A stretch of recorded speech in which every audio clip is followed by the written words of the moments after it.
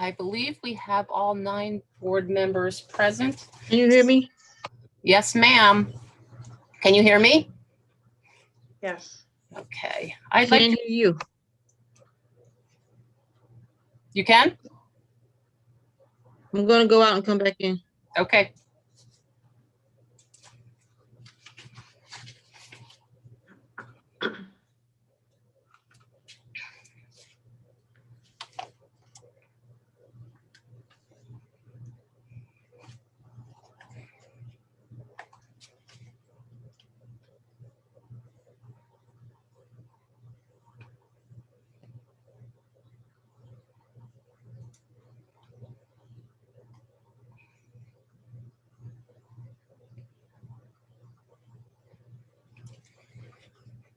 Can you hear me?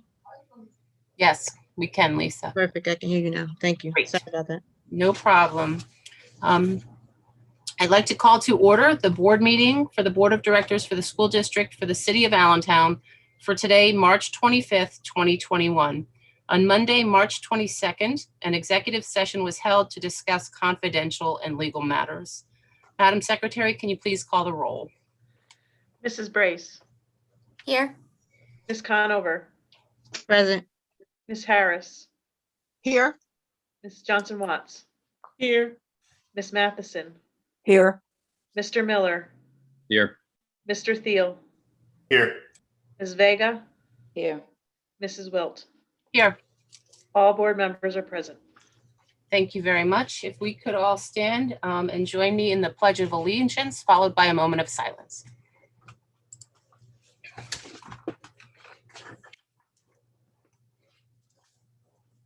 I pledge allegiance to the flag of the United States of America and to the republic for which it stands, one nation, under God, indivisible, with liberty and justice for all.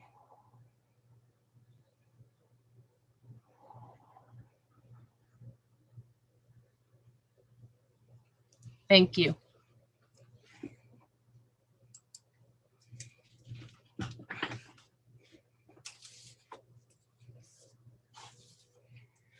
As we open the meeting, I would just like to take a moment to thank everyone who has either registered to listen in and participate or who is watching us on Zoom as we conduct tonight's regular board meeting. And I also wanted to take a moment to thank both the IU and the ASD staff and administration that were able to, on a dime, put together a vaccination clinic for our teachers so that we can start the process of everyone being vaccinated that in the community. I know that, you know, the governor and the Department of Education gave us short notice, and you all did a fabulous job putting it all together and coordinating so that those who wanted to get vaccinated quickly could. So I just wanted to take that moment and recognize how you all pivoted and did the important work to get that accomplished. So thank you. Mr. Parker, do you have any comments this evening? I did before you took them all, Madam President. No, just to underline and reiterate a huge thank you to the governor, who prioritized at the highest level, ensuring that educators were to be vaccinated with the one-side vaccination, and the Department of Education at CLIU 21 for working with Allentown and ensuring that our staff, as well as staff from around the region, had this opportunity. So I definitely would just underline the comments that you made. As well, a reminder that we want to show some thanks for our home and school visitors who have been out engaging, in addition to a lot of our staff members in the district, out and engaging our parents and our students and ensuring that they are ready for virtual school and the return to the school environment coming up soon. Thank you.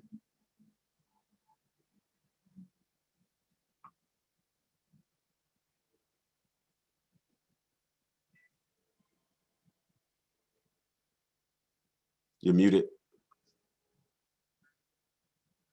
You think by now I would know that, right?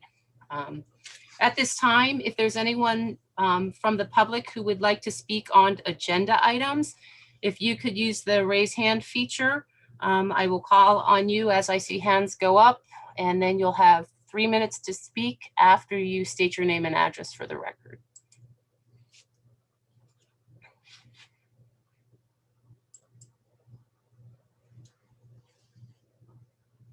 Mr. Rivera, I do not see any hands. Am I correct in that? No hands. Okay, thank you very much. Then moving on, may I have a motion for approval of the minutes? So moved. A first by Mr. Miller, seconded by Mr. Thiel. Is there any discussion?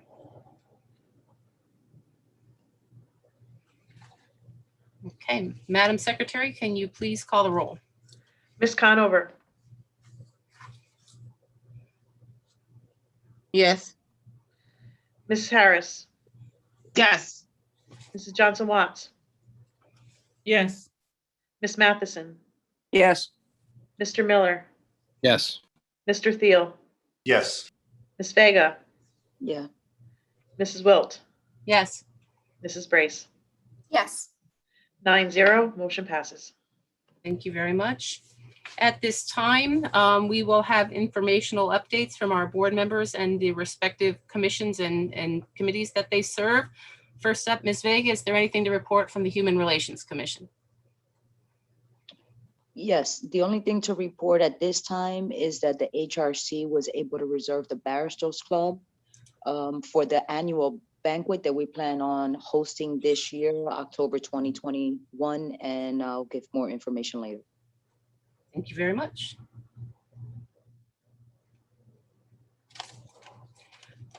The library, Allentown Public Library, Ms. Harris, Ms. Johnson Watts.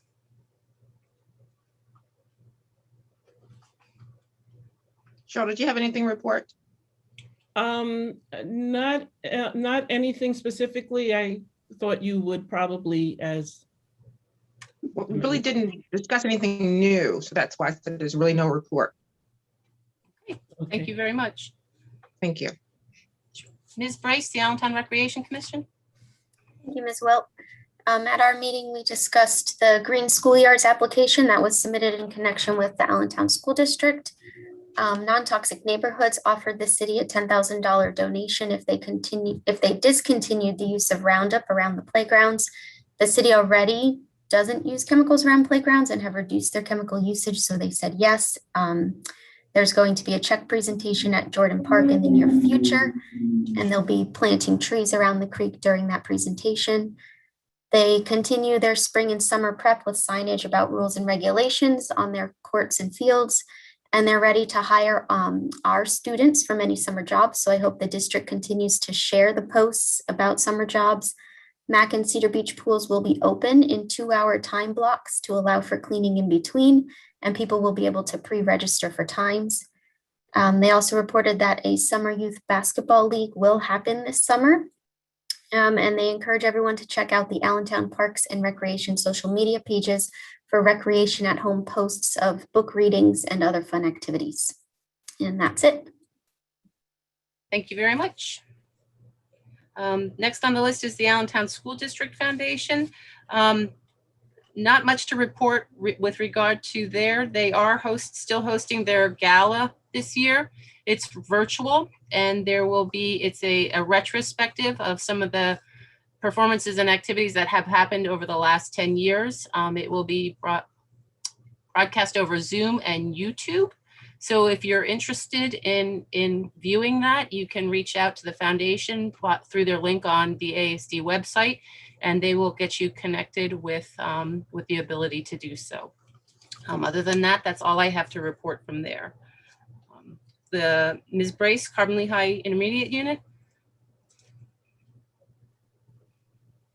There was really no new business to report on. Okay.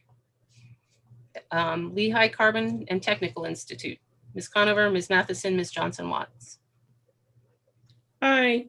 It was a lot of ground covered last night. The Community and Schools of Eastern PA is the new name for Communities and Schools of the Lehigh Valley. And that is to make sure to include Berks County in the operations. Wendy Seifert and Susan Badu, who is the on-site representative presented an overview of students' experience this year and the various types of interventions where they've supported students in fulfilling on their commitments in the classroom. And so that was very informative. There is a proposal that was approved yesterday for a launch of a 4-day week to begin on April 12th. There's some flexibility on that start date. However, this was able to come about because the CDC is now allowing for 3 feet of social distancing, and within the classrooms, that ability to do the 3 feet of social distancing allows them to take on a greater capacity of students. Everyone will continue to wear a mask, and they will be 6 feet apart in the cafeteria. And prior to that, they were having lunch within the same classroom. There's been a wide variance between the districts and what each sending district is doing. So this was a balancing act between the variety of scenarios. A number of the teachers involved, as well as staff, will have completed vaccinations, especially facilitated by the special vaccination setup that's taking place at Darragh High School this weekend. There has been great discussion over how to handle grades as well as performance during this completion of the 3rd marking period. There are a number of communications that will be going out to students depending on how things have developed for them. Ultimately, the goal is to bring everyone up to speed by the completion of the 4th marking period. And to support that process, there is an 8-part recovery program that will be done via Schoology during the 4th marking period. It will be available to all students, regardless of how they have performed over the first 3 marking periods. So for a student who is doing extremely well, it will give them an opportunity for extra credit. For a student who needs to make up credits, this will be that opportunity to do that. So there was also a discussion about the Camp LCTI program, which will continue June 21st to the 25th. More information will be coming out. There will be a graduation, but it will be virtual. And the plans for the 50th anniversary celebration continues. And 56 out of 59 students who requested placement at LTRI-C and Penn State for next year have been accepted. That's it. Thank you very much. Anything anyone else would add? There's nothing else to add. Thank you very much, Ms. Cheryl Johnson-Watts. Thank you. The Safety Task Force, Ms. Conover, Ms. Harris. There's nothing to report. That brings us to our student representatives. First is Elijah Albertstein from William Allen. Good evening. Okay, so there are students from Allen will be participating in the Women's History Month panel. And that's actually going to include Ms. Phoebe Harris, Ms. Donson Watts. And it's going to be about women's and girls' empowerment in careers. And then Operation Inspiration, we're really excited to say, has been a huge success. Allen students, especially National Honor Society students, have been reading to elementary schoolers over Zoom. They've been creating motivational videos, and we've managed to do that so far with South Mountain Middle School, Jefferson Elementary, Muhlenberg Elementary, Dodd, Union Terrace, and Hayes. So that's really exciting. The Olive and Grace Boutique has donated feminine hygiene kits to our nurses to help with our students in our schools. Junior Madeline Fink placed third place in National History Day and will be moving on to states. And I think that's this month. And then our Odyssey of the Mind team for the second year in a row is moving on to states. We scored first place this year, which we're also really excited about. And of course, a huge congratulations to our basketball team who took home our second District 11 championship in the past 3 years. And I want to give a huge shout out to our cheer team who's always there for them. Thank you so much. Have a great evening. Thank you very much, Elijah. Next is from Building 21, Messiah Kroll. Hi. Okay, so 5 of our students have been accepted into this summer's digital warrior camp hosted by East Stroudsburg University. And we're actively recruiting students from different summer experiences. We held our first prom meeting to begin to think about how we are reimaging this memorable senior event. We participated in the student discussion group with the state representative Schlossberg. I'm sorry, that's a really hard last name to say. 3 of our designer students participated in the ASD Operation Inspiration to answer any questions to the middle school students about how their school, how they would transfer over to Building 21. And 2 of the students are actually attending Building 21 next year. A strong partnership is underway with the Olympias, who has a committee to mentor our design engineering students and working to address a challenge presented in the UN Global Compact. We recently had 13 mentors in a virtual classroom that allows students one-on-one support and guidance. We are looking forward to celebrating and the products they have designed. Our year 3 students are taking part in a virtual reality fair with the First Commonwealth Federal Credit Union. Students will be building resumes and participating in mocking interviews and entering a virtual reality fair to test their budgeting skills. And there will be a $2,500 scholarship award. Tomorrow and is a celebration of the National Society Emotional Learning Day. Our school will be gathering for a virtual town hall to build community throughout the engaging activities. And that is all I have to say. Thank you very much, Messiah. And you did pronounce his name correctly. Good job. The next individual is from DRF, and that's Janiyah Treadwell. Actually, Janai couldn't make it today, so yeah. Hi everyone. My name is Zahid Awad. I'm a senior and the secondary board member. And this month, DRF Husky Club was featured on the front page of the Morning Call newspaper for their work with Vocal ID. As a reminder, Vocal ID is a company that creates unique voices for those that rely on assistive technology. Also, Huskies for Huskies was launched on March 15, and today we have over 30 students we are currently working with to provide support and assistance. Huskies for Huskies is our student-led program that helps students in 4 different areas: tutoring, time management, organization, tech support, and language support. We also have a fundraiser coming up for the girls basketball team, if anyone's fans. So if you're interested in purchasing some chicken turnovers, please contact Ms. Kathy Piston.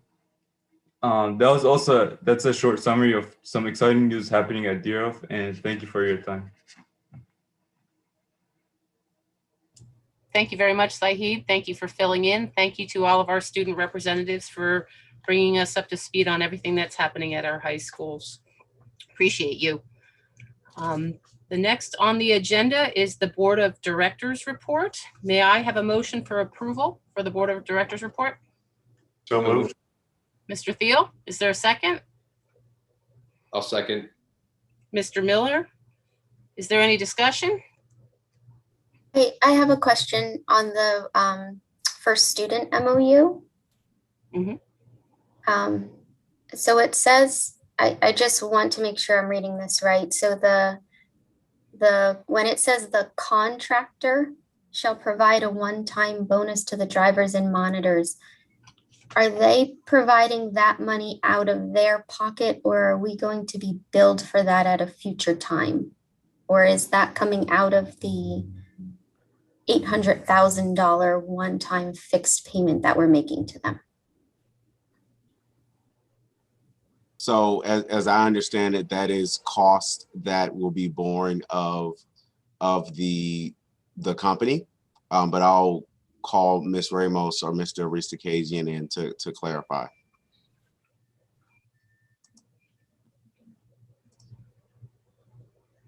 I can jump in here. That is going to be paid out of the company, not out of our funds. So we will not be billed for those. Okay, all right, thank you. Sarah, we're talking about, excuse me, I'm sorry, talking out of turn. No, go ahead, I'm done. We're talking about the 800,000? No, they're gonna give a bonus to their bus drivers and monitors. Oh, the bonus. Wanted to make Okay, sure so we weren't gonna be billed for that was their like goodwill thing. So I was okay. So I was clear on that. So the question that I with the MOU, I spoke to someone this afternoon. Are we're gonna be making a recommendation that we change the language in number 3 on that MOU, where it talks about the 9 buses.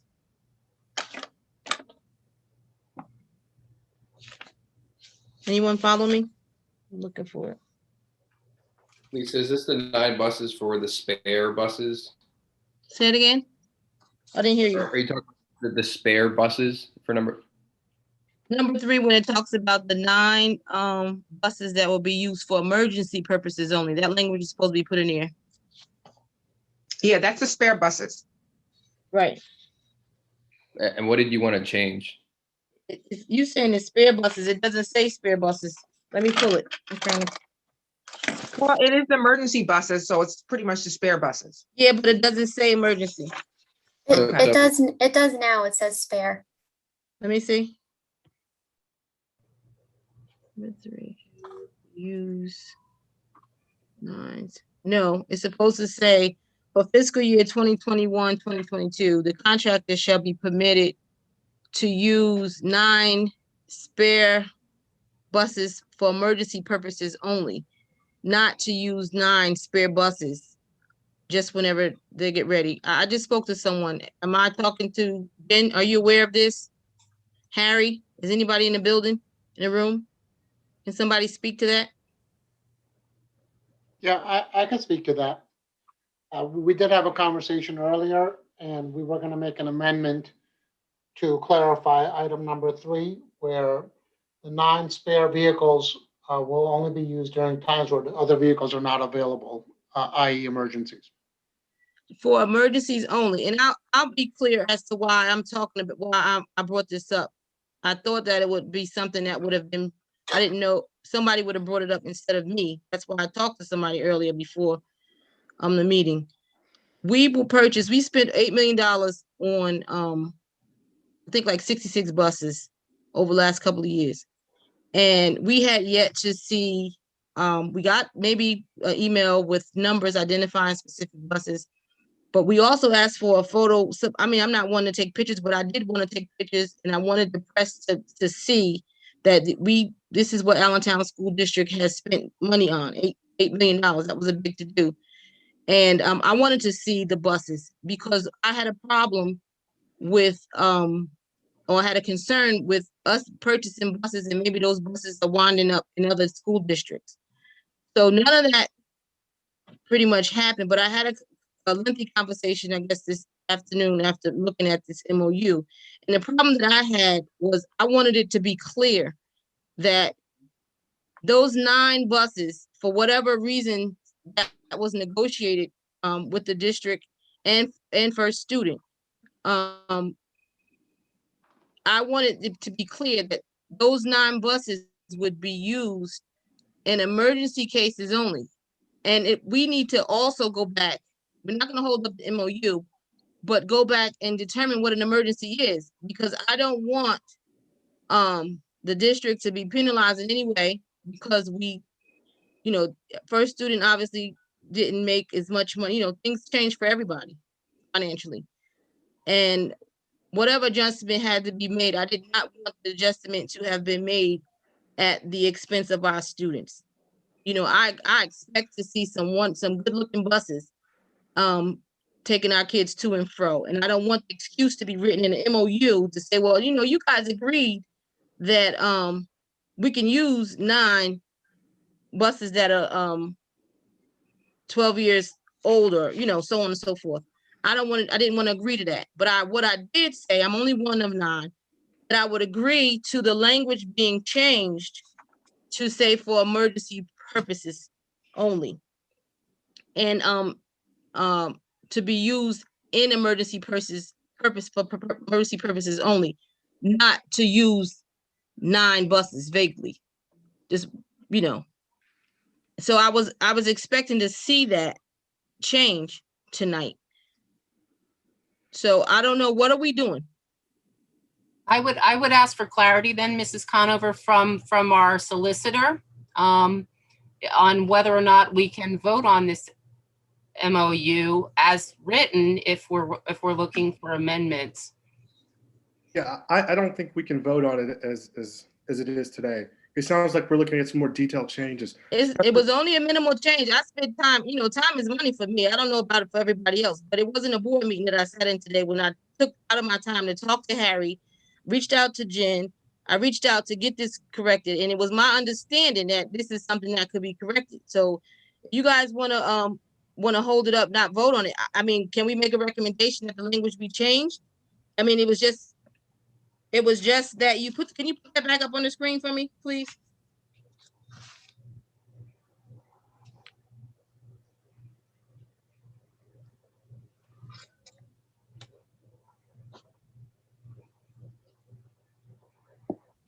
So as they're pulling the language back up, one of the things I think that may be helpful, and I don't know if the solicitor or maybe if Jen knows this off the top of your head, the definition of spare vehicle for via PDE. There are specific specifications for what spare vehicles are, and in that definition, I think that may address a lot of the issue that you're raising, Ms. Conover. I just don't have it spelled out in my brain. Okay, so my problem is this says first student shall be permitted to use 9 spare vehicles that are older than 12 years old in providing services. What I'm saying is it needs to read that first student shall be permitted to use 9 spare vehicles for emergency purposes only. I don't want to open up a can of worms where we're going to have 9 of our 66 buses or 9 of what we invested in going somewhere else. And so now we have committed to 9 crappy buses in this MOU.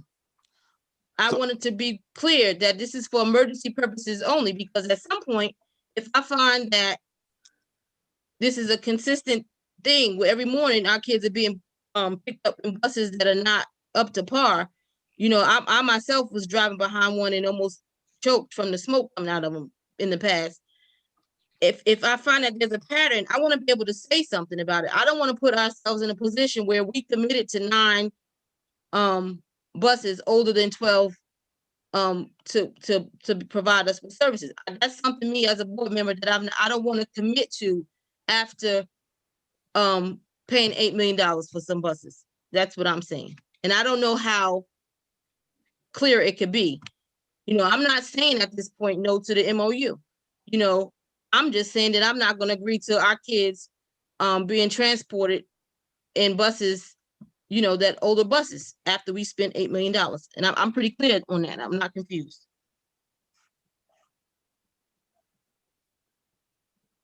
And if we can't put emergency in there, if we have to wait another 30 days to put emergency vehicles, put emergency for emergency purposes, if we have to wait another 30 days till we have another board meeting, I mean, I don't know, where do we create urgency for this?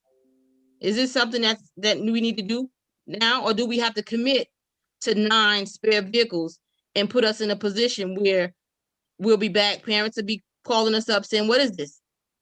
You know? Lisa, I understand what you're saying. I agree with you, because if we bought 65 buses and then all of a sudden they take one of our, 9 of our 65 and take it somewhere else and then replace it with, the old 9, that's very wrong.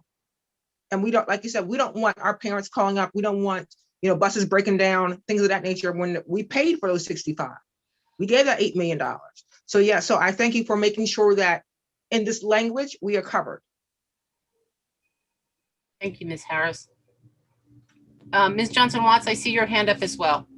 Yes, what I'm thinking in response to Ms. Conover's concern, which is something that I also thought was going to be clarified in this meeting, is that perhaps in this meeting, we can pull that particular item and then make a motion to amend it so that the sentence states, and then we be very clear about that sentence, and then see how we all vote on that.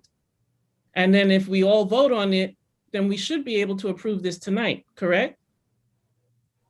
I would defer to Mr. Taylor to guide us through whether or not that is an appropriate process. I think to amend an MOU, I think that's a fine procedure. I think that's doable. Okay, so currently. Before we, sorry, Nancy, may I ask, this is a question. This is transparency at its, Yeah. So I had a conversation today. Was I talking to myself? I mean, after I hung up that phone this afternoon, did it not go anywhere? Am I the only person that knows about that conversation that I had about this? No, Mrs. Conover, you're not. I did speak to Mr. Aristocasian after that conversation.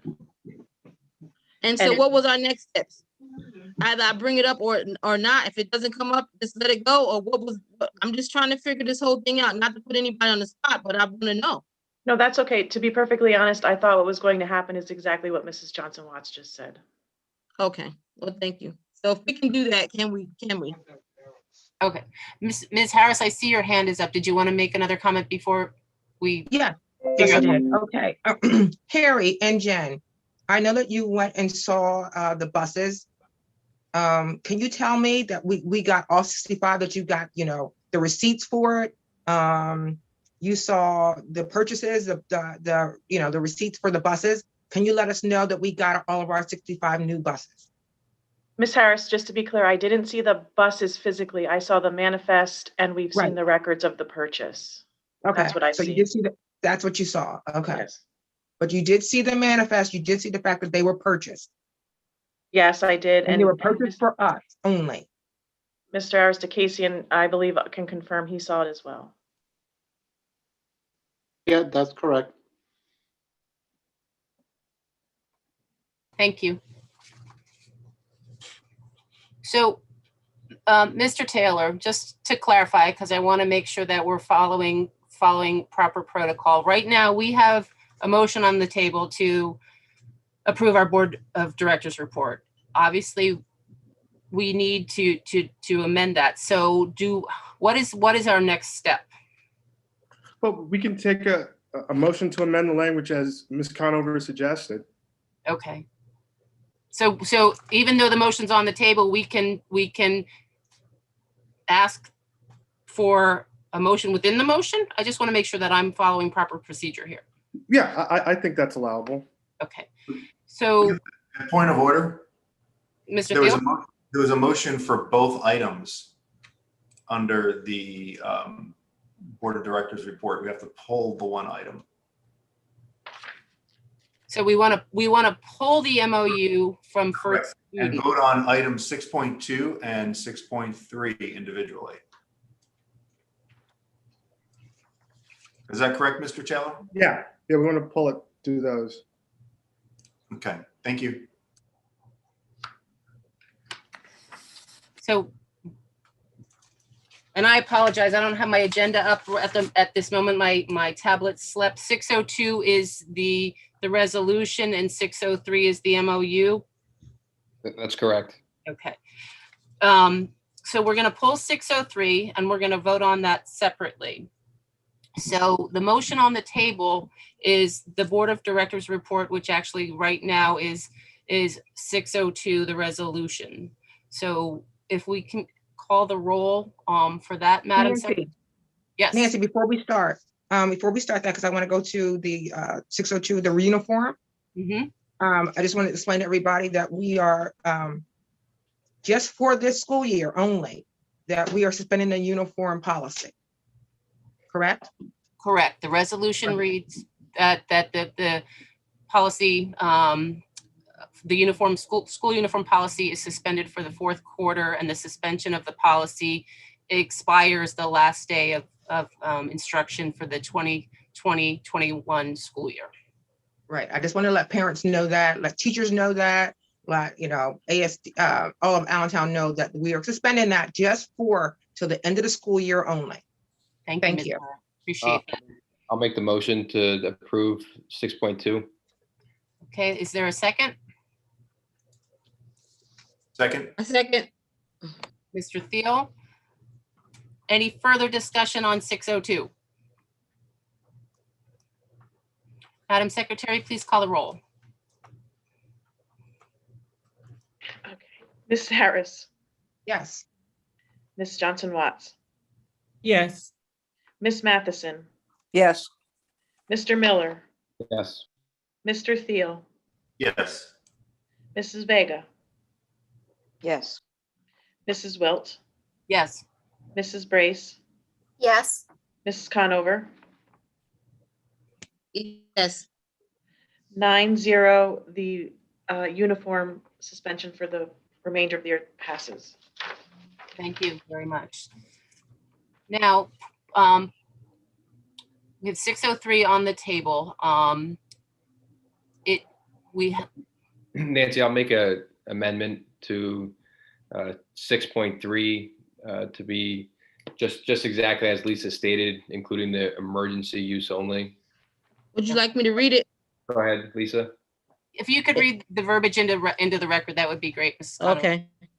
For fiscal year 2021, 2022, the contractor shall be permitted to use 9 spare vehicles that are older than 12 years old for emergency purposes only, in providing contractor services to the district. Thank you very much. Point of order. Yes. The amendment needs to be made when there's a motion made, and since we pulled 6.3, and then from the original motion, there's no motion currently sitting with 6.3, this MOU on the table, so it can't be amended yet. Is that correct, Mr. Taylor? Am I correct in that? You're muted, I'm sorry. I just want to make sure we're doing things procedurally correct legally here. Thank you, Mr. Thiel. What's your question again, Mr. Thiel? Well, we pulled 6.3, this MOU from the original motion. Correct. So now there was an amendment made, but 6.3 is not technically on the table because no motion was restated for 6.3. But didn't Nicholas make a motion stating that he made a motion to the amendment? No, I made an amendment. There has to be a motion first. We'll make a motion to make the amendment. Yeah, Okay. and frankly, Mr. Taylor, would it be simple and easy for somebody to make a motion that includes that amendment? That's what we were attempting to do. I apologize. Okay. Yeah, we were just getting the language down. Okay. Right. So Nick made the motion and expressed that it was to be amended with the way that Lisa had asked us to amend it. And then Lisa read the amended language into Mr. Miller's motion. So that we had the actual requested amended language on the record. So at this point, we have Need a second. a maker, we need a seconder, and then I we can second it. discussion. I second it. Correct, Mr. Taylor? Correct. Okay, so Ms. Conover is this, so we have Mr. Miller made the motion. Ms. Conover is the second. Is there any further discussion on the amended MOU with regard to first student?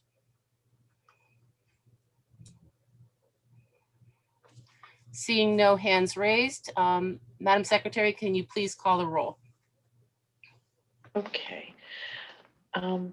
Mrs. Johnson Watts, Yes. Ms. Conover, Yes. Yes. Mrs. Brace, Yes. Mrs. Harris, Yes. Ms. Matheson, Yes. Mr. Miller, Yes. Mr. Thiel, Yes. Ms. Vega, Yes. Mrs. Wilt. Yes, 9-0, the amended motion passes. thank you very much.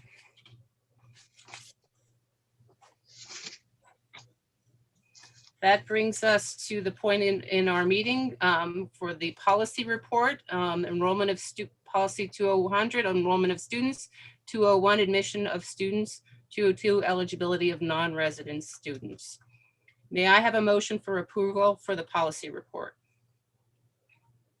So moved. Mr. Thiel, is there a second? I second. Ms. Harris is second. Is there any discussion?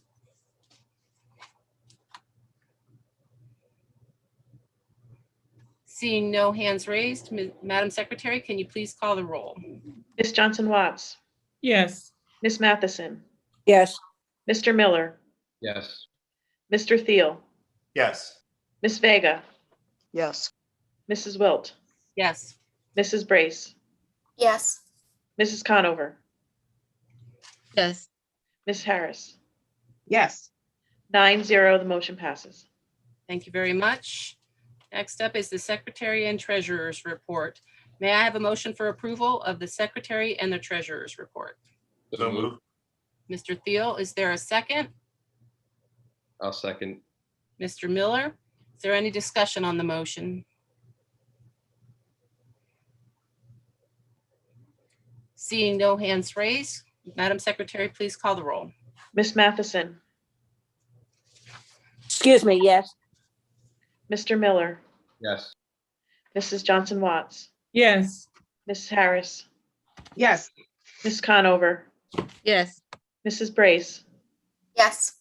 Mrs. Wilt, Yes, Mrs. Vega, No. Mr. Thiel. Yes. 8-1, motion passes. thank you very much. That brings us to the point of our meeting for the Superintendent's report. May I have a motion for the approval of the Superintendent's report? So moved. Thank you, Ms. Johnson Watts. Is there a second? I second. Thank you, Ms. Harris. Is there any discussion? Ms. Wilt, Yes, I just want to highlight how a lot of this that is going to be passed in this segment is going to support a lot of the social emotional needs of our students. And I hope that people in their own time, in their downtime, will take a time to look at the different things that are being done within the district to support our students. Thank you. thank you very much, Ms. Johnson Watts. Is there any other discussion or comment?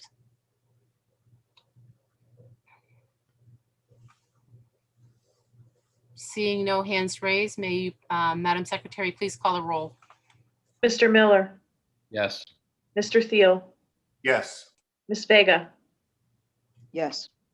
Mrs. Wilt, Yes, Mrs. Brace, Yes. Ms. Conover, Yes. Ms. Harris, Yes. Ms. Johnson Watts, Yes. Ms. Matheson. Yes. 9-0, motion passes. thank you very much. That brings us to the personnel report. May I have a motion for approval of the personnel report? So moved. Second. Lisa Conover. So Mr. Thiel is made the motion, Ms. Conover second. Is there any discussion? I have a question. Yes. On the extra pay for extra duties sheet, I don't know if I just missed this in years past, but the parts Q and R are for instructional support facilitators and mental health behavioral specialists. Can someone just explain to me what they do, and is that like COVID specific? I just don't recall ever seeing all these $10,000 amounts on the extra pay for extra duties. Ms. Ramos, you want to take that or pass it to Mr. Pigeon? I mean, I can initiate it. Those are stipends that our special education facilitators receive and our ESOP facilitators receive. Those are per the bargaining unit contract. Okay, that's fine. Thank you. Thank you, Ms. Brace. I saw Mr. Thiel's hand go up. I just wanted to make one comment, and Mrs. Diane Brown, who is retiring, I just wanted to give a shout out. Taught my daughter quite a while ago at Union Terrace, and just left a lasting impact on my daughter and my family. And I just want to thank her for all her years of service and the investments she's made in the children in the Allentown School District. Thank you. Thank you, Mr. Thiel. You beat me to the punch. Ms. Harris? Is this the time when I can talk about our staff, our teachers, everyone going back to school? Because it is personnel. If we do the hybrid, is that okay if I talk about that? Is that possible at this point or at some other point? Well, this is the approval. Personnel. Mr. Taylor, is discussion specifically about the report, or at this time is the way that I don't want to say no, Ms. Phoebe. I just want to make sure that I'm correct in this. I would think that that would be something that would be later, because right now we're just approving the various. Okay, I can wait for later. Okay, thank you very much. Mm-hmm. Ms. Brace? Thank you. Sorry, I forgot. I just wanted to just say thank you to Mrs. Sechrist for all the work that she's done with the Jefferson kids. She's my son's guidance counselor, and everything she's done through virtual learning has been amazing for them this year. And I would also like to say, as long as this passes, a welcome to Mrs. Frazier, who will be the new assistant principal at Jefferson. I'm, as a parent of the school, super excited for her to be joining the team. That's it. Thank you very much, Mrs. Brace. I would just like to echo the sentiments of my colleagues. I always scan the personnel report, and then there are many times when I see a name and it's a bittersweet feeling when I read it.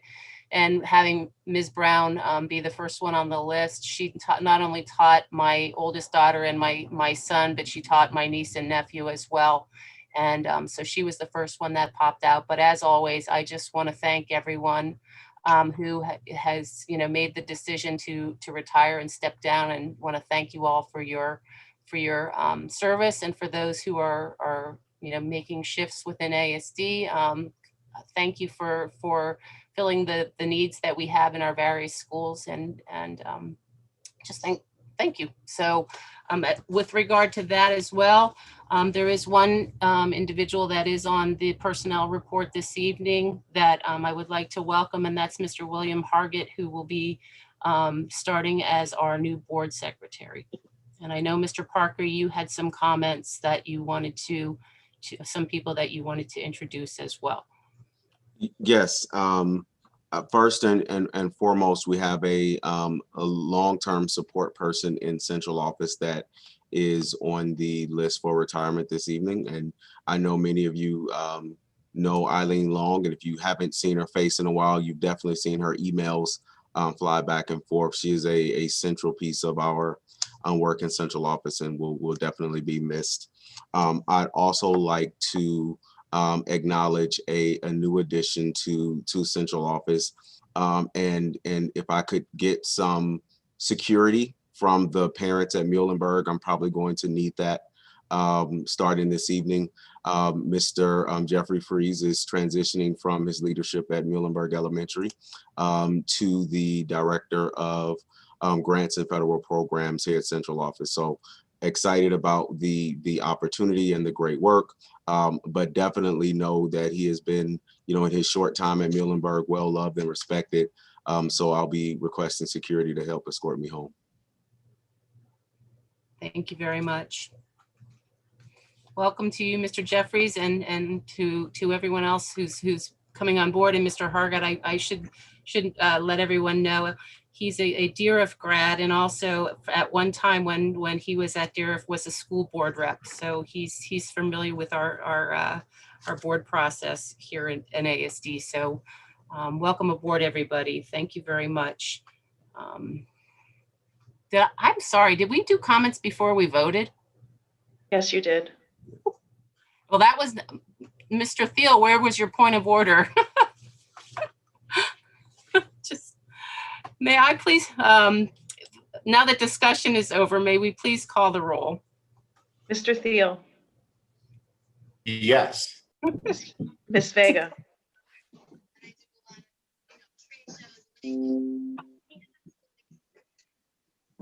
She's muted. Yep. Yes. Mrs. Wilt. Yes, and I apologize. That's okay. Mrs. Brace, Yes. Mrs. Conover, Yes. Mrs. Harris, Yes. Mrs. Johnson Watts, Yes. Mrs. Matheson, Yes. Mr. Miller. Yes. 9-0, motion passes. Thank you again. I apologize for being out of order there, folks. Next on the agenda is our finance report. May I have a motion for approval of the finance report? So moved. Is there a second? Mr. Thiel is the maker. Is there a second? Second. Thank Sure. you, Ms. Johnson Watts. Is there any comment or discussion?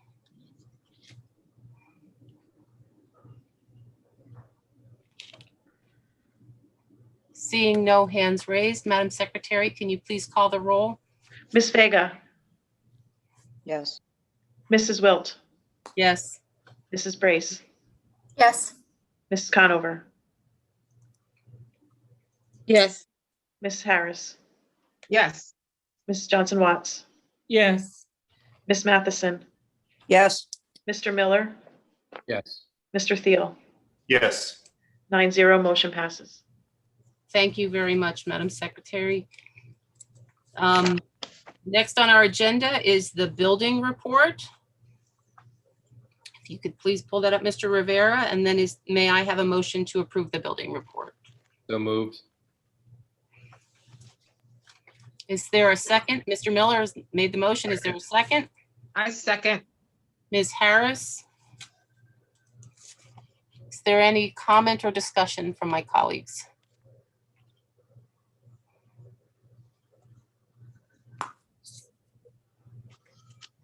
Seeing no hands raised, Madam Secretary, can you please call the roll? Mrs. Wilt, Yes.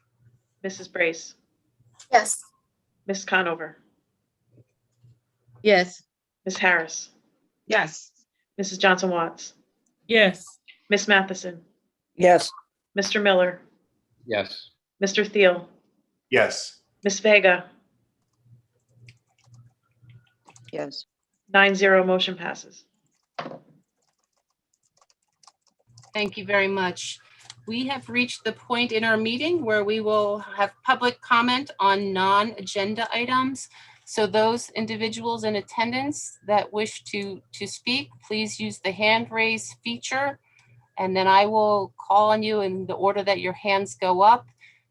When I call on you, please state your name and address for the record, and then you'll have 3 minutes to speak. And the first hand that I see is Don Boyer. Mr. Rivera, can you please unmute Ms. Boyer?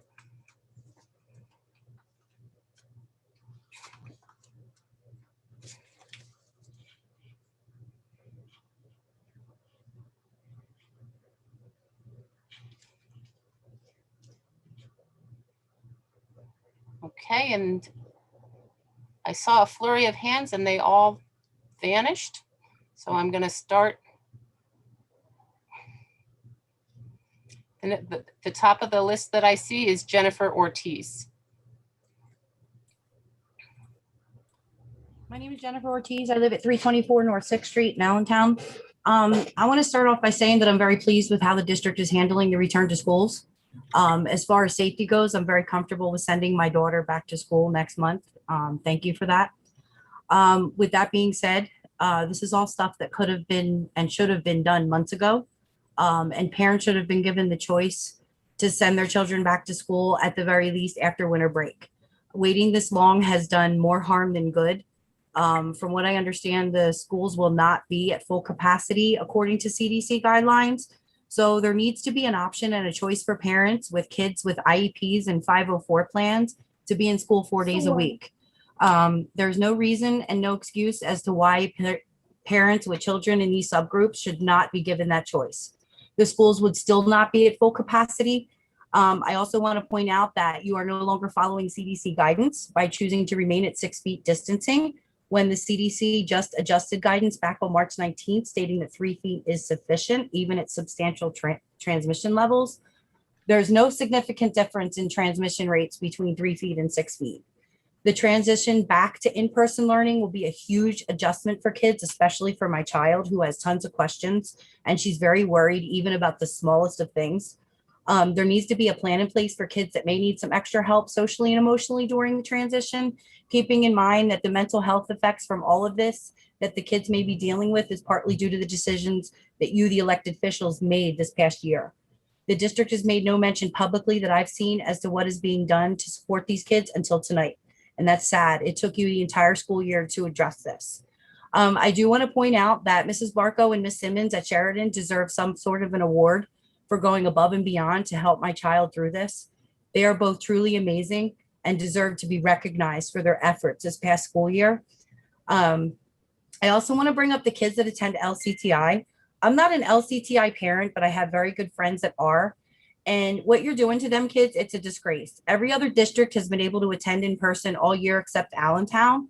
They should be given the opportunity and priority, and they should be allowed to return immediately without delay. The parents even offered to self-transport these kids, and they're still getting the crappy end of the stick, and it's not fair.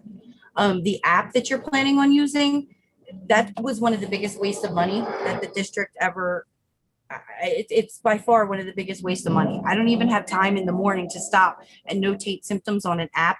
I'm a multi-child household. It's just me taking care of my children, and I don't have time to do it. I'm a parent. I have common sense to know that if my child is sick, she stays home. Period. It's not that hard to know. That's all I have for tonight. Thank you. Thank you very much. Mr. Rivera, can you please unmute Ashley Strange?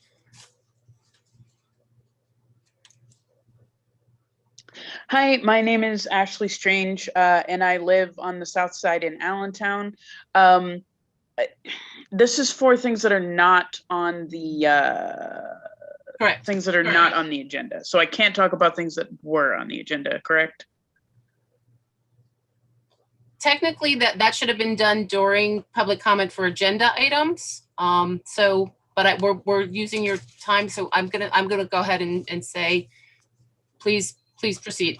All right. As a former school bus driver with First Student for the Allentown School District, even, a lot of their buses are newer, but even the older ones, they have a shop right there on site where they're able to take care of the older buses. And so they're not like the 9 that are there are not pieces of crap. They're still good buses, and they're safe to use. They might not heat very well or cool in the summer, but they're still very functional. The point I would like to bring up is on safety. I reached out to everyone on the school board as part of Lehigh Valley Stands Up, and we are trying to ascertain after the movements of this summer where the school board stands on safety, whether or not you're a member of the safety committee. And so some of you have gotten back to me. Thank you so much, and our members are really looking forward to finding out, just like Jessica said, how we can safely make sure that students are being kept safe when they are on campus. And as a side note, I know that this is a question that might not be able to be answered in this time, but is it an actual policy that we have to name our actual address?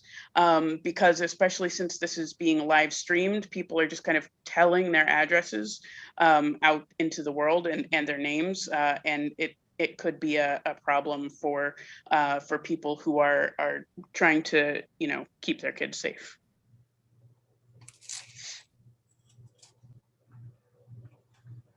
But thank you, Ashley.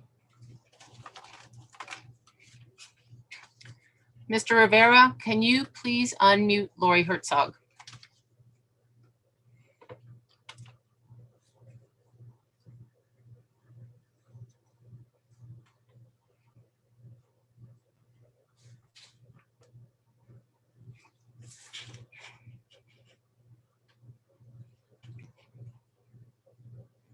Mr. Taylor? Okay. Hello? Can I ask you to hold for 1 second, Ms. Herzog? Sure. Mr. Taylor, I feel compelled to address what Ms. Strange just said. Is it perfectly appropriate for someone to state, for example, my name is Nancy Wilt. I'm from southwest side of Allentown for our official record, considering we are on, on YouTube. I think it's appropriate. Okay. Then moving forward, if folks would please state your name and the vicinity and the city and your vicinity and the town that you live in for the record, I would appreciate it. Go ahead, Go ahead, Ms. Herzog. Sorry about that. Okay. Lori Herzog, West End of Allentown. My purpose of speaking tonight is several of my members, I work in food service and I'm the president of the union. Several of my members have been trying to find out from the business office how our retro pay was calculated for 2019, 2020. Now, I was given 3 different names and I put these names out to my members. They contacted and none of these people have any information. So can you give me the person to contact in the business office about the retro pay?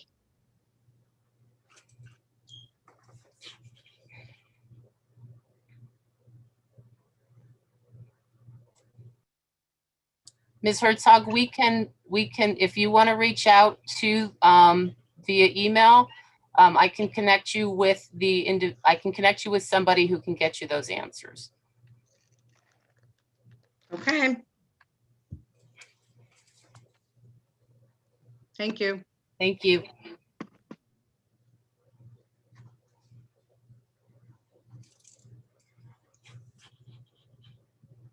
Mr. Rivera, can you please unmute Wendy McNeilis?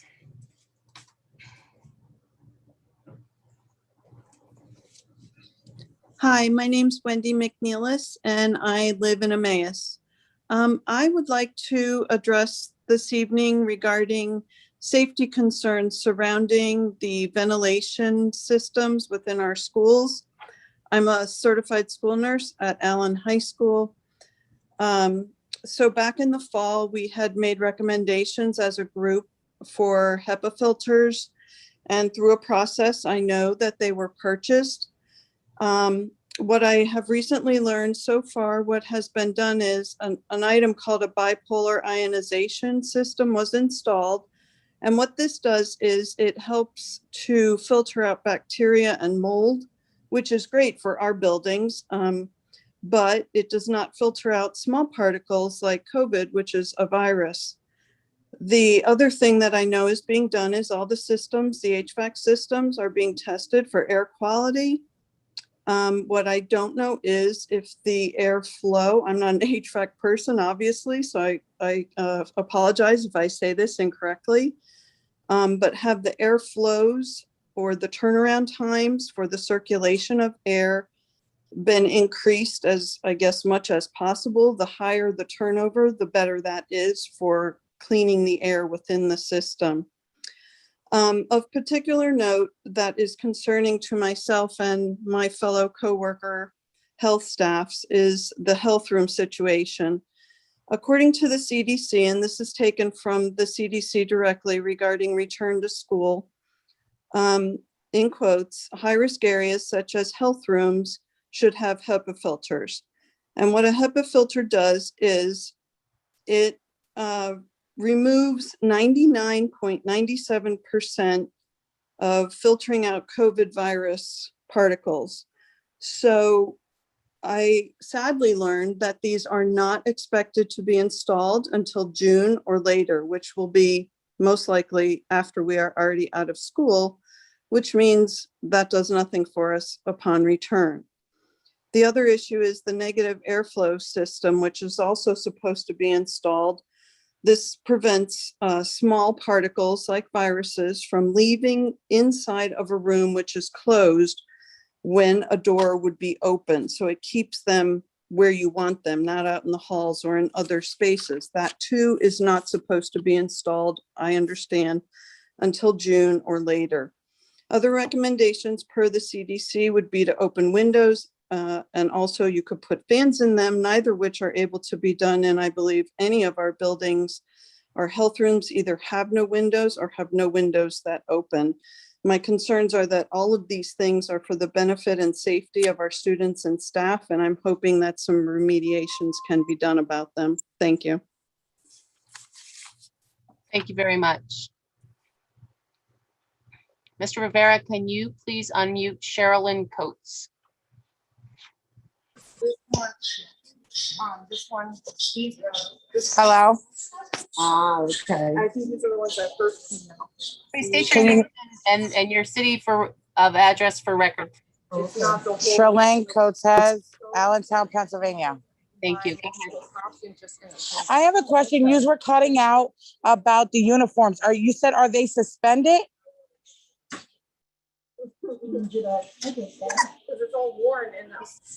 Lopez, do you have any other comments? Yes. Can you hear me? Yes. Yes. Go ahead. We're cutting out bad. I couldn't understand if you said they needed uniforms this year or they didn't.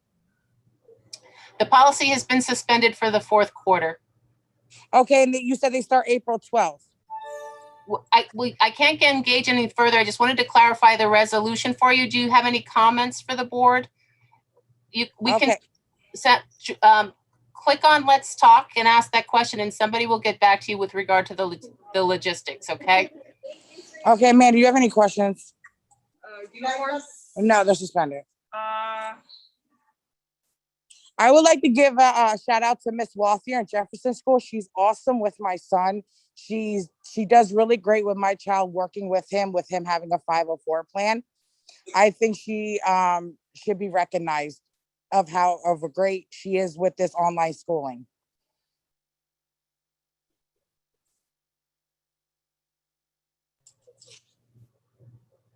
Thank you very much. Okay, that's.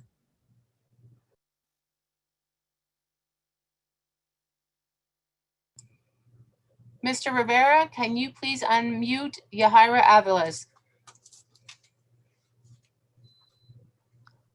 Hi, Jahaira Aviles, Washington, Eastside Allentown. First, I just want to say thank you to all of ASD for your efforts in getting our babies back to school safely. Lisa Conover, thank you for speaking on First Student. I can appreciate your concern, and we'll keep an eye out as well. To the entire ASD board, thank you for suspending the uniform policy 602. Thank you for listening to the concerns of our parents and students. I appreciate it. Blessings and best wishes to our retirees. Thank you for your time, love, and dedication to our babies and district. Congratulations to Mr. Fries. Thank you to ASD admin for maintaining the 6 feet separation procedures, despite CDC's current 3-foot recommendation. It is the best decision given our current buildings. They're very old. Ashley, thank you. I appreciate your recommendation. Like I said, I'm on the east side. And my questions, has anyone given any thought or consideration to the automated 2-in-1 hand sanitizer temperature stations at our schools for entry precautions for temperatures every morning? Are we to assume that every ASD household has a working and accurate thermometer?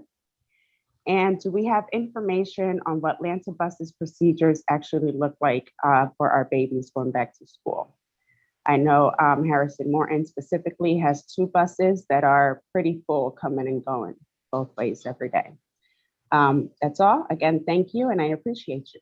Looking forward to getting back. Thank you very much.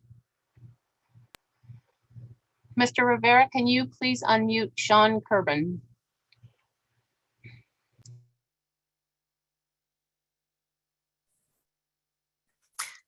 Good evening. Sean Kerbin, Lower Saucon Township, Bethlehem. I'm a teacher in the Allentown School District. And I had the privilege of going in, actually I've started going in all the time since last Friday, and working with the new equipment that was purchased for the Allentown School District teachers. And I want to give a couple different shout outs. One, the turnaround time pretty much floored all of us. And it's good equipment. The whole unit, the monitor, the laptop, and the webcam are really nice quality. And it's a pleasure to work with, and it was not at all difficult to set up. The packaging, the putting it out, the getting it out to schools was done in a rapid and exemplary manner. And from everything I understand, Jose himself is responsible for all of this. And I and my colleagues want to give him a shout out for a job really well done. It is so appreciated from all of us. Thank you. Thank you very much. Jose, can you please unmute Karen Goldner? Hi, Karen Goldner, Upper Macungie Township. I'm a certified school nurse in Allentown School District. And I first wanted to thank everyone in the administration building for everything they've done to, make a good plan about going back to work.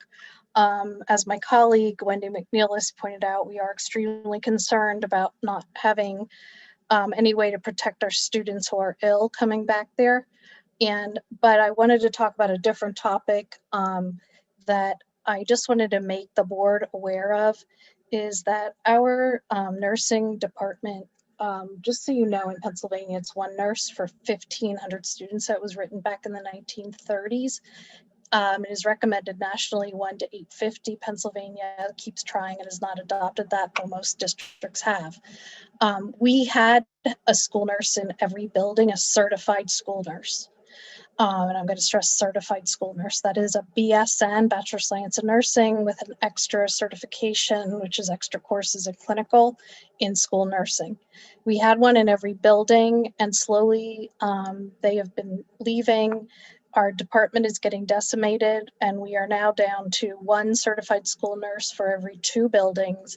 There are 3 major buildings without a certified school nurse right now, and that is Robb, Harrison Morton, and the new school Hayes. And I just want to say that every child deserves a certified school nurse.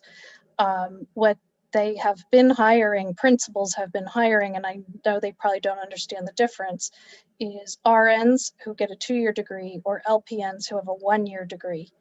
And it's like hiring a para, which is a teacher's aide, who there are wonderful teacher's aides, and there are wonderful LPNs that I work with, and I'm not putting them down. A nurse, every nurse is needed.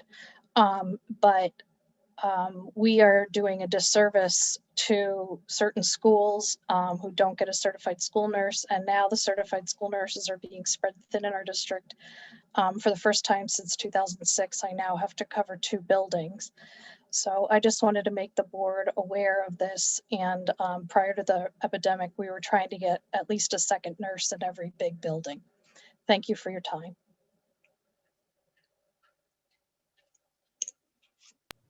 Thank you very much. Mr. Rivera, can you please unmute Krista McCool?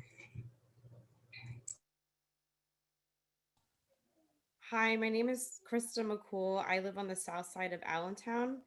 I just wanted to state my concerns. I work in a very old building that gets extremely hot.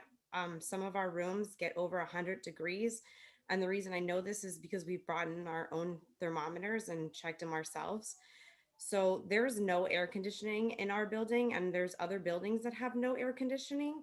What I'm concerned about is over the years, we've had children who have passed out and had to have leave in ambulances for that reason, overheating. So now we're going to bring these kids back into these buildings without air conditioning, and they have to wear masks all the time, which will make breathing even harder. So I'm very concerned about bringing these kids back into these buildings without heat. I'm really hoping they reconsider bringing us back, or they consider getting air conditioning in these buildings. I also have a concern about the children walking with the laptops. Ms. Sarah brought this up the last board meeting, and I never even thought about it, but now after her saying it, we do have a lot of children who do walk to our building, and I am nervous that they will get jumped and the safety of them. That's all I have to say. Thank you very much.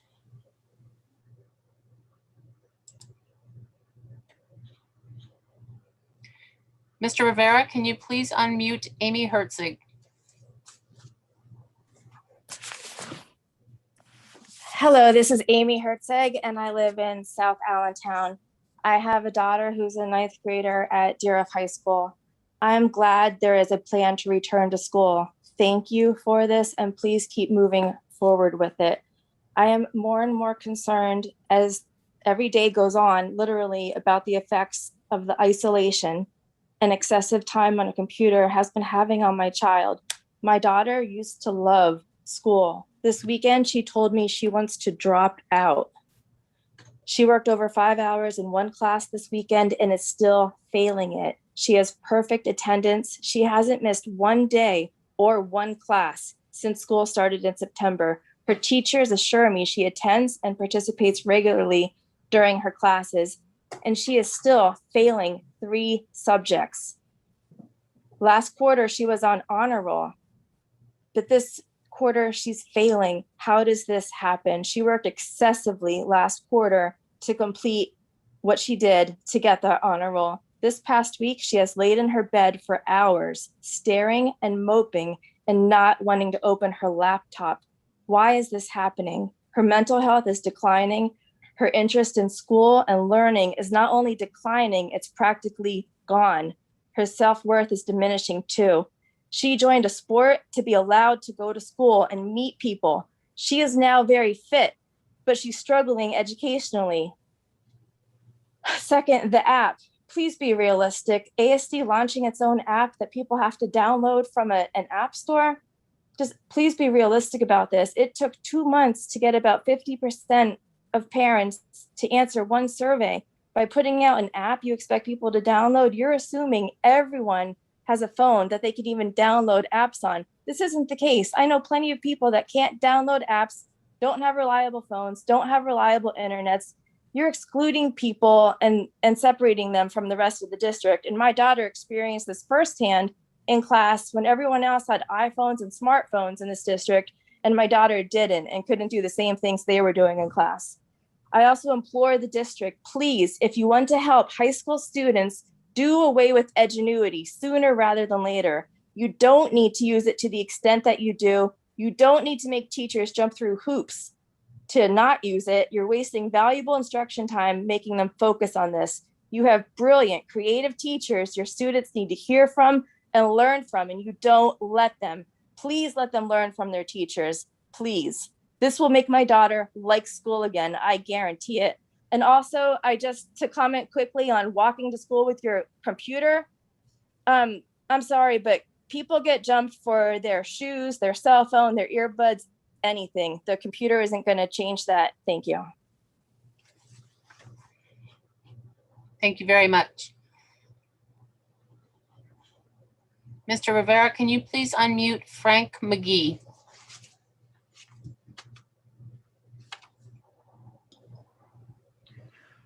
Hi, my name's Frank McGee, and I live in Orfield, Pennsylvania.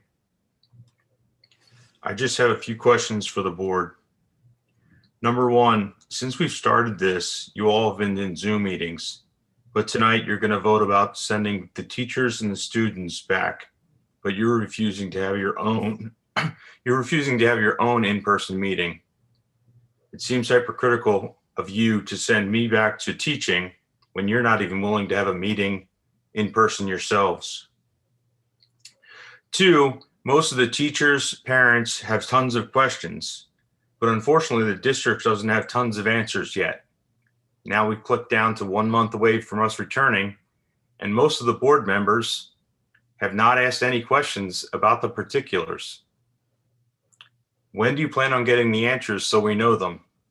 The teachers have been involved in meetings weekly, and we've asked questions of our administration, and they said, well, we're waiting for the school district to come up with the answers.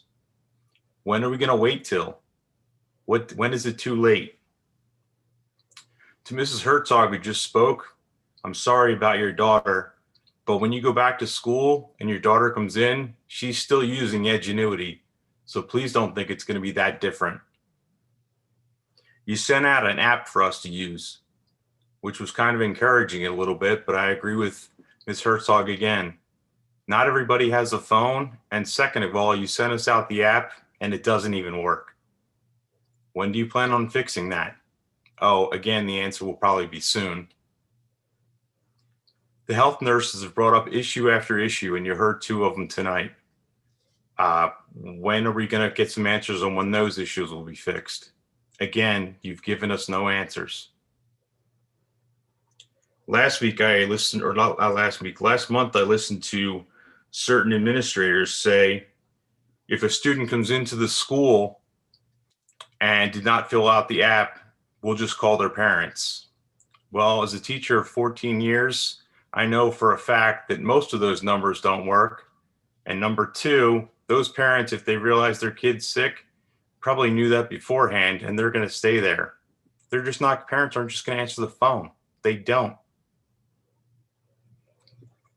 And I also disagree with you on one point, Ms. Herzog. Those kids who are walking now with laptops came to school every day without a laptop last year. Okay, most of them don't bring books or backpacks or anything. They're going to get jumped, which is going to be a problem. And number 2, they're going to drop them. They don't bring book bags. What are they going to put those laptops in? Okay, especially when it rains or any other weather issues. We're not giving them lockers, so they have to have them secured somewhere. What's the answer? Thank you. Have a good night.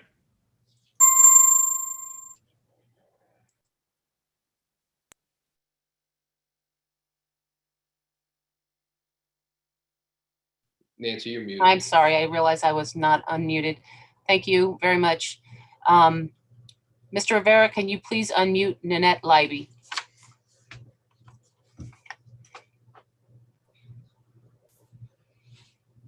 Hello. I just have several comments. May I interrupt for one moment and just ask, can you please state your name and— Oh, sorry. residence? Nanette Libby, and I'm on the west end of Allentown. Sorry about that, Nancy. That's okay. I just was informed Lehigh County's positivity rate is now up to 8%. It is on the rise. It is not dropping. So there are questions that come through my mind about what to do with COVID. I just picked up a Chromebook for my son at Allen, and I got through the first set of double doors and I looked at everything there and I'm thinking, how are you going to keep this facility sanitized? I also thought, how many students, staff, and admin are you going to have sick before you close a school down? East Penn is a good example. They just opened up and their Iyer Junior High and one of the elementary schools is already closed. And I heard also Northwestern or Northern Lehigh is closed also. So what is the number of students or staff or admin combined before you decide to shut down the school for safety? How are you going to sanitize the schools? Wednesday is just not enough to sanitize the number of classrooms Allentown has. Unless you're going to come in, set off bombs and assume it's done, or go around with a spray bottle. I know what that's like. I work at a grocery store. it doesn't work. It starts out real good and then it decreases. I also sat down with my son and told him, look at the calendar. You'll only be in school 12 days, 12 half days, because he goes up to LCTI. I'm starting to wonder, is it worth opening the school? How are you going to keep the bathrooms cleaned? Who's going to monitor all of that? And the question with the app on the phone. People don't either have time or they'll answer it incorrectly just so their son or daughter can go to school. I know parents that medicate their child without COVID just to get them to school and that they can go to work and not lose any pay. So that was just some thoughts I had that I wish you take into consideration. And also the health room. My son has asthma and a heart condition. So I'm really concerned with what I heard the health people talk about, the nurses tonight, whether it is even safe to send him back to school. And that's really all I have to say. Thank you for listening. Thank you very much. Mr. Rivera, can you please unmute Scott Glidden? Thank you. My name is Scott Glidden. I live in the west end of Allentown. I work at Allen High School. I'm just kind of following up on my good friend and colleague Wendy McNellis's comments regarding air quality at Allen High School.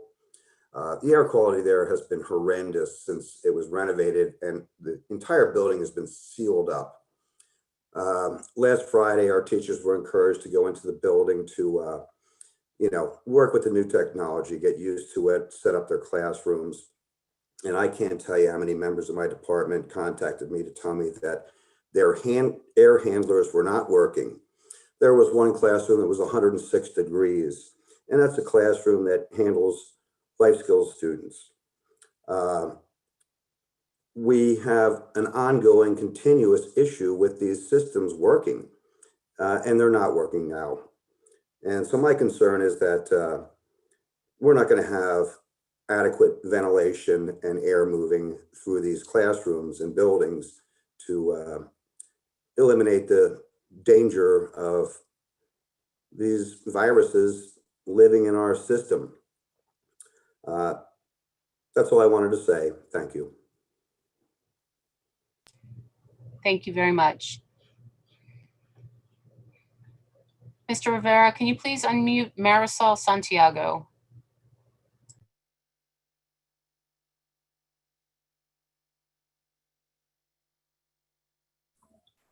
Good afternoon, everybody. I just want to touch base on some things. May I interrupt for just a minute? Can you please just state your city of residence for the record? Sure. Marisol Santiago, and I live on the south side of Allentown. I just want to say thank you to the board. I don't know how you guys came up with this decision, but I thank you for even doing it. I wouldn't want to do it. To touch base, someone did say we have school for 12 days. 12 days. I know, and I hear the parents, but honestly, 12 days to bring back, to disturb the kids from a normal that they have now, somewhat of a normal, and bring them back for 12 days. I don't know what that's going to do. That's going to disturb everything. And I don't know if they're going to learn actually in 12 days. Actually, I want to ask too, what happens if one of them gets COVID? Are we closing the buildings and is everybody staying home? Because since March, the administrators, your secretaries, your security, your cafeteria ladies have all been there. And basically, if we've all been there no matter what, if somebody got COVID, we're still there. So I want to know if that's going to close the building and everybody works from home.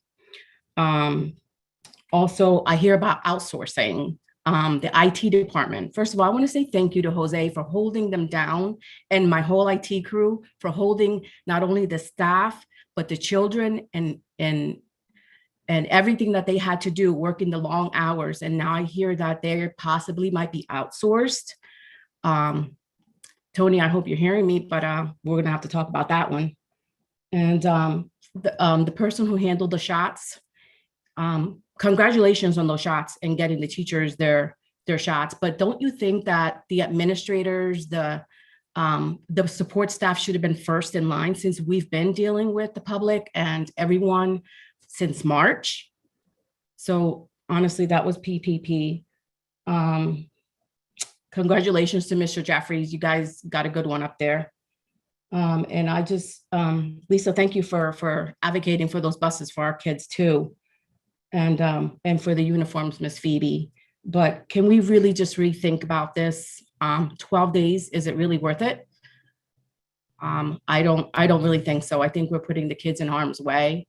I really need you again to really just think about it. Would you send your kids? Would you go out there? We're still in a pandemic, and we really need to be careful of what we're doing. That's really all I have to say.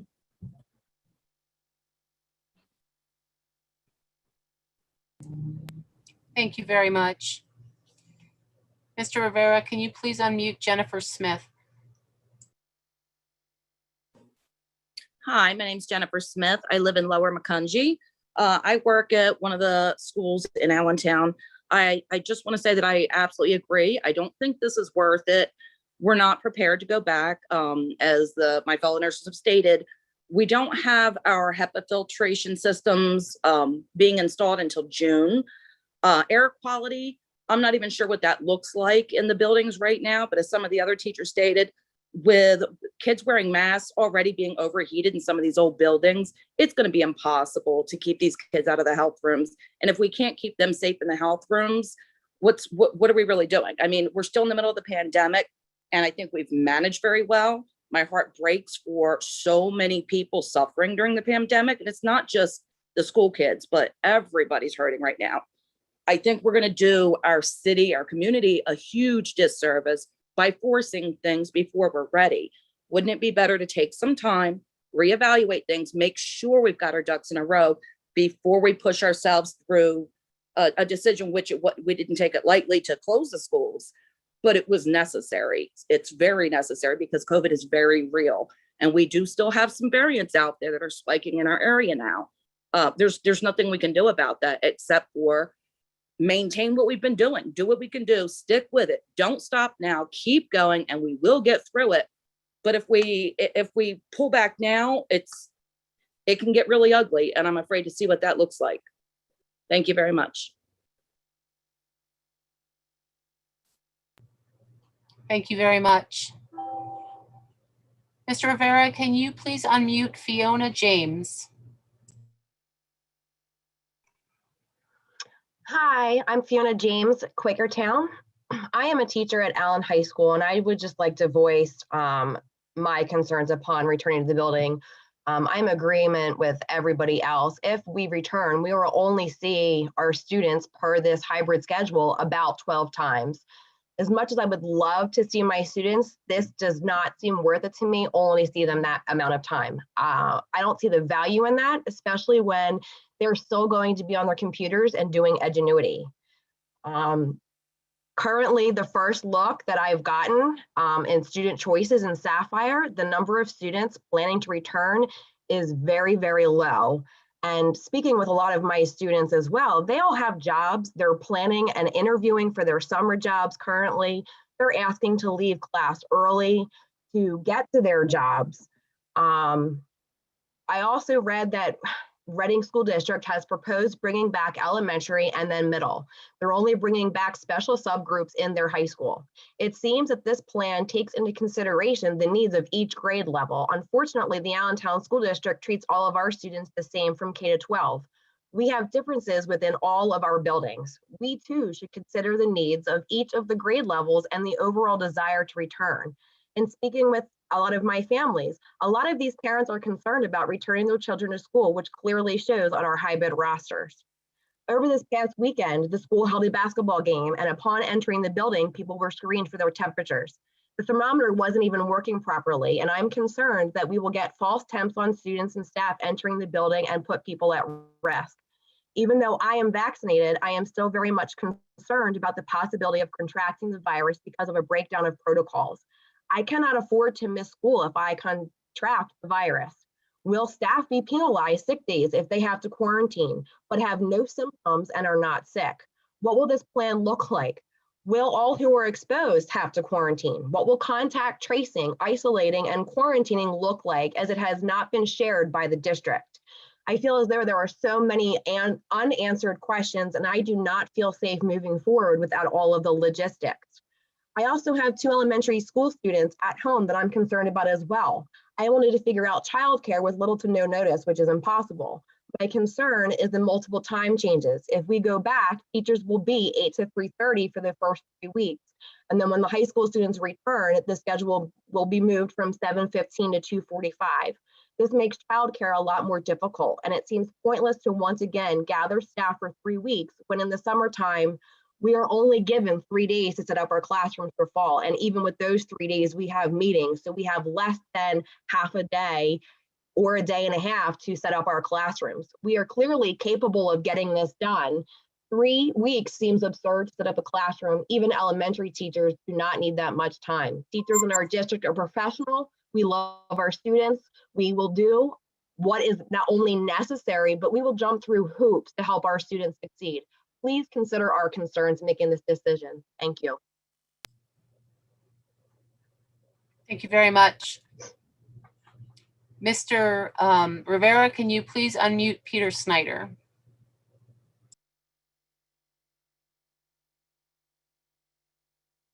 Hi, I'm Denise Snyder. I'm teacher of the deaf and hard of hearing in the Allentown School District, 4812 Mountain Road, Slatington.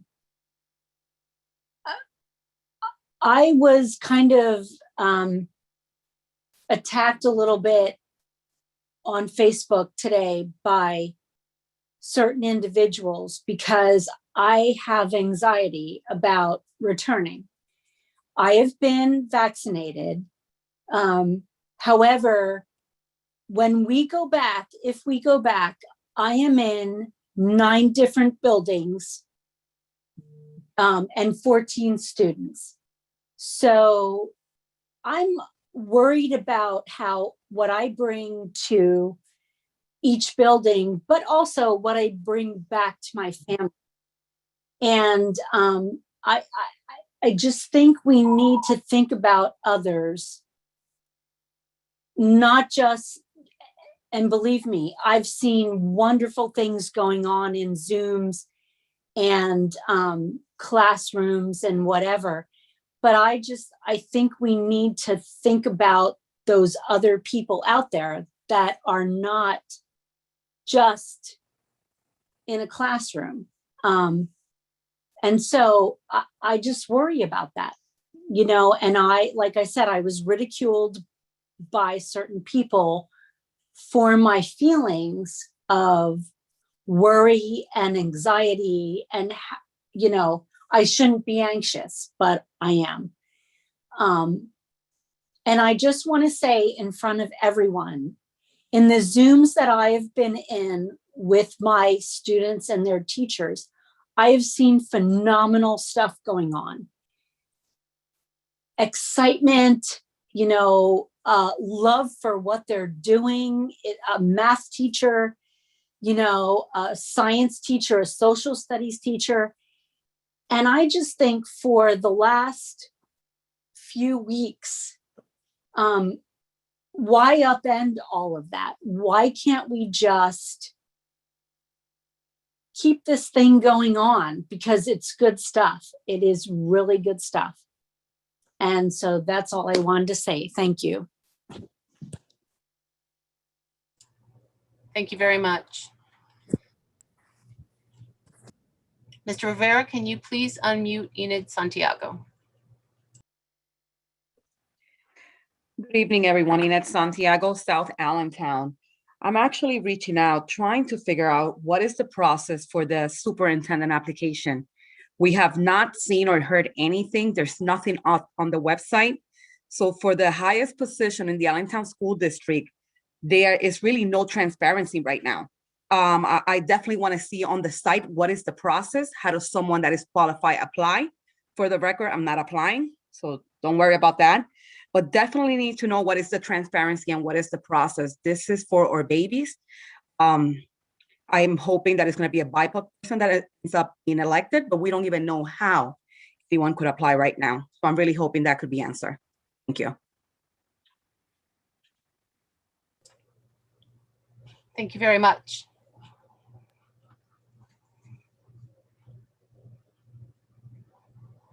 I see no other hands raised at this time. So I would ask my colleagues if there is any old business to come before the board.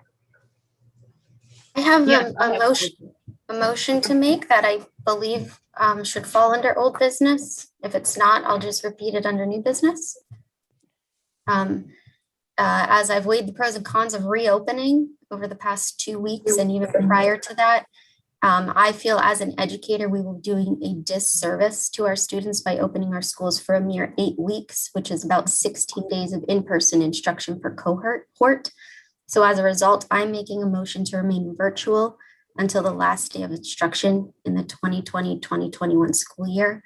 If it's seconded, I would like the opportunity to speak on the motion as well. As I will second the motion. I was just going to say, as a point of order, I was going to ask Mr. Taylor if that would be considered old or new business, but we have a motion on the table at this time. Mr. Taylor, would this? Can you hear me? Yes. Yeah, this would be new. New business. Okay, then I will wait until new business to make my motion. Thank you, Mrs. Brace. I'm keeping my hand up just so you know it's for new business. I understand. Okay. Is there any old business to come before the board? I have some old business. Okay, go ahead, Ms. Conover. Back in, and you tell me how, if this is the time to untable it. Back on February 11th, we tabled the Magellan Kids Peace situation. So and this would be old. This would be old business. So what you would need to do is make a motion to untable the motion that was on to untable. So I would like to make a motion to untable it. Is that correct, Mr. Taylor? Yes, it is. Point of order. Second the motion. Point of order, Nancy, is it not wasn't that in committee? No. Yeah, it was tabled in committee. And so I was told that we could bring it up as new business, as a new contract under new business, but we tabled that in committee at the committee of the whole meeting. I apologize. That's okay. So Ms. Conover, if you want to do it under new business, that was second on my list, but you can have it. Do you want me to do it under new business, or are we okay? We're going to keep going. What are we doing? If you could please hold that for new business, I just want to clarify if there's any action, and I apologize for the miscommunication on my part, but I do want to just ask if there's any old business, and if there is no old business, then we'll move on to both your motion and Mrs. Brace's motion when we move into new business. I do have my hand up. Yep, I did see that, Ms. Matheson. Go ahead. All right, at this point, I'm confused whether this is old business or new business, but I would like to move to take the LCTI budget off the table and to deal with it this evening. I'll second. We tabled that in committee as well, committee of the whole. But we did some checking on this, and my understanding is this can be considered an appropriate motion. Then Lisa should be able to do hers first because they were both. Yeah, then I agree with that. I agree with that. So if I would ask that if considering this is also new business, we would move. Yep. I will be happy to do it. Say the same thing in new business. Okay, thank you. And to let Lisa go first. We're good. Ms. Harris, I see your hand up. Yes, I'm gonna go back to old business with hybrid, going back to school hybrid. I heard a lot of concerns tonight. Ms. Harris, that's actually new business as well. Okay. All right, that's part of the motion that Mrs. Brace is putting forward. So right now we have 3 things to discuss in new business. I'll wait. I'll wait for old. Is there anything any other old business that my colleagues want to bring forward? Seeing none, we'll move on to new business, and I will go in the order that we unfolded. So Mrs. Brace, you had Okay, thank something you. to bring before the board and new business. Yes, so I won't say it all again. I'll just make the motion. I'm making a motion to remain virtual until the last day of instruction in the 2020-2021 school year. And again, if it's seconded, I would like to take the opportunity to say something. And I will second it. So there's a motion by Mrs. Brace to remain virtual through the end of the school year. There's a second by Ms. Matheson. Is there discussion? I have something to say. I have discussion. So as the maker of the motion, I would like to have the opportunity to speak first. So I just want to be very clear. What I'm about to say has been written on my screen since prior to this board meeting started. So what I'm about to say has nothing to do with what has been said. This is me as an educator speaking to you as board members. So, and I had to type it because for the past 2 weeks, I have had a million things in my head, and I knew if I did not put my thoughts to paper, this would go nowhere. So on paper, our plan to have students continue as normal, just located in the classroom rather than their home, sounds absolutely amazing. But in reality, it's not feasible. You cannot expect kids to walk into a building that they have not been in for over a year. Or in the case of kindergarten, 6th and 9th grade students, they've never been in those buildings and expect it to be business as usual. Teachers know that it takes at least 2 weeks to establish routines. While our kids know their teachers, they do not know school routines. Now break that 2 weeks up over 2 in-person days, and it will be weeks before children establish a routine. Children in the classroom and at home will lose out on learning time while teachers explain things like bathroom procedures, how to stay in their seats and away from other children while moving around the room, and while teachers deal with problem behaviors that will most certainly pop up in classrooms. What will our virtual students do during those times? Parents need to understand that children will not be getting a different learning experience in their classroom. They will be on Zoom just as they have been all year. They will be using Accelerate and Edgenuity just as they have been all year. The teacher will still be on screen, sharing their screen and teaching the kids from their computer. The biggest difference will be that the students in the younger grades will now lose their support system that they had at home. Teachers won't be able to help them log into a platform if they are to keep a 6-foot distance. In fact, teachers shouldn't leave their desks if they have students on Zoom, because a teacher away from their desk means virtual students are without adult supervision. I will be honest and say, I am within 6 feet of my students, but that's now 10 months into doing COVID teaching. When we first opened in June, I stayed 6 feet away from every child until they learned how to wear a mask properly for 8 hours a day, and they learned what their personal bubble was. And that took months of training. That will be our students' reality. Our students need to learn to wear masks all day long and follow COVID procedures that they have never experienced before.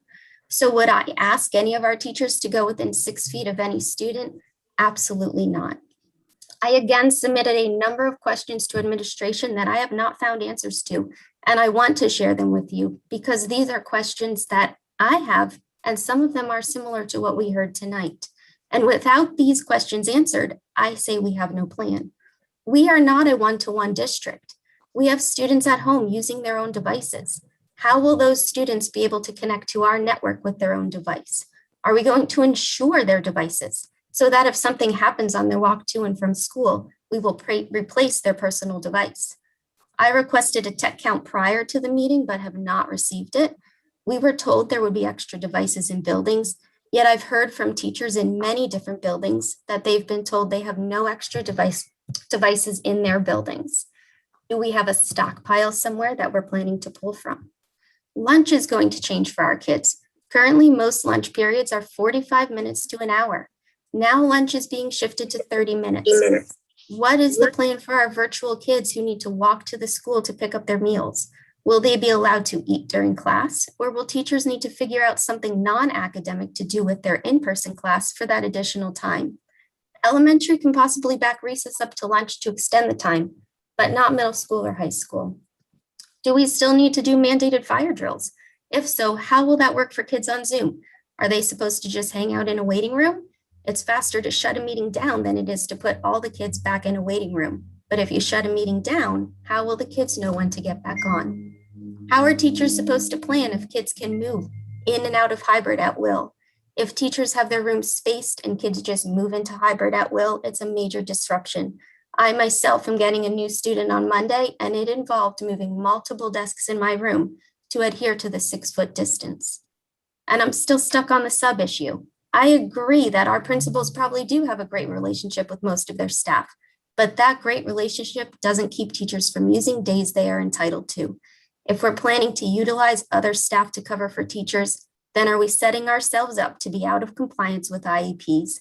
If paras and specialists are being used to cover lunches, then they can't also be asked to cover a classroom at the same time.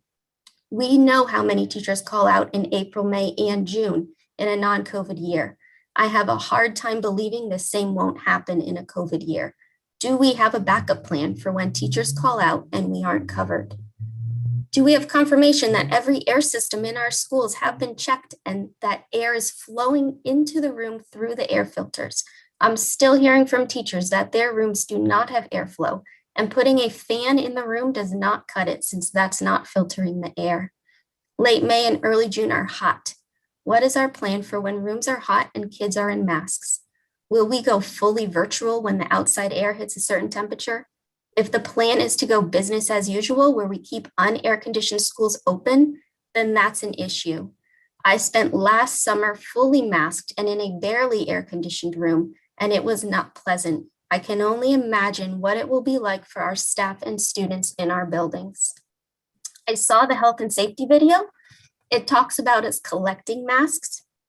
My question is, are all of these bins located outside of the building so children aren't walking our halls without a mask after dropping their borrowed mask off?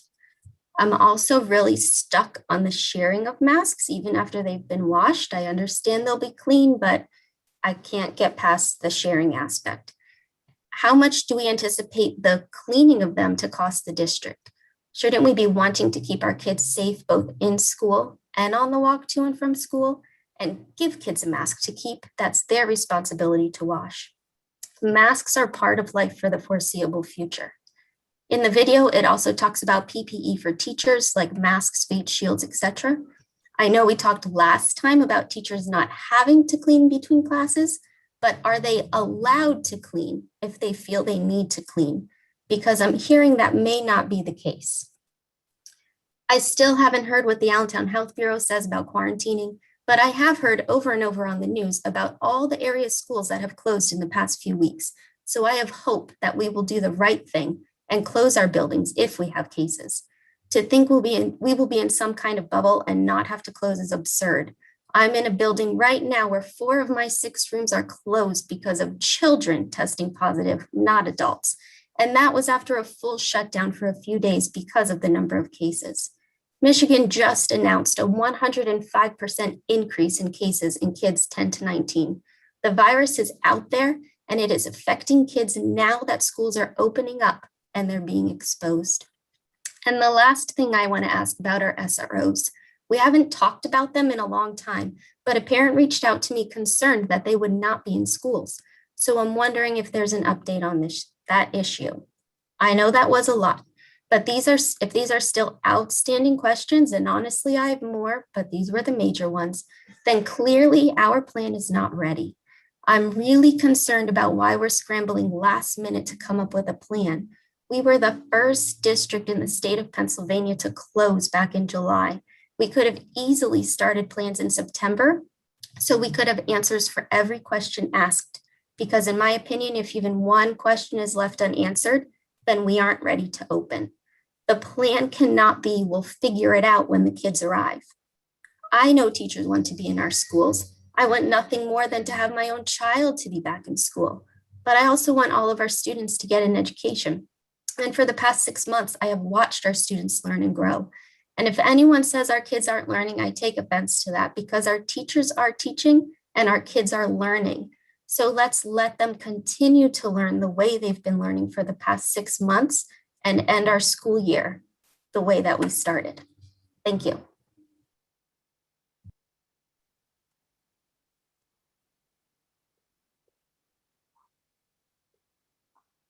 Thank you, Mrs. Brace. Is there, I see a lot of hands raised in. Nancy, I should be second, the next as a seconder. Thank you very much, Ms. Matheson. You were going to be, so. Thank you, I'm sorry. That's okay. Go ahead. I cannot possibly improve on what Sarah has just said. I agree with her wholeheartedly. I did 40 years in a classroom. If I were still in the classroom this year, there would be no way on earth that I would want to bring my students back for that last quarter of the year. All the reasons have been spelled out. In teaching, consistency is everything. I think we should keep this year consistent. Students now know what we expect of them in the virtual situation. To have them all have to learn what will inevitably be a new set of expectations for a few weeks at the end of the year is not fair, I don't think. I would much rather finish this year virtually. We know that there are pluses and minuses in this system, but there are pluses and minuses in any school year. And then next fall, welcome them back with open arms and be just ridiculously grateful that we get to see them in person. Thank you. Thank you, Ms. Matheson. Ms. Conover?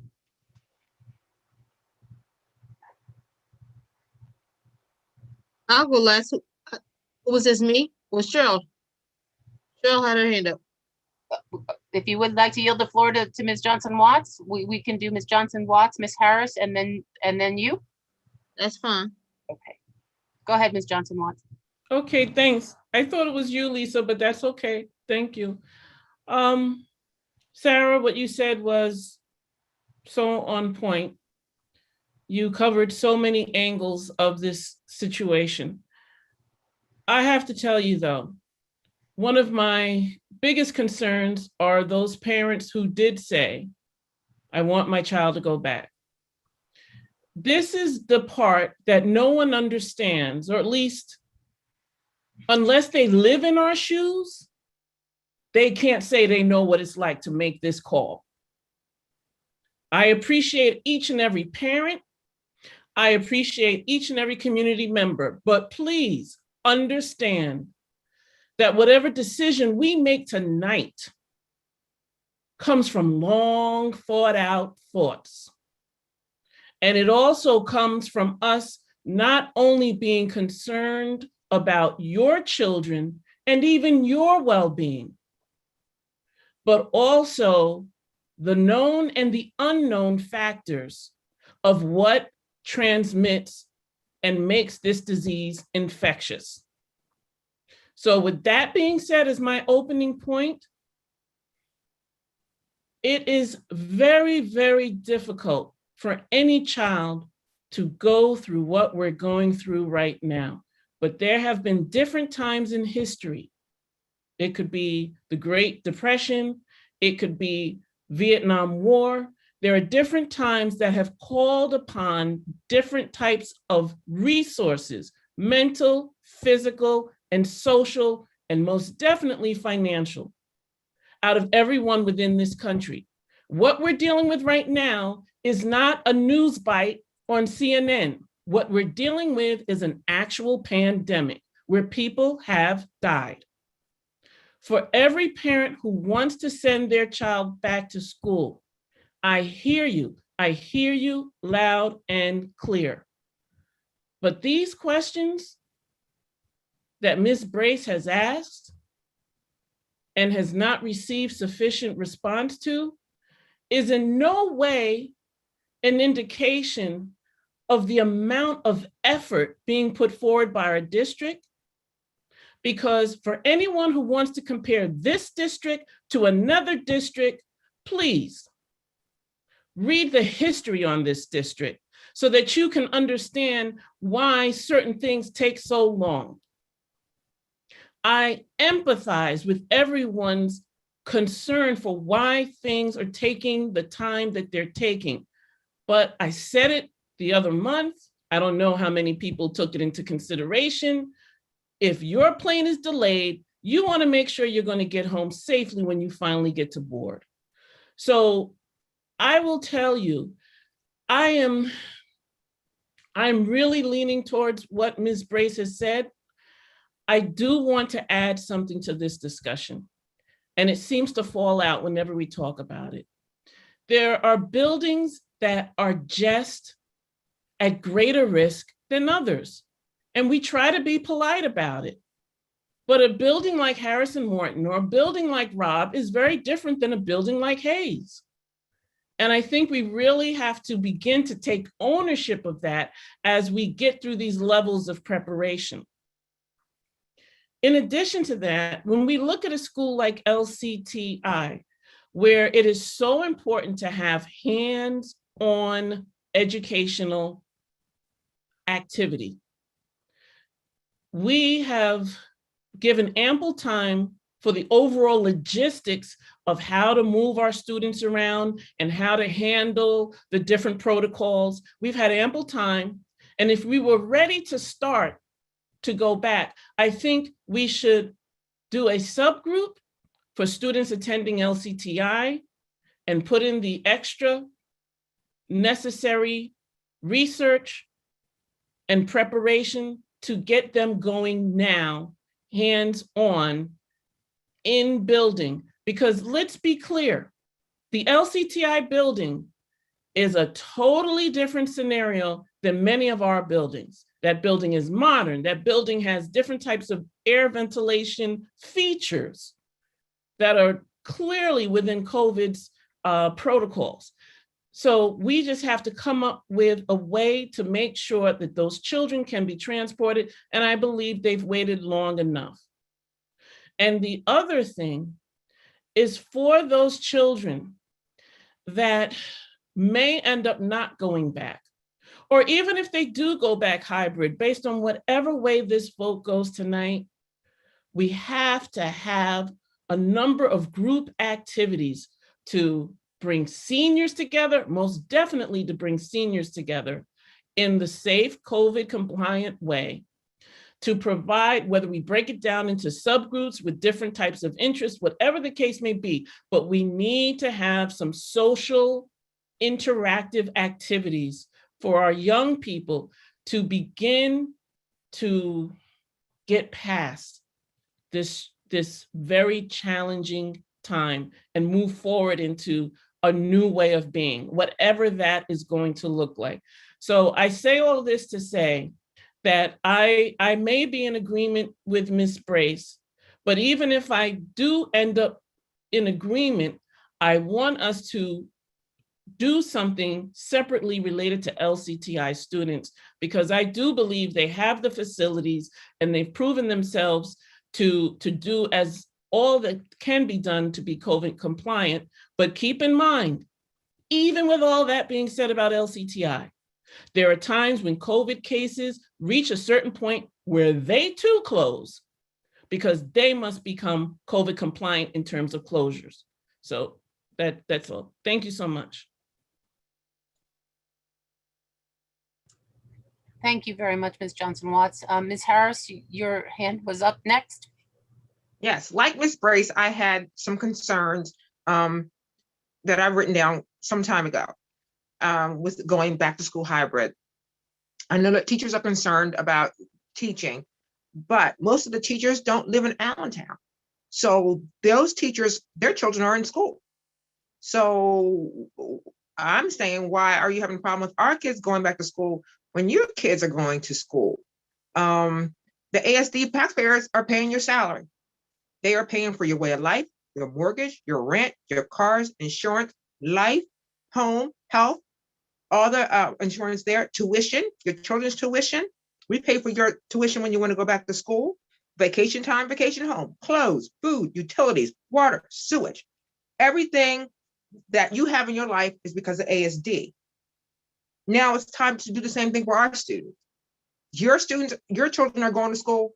Why can't our children go back to school? And you're calling us hypocrites because we're still Zooming. All the other school districts are still Zooming. Their kids are coming back hybrid, but they're still Zooming. So tell me what you really mean then. And then as far as what's going to go on with the devices and our children walking back and forth, I take offense. And I mean this. I took offense to saying that the devices are going to be stolen. What do you think? Everybody in Allentown's a criminal? I don't appreciate that. Who wants, to be honest with you, who wants our devices? Those kids are going to be walking to school. We got to make sure that they can, they can get them back and forth safely. But nobody wants those devices. Not everybody in Allentown is a criminal. They are not going to take our devices from the children walking back and forth to school. So I take offense to that. You're getting paid by the ASD taxpayers, but yet you see our children a certain way, but it's okay for your children to go back to school. But it's not okay for you to teach our children while they're back in school. I take offense to that. I understand what Sarah was saying. I agree with quite a few things that she said, but I think our children should go back just for the time being, for the time that we have set, that they should go back for hybrid. If they want to go back and their parents want them to go back, let's give the parents that option. And those who want to stay virtual, stay virtual. Thank you. Thank you, Ms. Harris. Ms. Conover? Thank you, Mrs. Wilt. I heard all of this that was said tonight several times. I think I was one of the board members who actually was totally against us being open during the COVID season. I'm going to speak to our kids being educated. Do I think our kids are getting the best education? Maybe I shouldn't say this as a board member, but I'm very transparent. No, I don't think they are. Do I think that the teachers are doing the best they can? Yes, I do, under the circumstances. Do I think the program that we're using is the right program for us?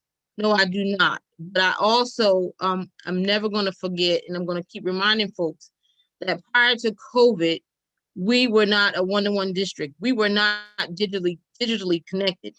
And we had 18,000 students in our district. And I don't know if there was one parent that was aware of that until COVID. I hear parents say a lot, my kid is an honor roll student, my kid is doing this, my kid is doing that. But it wasn't until I got on the school board that we found out that we didn't have a curriculum. So, I mean, it's like we have these board meetings and then another month comes and then another month comes and then we forget about what happened in the other board meeting, and everybody's just saying, I want. So I said all that to say this. At some point, we are going to have to go back to school. Prior to COVID, we knew that we had buildings that were not suitable for our kids to be in prior to COVID. Okay. We also know that within 24 hours, there's not going to be a magic wand and all of our problems are going to be fixed. We also know that if the kids go back to school now, or fourth quarter, that if they didn't learn nothing in these other quarters, they're not going to learn nothing moving forward. It's over. Next year's another year. All right. So we've been realistic. They're not. Matter of fact, it's probably going to be, hey, a reuniting type of situation. My thoughts were to prepare now for a wonderful opening in September and being able to make do with what we get and what we have in terms of keeping our kids safe. I also remember saying in one of our meetings that if I refuse to send our kids into a burning building, meaning we had nothing set up, we had nothing available for them. And until we got some instruction from the CDC and from the Department of Education, we weren't going to do nothing. We were going to stay where we were because our first priority was to live. Okay. Since then, there's vaccinations that have taken place. We don't know if they're going to work, but there's some progress. Everybody's can get them, and at least teachers, staff can get them. People my age can get them. The kids can't get them, but we have something in place. I did hear Tom Smith in one of our other meetings go over our plan.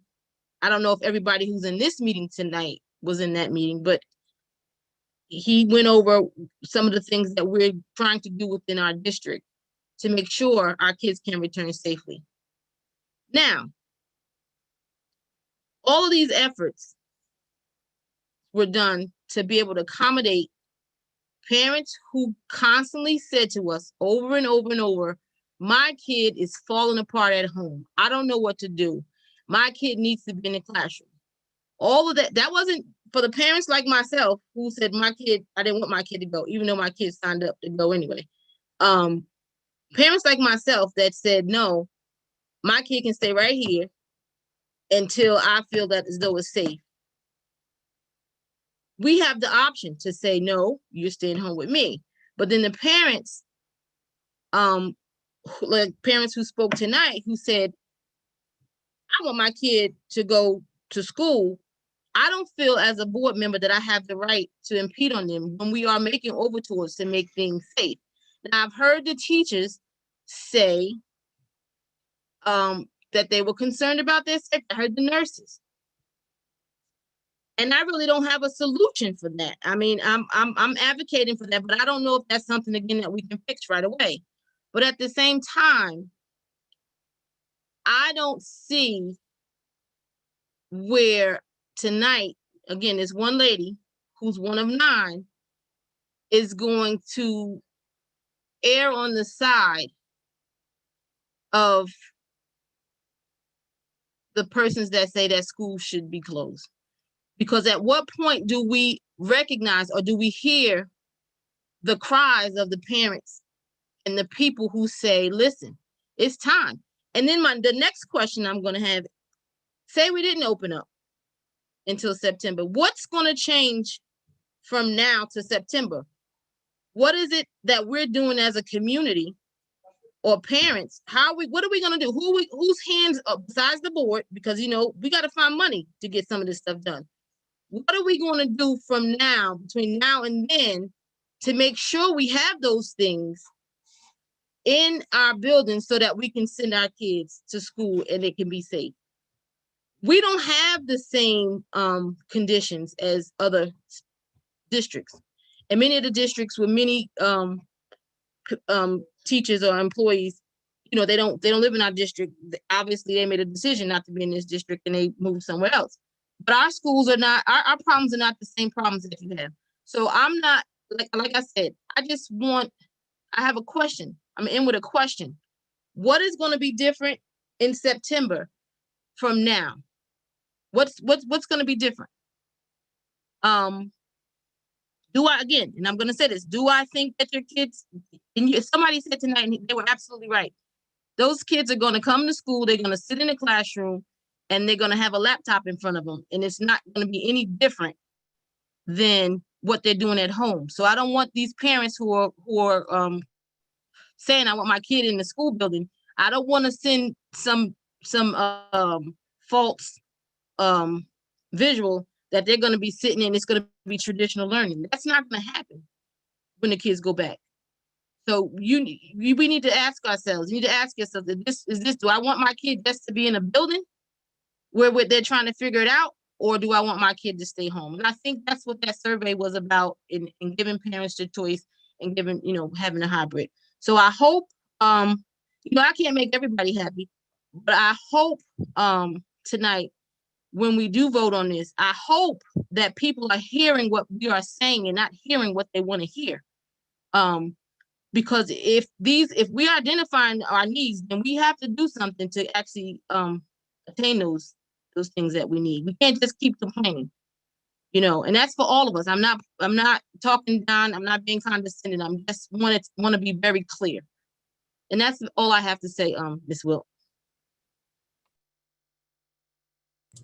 Thank you very much, Mrs. Conover. Ms. Vega? Yeah. So, Sarah, I want to say thank you for definitely bringing up a lot of those questions and concerns. How I feel personally and the decision I make as a school board director may be two different things, only because I listen to the community and I usually vote how they want me to vote. And this one has always been the hardest. And I know every school board member on this board should agree that this is the hardest decision we've ever had to make. But with that being said, I did publicly state at a school board meeting that I was for parent choice only in buildings that had good ventilations. So with that being said, the buildings that we intend on bringing the kids back to hybrid, and I'm asking administration or whoever can answer, are those buildings ready for our kids to come in with good ventilation?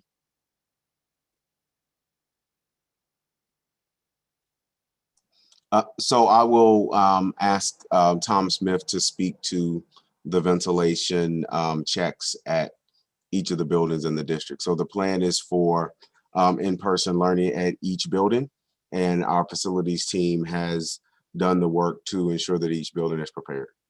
Right. So, and that's the answer that I wanted the community to hear. We're not going to put our children in a building where they're breathing in COVID air, correct? Correct. Correct. Now, second thing, if those who vote for hybrid get outvoted by virtual only, I agree with Cheryl in separating LCTI. That needs to be separated, and those students need to be going back to their brick and mortar buildings at LCTI. So I don't know if that needs, I guess we have to figure out if this goes through, because if it does, then can we put another motion on the table to separate LCTI?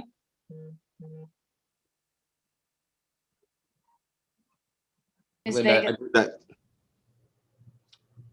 All I was going to say was that is the question that I have written down to ask the solicitor at the end of public comment as well. So. Okay, awesome. Thank you. Mr. Parker, did you want to respond to that? So the only response that I have, and again, let me be very clear. I do believe that the administrative team has put forward a plan for reopening that meets the needs of our kids. There are absolutely some things that will be processed and questions answered along the way. But I'm really confident in the plan that we've developed. But the board ultimately has the ability to make the decision of in-person or hybrid or et cetera. And we have no issues in terms of what decisions the board makes. We will implement at the direction of the school board. The only caveat that I will add, and I will kind of defer to legal here to speak here to ensure that I'm accurate. The one piece of advice I would give is that if there is a separation of students returning and students not returning, then we absolutely have to identify and support our students that have IEPs. If we're providing in-person learning in the district, I believe the district does have a legal responsibility to provide the same in-person learning to students with IEPs as they would to students that are enrolled in LCTI or any other program. So Brian, am I solid on that from a legal standpoint? I just want to make sure as you consider the decision, I want to make sure that we stay within the lines of legal responsibility from the school board. Yes, you are.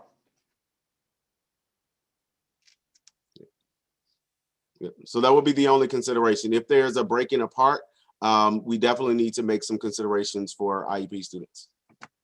Yes. And just for clarity for the public, that's FAPE, fair and I don't know what the A stands for, public education, fair and appropriate public education, correct? Yes. Okay. I just wanted to make sure that I was following that. Thank you. Ms. Vega, did you have any other questions or comments? No, thank you. Mr. Thiel, your hand was up next. Thank you, Mrs. Wilt. As everyone has already stated, I mean, this is a very difficult decision, obviously, with the students and staff. I just wanted to, weigh in, and with a lot of the people that I've been talking to, or been talking to me, I should say, and parents and families, I'm going to be supporting families having the options. And that's how I see what we're doing as a district, or what's been presented by the administration.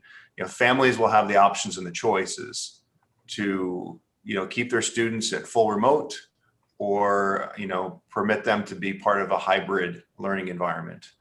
And I've heard from quite a few families, not just here in public meetings, but elsewhere, that, having that option is something we're looking forward to, and our students are looking forward to. The kids are looking forward to. So that's the reason why I'll be voting that way, and which I believe the way this has been stated. And Madam President, at some point we call the vote, make sure you articulate so we get the yes and no's correctly. But this is really about providing family options. I think we have stated very publicly that we are reopening the schools, and that is not what we're doing. Yes, staff and faculty have to be in the building, but reopening the schools makes it sound like we're going back to pre-COVID days, and that's not what we're doing. We're giving families the options that have been laid out here by the district. So I just wanted to state that. Thank you very much, Madam President. Thank you, Mr. Thiel. Ms. Harris? Yes, thank you. I thank you, Mr. Thiel, for stating that purpose, that, it is the option of the families to either come back or to stay virtual. That's most important. What really is also important is the fact that our administration, they just didn't think of this overnight. They have been making a whole new world, as my daddy said, out of this situation. And our superintendent, our two deputies have been working full hilt, no stop, to make sure that it is safe for our children to come back to school, that they will get the, for the opening of schools, they have worked overtime to make sure that it is done well. So I'm not going to slap them in the face. And that's what it means to me, slapping them in the face of all their hard work they have done, and saying, no, don't go back. I'm sorry, I can't. I respect them way too much for this, because they respect our children. And that's most important too. And the taxpayers of Allentown, they're respecting them, and they are giving us the option. Well, yeah, Allentown, the option of virtual or hybrid. So I thank the administration. I thank the principals. I thank the teachers. I thank everybody who has been going along with this, and, the teachers that want to come back, to make sure that our kids can go back, even if it's for a short period of time. It's going to be like that in September, so why not give it to them now, so they can get used to it? Even though it's a short period of time, it's still their school year. It's still their education. And who are we to say no to it? Thank you. Thank you, Ms. Harris. Mr. Miller? Thank you, Madam President. Mr. Parker, can we clarify, if a teacher's not comfortable going back to the classroom, what's the legal liability there? So, Mr. Pigeon, step in here and make sure that I'm speaking correctly. There are provisions for individuals who have medical reasons that would prohibit them from returning to the classroom to report that information through human resources. And, again, right, we don't get into, individual privacy issues, but it will be addressed thoroughly with HR and accommodations as necessary based on their medical information. I don't think discomfort meets the standard of a medical concern, but the medical concerns absolutely are addressed through the guidelines for health and safety. Mr. Pigeon, how did I do, and add anything that I missed? I think you did real well. Again, it would be an accommodation under the American with Disabilities Act, so it would need a medical condition. Okay, thank you. And to clarify, there's been some concerns raised about substitutes when teachers do get sick. How is the district going to address that? So we have our list of substitutes that work with the district currently. Human Resources is working with ESS to bolster even more the list of substitutes that we'll have available, with some that will be assigned to buildings in general, and then some that will be able to float. So absolutely, we are working to increase the pool of substitute teachers, and we also have the ability to stretch and utilize other staff in the building to cover classes as necessary. I am the last person that's going to sit here and tell you that everything is going to work out seamlessly and perfectly. I don't think that we've seen that in any district across the Commonwealth that has opened this year. I think they've all had some issues along the way. I expect we'll have a few issues with subs, but I'm confident in the numbers that I'm seeing now in terms of subs being available, and know that we've invested additional resources to acquire more subs to be available to our schools as needed. And Mr. Pigeon, anything to add there, or Jen on the sub? No, I think you covered it quite well. Again, we are working with ESS to develop and to try to capture more substitutes, building level subs, and also daily subs. Okay, thank you. And I just want to clarify, another board member brought up that, teachers may have children in other districts, but other districts don't necessarily have the deficiencies as the Allentown School District when it comes to buildings. You compare Parkland, that their oldest middle school is 1970, and a Harrison Morton is 1874. That's a substantial difference when you talk about HVAC units that only serve common areas and not necessarily individual classrooms. So I just wanted to point that out. It's not apples to apples when you compare other districts to Allentown School District. On top of, you have students that, a higher number of students that go back home to multi-generational households. So there's an increase in spread to older generations. I just want to clarify that. Thank you, Mr. Miller. Ms. Conover? I just want to, couple things I want to say. Mr. Pigeon and Mr. Parker spoke about subs. I just want to say, full transparency, not to take away from what you guys are doing now, Mr. Parker and Mr. Pigeon, but I know that not only Allentown, but LCTI, a lot of the surrounding districts have always had problems with getting substitutes. And I'm saying this because I want these parents to hear this. Sometimes you can get a sub, sometimes you can't. You understand? So again, opening up schools 12 days early, this is a push for the parents who are saying that my kid has to come out of this house and has to get back into the building. So these are, I just want you to realize that these are some of the issues that all districts, not just Allentown now, when it comes to subs. So now you're talking about COVID, and now you're talking about somebody signing up to come to school because another teacher didn't come during COVID season, during the COVID pandemic. So The district's supposed to tell you, we're going to do what we can to get, we're pushing, we're doing what we got to do to get these subs. And they might have a list. That doesn't mean the person you call in that list is going to answer and come in. And then the other thing that I know a parent mentioned, many of the kids are having issues because they've never met their classmates. I'm on the education committee. Maybe there's something that we can do, or maybe the teachers can do, if the vote goes to where we're virtual, we're not hybrid.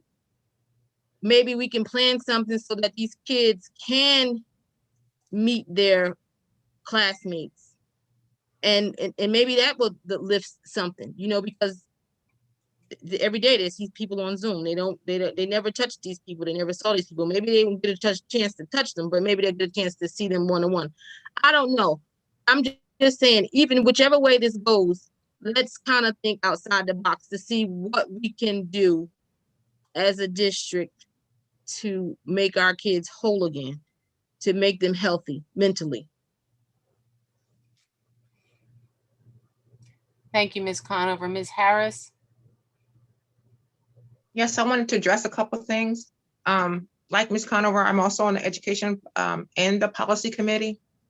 And I'm also on something called the Ortiz Park Foundation, which was started by Jessica Ortiz, who's the founder. And we really got into the groove of things when COVID first hit our school district.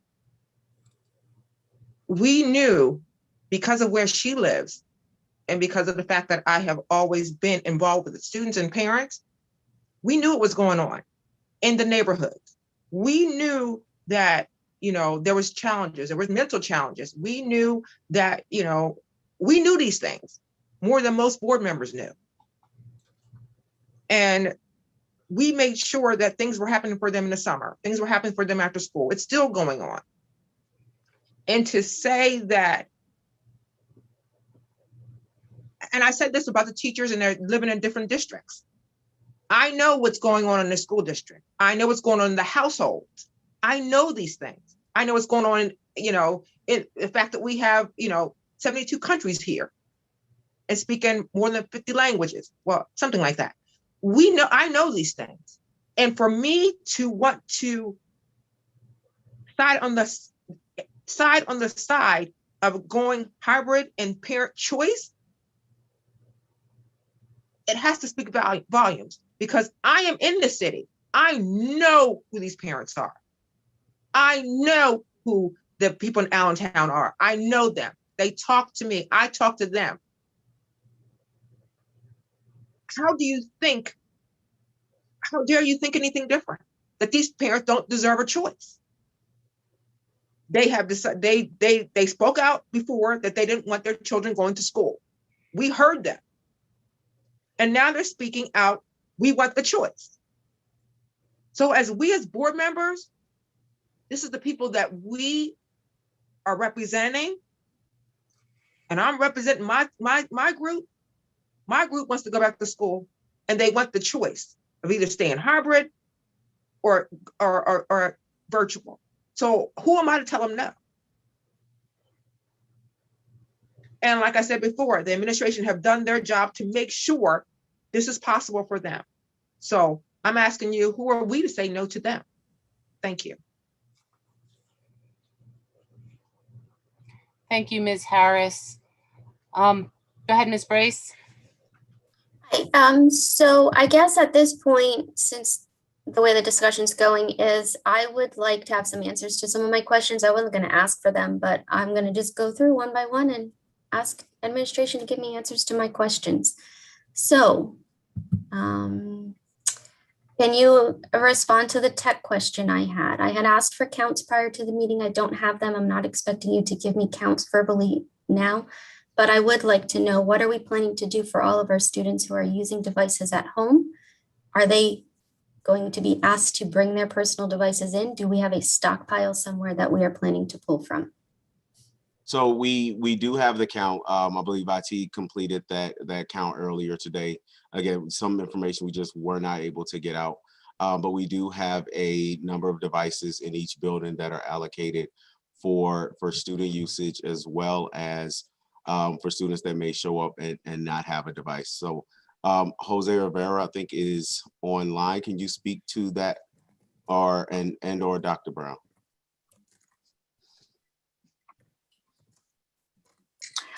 I couldn't provide any more specifics than you have done, Mr. Parker, but we have a large quantity of devices that are ready and working, and any devices that are in need of repair are currently in the system to be repaired, so that we have full access to working devices once our students return. We also have a plan of stocking each of our buildings with additional devices for substitute teachers as well, so that we're able to move folks through the system and get them properly outfitted with the technology equipment that they need to run our classrooms and participate in our classrooms. Okay, so I'm looking for specifics. Like, I need to know, do we know how many students currently are using their own device at home? And do we have enough devices to cover those students in our schools, plus ensure that if students do not come up with a device, there will be a device for them to use, as well as charging cords, because our tablets that we use for our kids do not stay charged all day. And if they don't bring their cords from home, they will not be able to Zoom in. So would you like to see the specific numbers? Because we're actually preparing for any of those scenarios. So the numbers will tell you the story maybe better than I can in terms of devices. And Mr. Rivera, can you speak to the process for chargers and charging stations that we have not only purchased, but made sure that are working and in each of our buildings, so that any student will have the ability to charge during the process? Sure. So we got additional chargers for every building, making sure that there are different types of chargers for different types of devices, that we cover every single type of device that we have in each of the buildings. We're also made plans to use charging stations in most classrooms, so when kids will bring their devices to class and they forget to charge them, they're able to charge their devices. And also, as far as additional devices for substitutes, we also make sure that we're going to have in every building a number of devices that are reserved for the substitutes to use in each of the buildings. Are we able to share the numbers, or maybe email those numbers of inventory that you and your team just completed out to the board, or some way, so that we're able to communicate the specifics that Mrs. Brace is asking for? We can email that out today. We literally just got that completed and finalized. Can we get it before we do a vote on this? Because if we don't have enough computers for our children, I don't know how we can open our schools. I'm saying we have enough. Okay, so I hope everybody hears that, that's listening on this meeting. There are enough computers for our children and chargers. So, okay. I'm holding you to it, Mr. Parker. So you know, I have been super supportive of the administration, but when I hear that there's a plan, there is not a plan. I am sorry. We have had 6 months to figure this out. We do not have a plan. So I'm sorry that I'm disagree. Pushing back on this. I would just respectfully disagree. And that's fine. You may disagree. So I would like those numbers. I'm just going to move beyond technology. So for lunch, what is the plan for lunch for our virtual kids who need to walk to school to get their lunch? Are they going to be eating during class, or do our in-school teachers need to figure out what to do with their kids while their virtual kids need extra time because it takes more than 30 minutes to walk to and from their school? Dr. Brown, you want to speak to lunch? Sure. I'd actually defer to each of our leads for elementary, middle, and high school, because they actually teased out the details with all of the principals at those levels. So if I could have Jen Bryant, Will Sang, and Brandy Sawyer speak to elementary, middle, and high school lunch periods and anything else that's related to that topic. Certainly. I know that to your point, that there are 45-minute lunches built into schedules now. Our middle school lunches, when we're in the building, are 35 minutes. There would also be some time as far as the switching of classes associated with that. Our concurrent model would be providing instruction to students at home as well as in the classroom, but there would still be phases of independent work. So depending on the classroom, the class that they're taking, that would be what would be making up some of the difference as far as that in-person to the independent work. There's also the fact that many of our students that do traverse to our schools to get meals do live within that vicinity of the school. And many students that live a little bit further away do, if they're getting meals, are coming via transportation.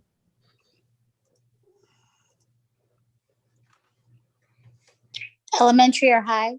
I would just add to that, at the high school level, it's the schedule is built out the same way, offering a little bit more time for the students that are remote to travel, as they have had that time built into their schedule previously as well.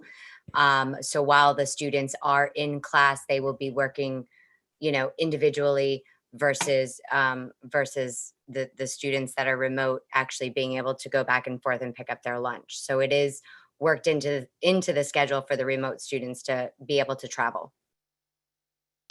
It is the same for elementary as well, still maintaining that amount of time for the kids who are virtual to ensure that anyone who needs to can go and pick up a lunch. But it will be, and you said at elementary, you do have recess that often butts up to lunch periods. That would account for that. There's also the extended transition time that will be occurring to make sure that the hallways are not overcrowded.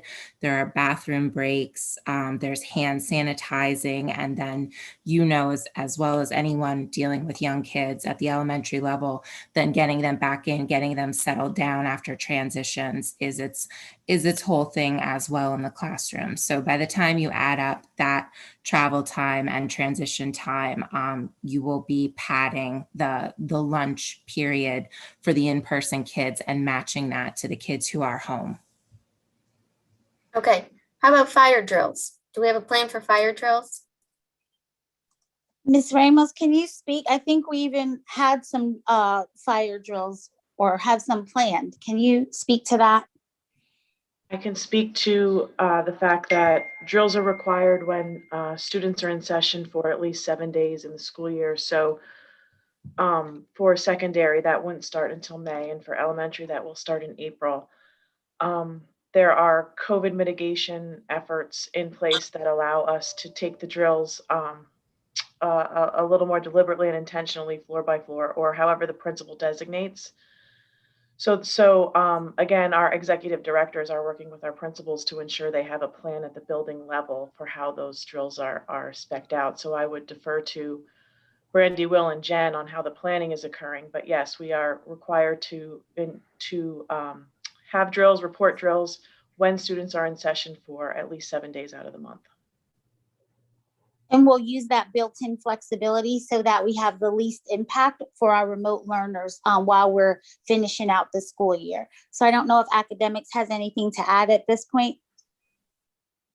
I was going to add a very similar point, the fact that from the secondary level, May and June would be required, and the fact that we can be more deliberate and it's a drill, we can build that in for the communication mechanisms for those students that are at home learning remotely.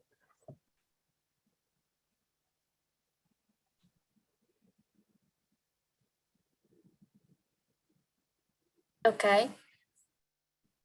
Do you have any other questions, Mrs. Brace? Yes, I do. I didn't know if that was the end of the answer. Okay. How are we planning to, I guess, how can I rephrase this? How are we going to plan to give teachers flexibility in their classes if Monday they have 6 hybrid kids and on the following Monday they're told they're going to now have 15 hybrid kids? How are we going to help them to be able to plan for that without causing major disruptions to every other child who's learning? So again, we'll have academics jump in and speak on all of the work that has happened to or occurred to develop our hybrid instructional models that balance the two concurrent models. What we really would need to hear from academics also is, I think you're asking about the variation in number, which is what all of our staff should be preparing for now based on our round one enrollment. And the reason why we paused the survey to give our staff a moment to look at our numbers and really plan for groups A and groups B that we'll be cycling through. But I'll pause here and have the more granular details spoken to by our academic team, if that's okay.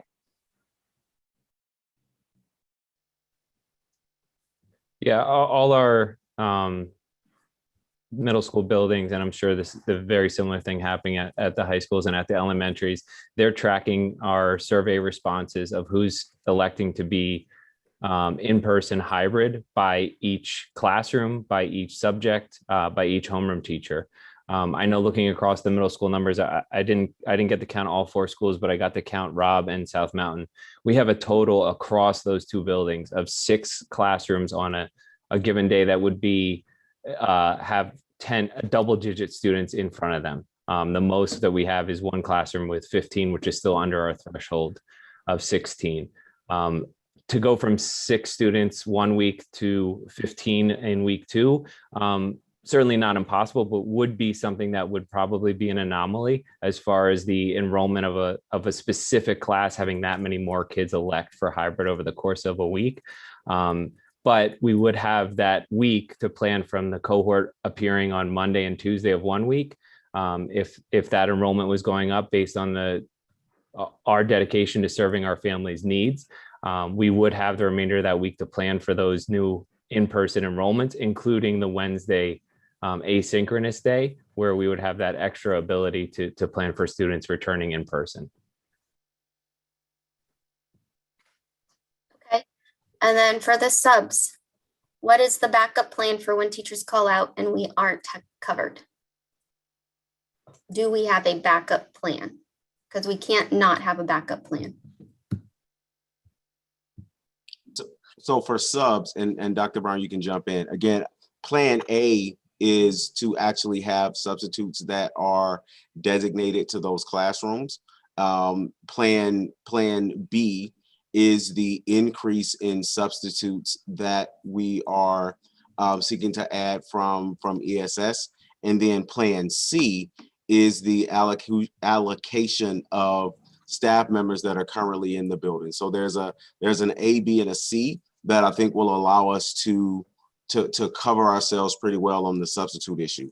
And again, I think that's an issue that's not germane to Allentown, as Ms. Conover said. Every district in the area in the Commonwealth is going to have issues with subs, but we have kind of this 3-part plan that I think will allow us to cover as best as possible. And I just need to ask this: what happens if that plan doesn't work? What happens if we truly can't find enough subs? Is the plan just to shut our schools down then on an individual basis because there's not enough subs? So I don't know that we'll be in a place where we have to shut down buildings because there are enough subs. If we look at our historical teacher absence rates, then we'll know the number of subs that we traditionally need, which tends to be a bit more during the spring months, but not an enormous amount. So if we're able to assign building subs, have floating subs, and then have staff members that are in the district that will be charged with being responsive as necessary, I think we'll be covered. And as a former principal, when all else fails, administrators go in classrooms and cover classes too. So I'll call that plan D. Principal Parker covered many a class during his day, and I would expect our principals and assistant principals and everyone will be doing the same. Okay. And is there a plan to when you say using building staff, do you mean, and I'm not talking about building subs, because most of our buildings just have one, maybe two building subs in them. Building staff, is that pulling our special ed, our ESOL teachers, our specialists, that then students are going to miss out on those services because they're being pulled to be a sub? So if there is a need for a person who does not have an assigned classroom to cover a class temporarily, then in every school and every year, we assign those folks as necessary to ensure our classes are covered. We always do so kind of in order of kind of accountability and responsibility to provide services for students. So those who have a responsibility and accountability to provide direct services for students would be the last ones called upon.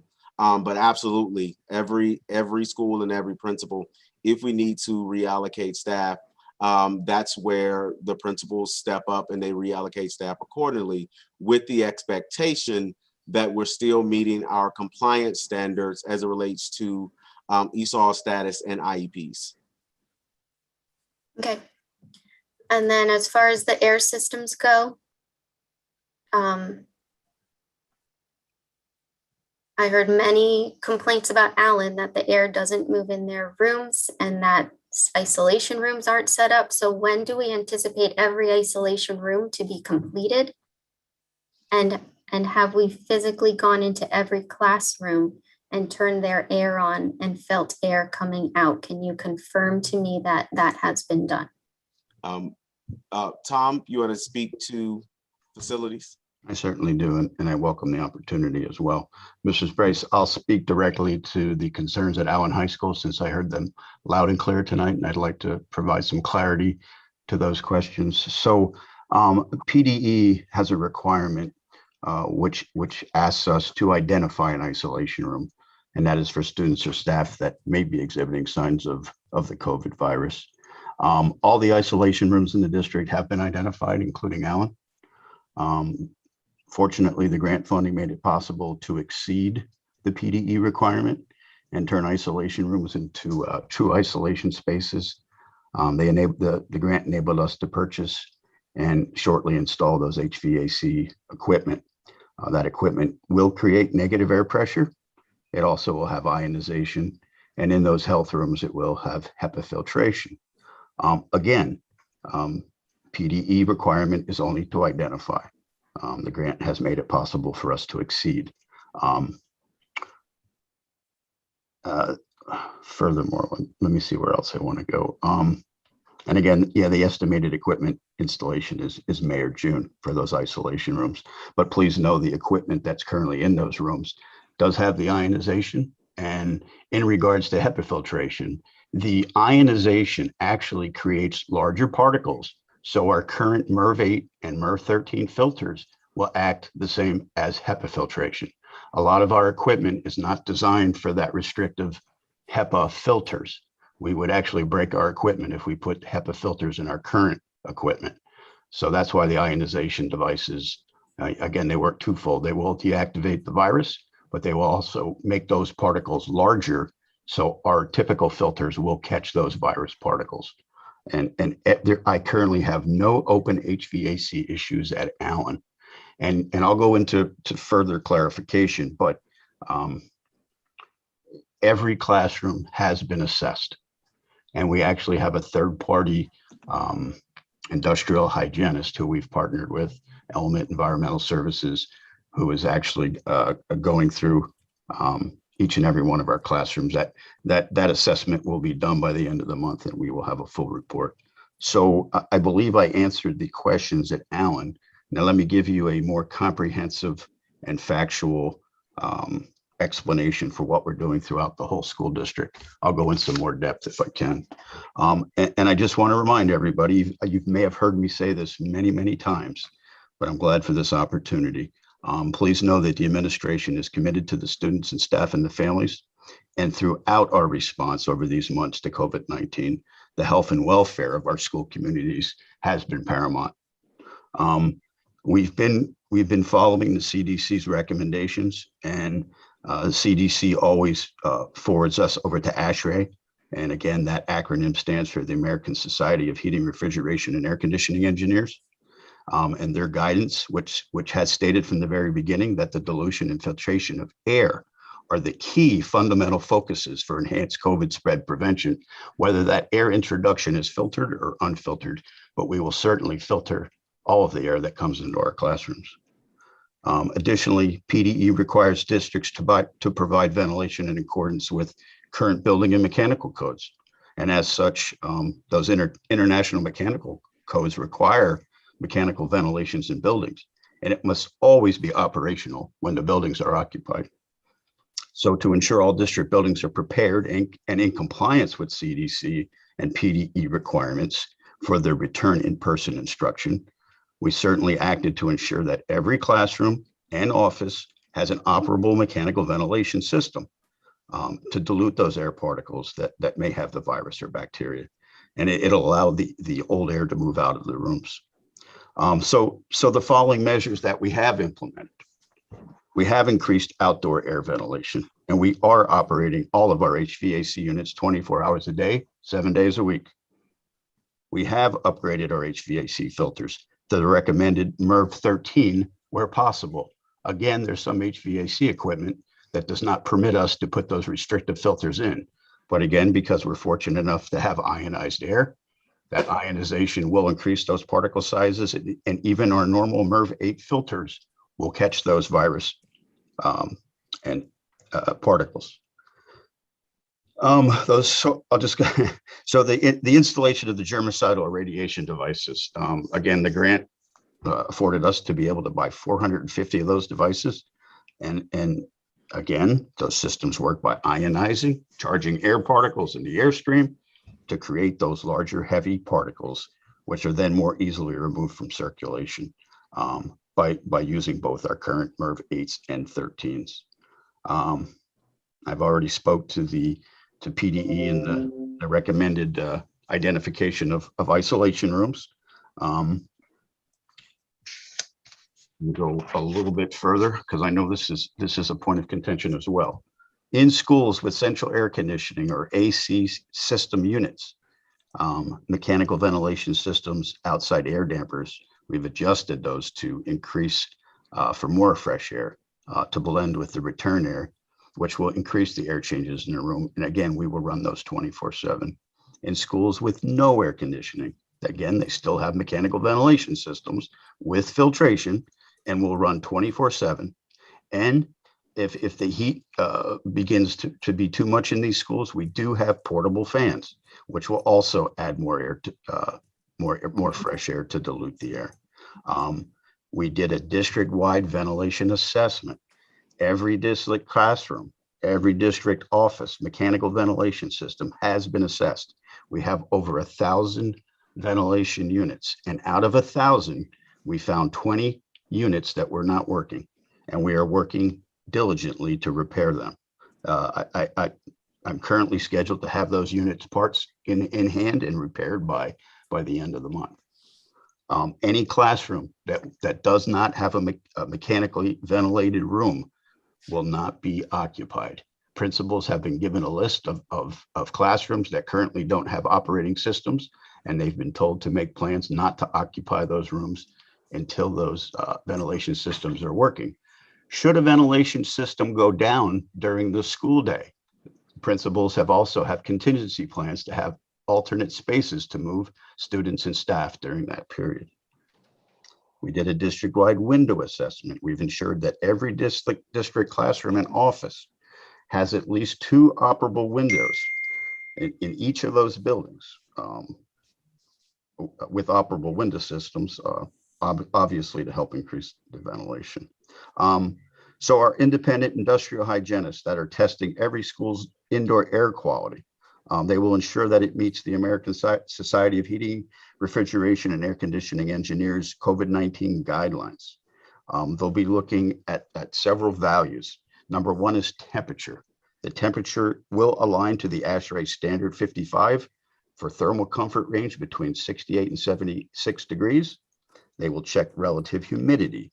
The indoor relative humidity value aligns to, again, the ASHRAE standard 55 which recommends maintaining relative humidity below 65% to reduce the potential of microbial growth and thermal comfort. They will be looking for carbon dioxide levels. Carbon dioxide is a colorless, odorless gas produced by burning carbon and organic compounds and by respiration. They will be checking for carbon monoxide, which is produced during incomplete combustion and is considered a health hazard. CO is measured to verify that there are no exhaust products in the ambient air, and the CO readings will be compared to an 8-hour outdoor EPA standard, as well as the ASHRAE standard 62, which is 9 parts per billion, I believe. And we also be looking at airborne particulate matter. This value verifies that the filters in the mechanical systems are operating as designed. The airborne particulate matter readings will be compared to the EPA's outdoor limit and the ASHRAE 62 standard.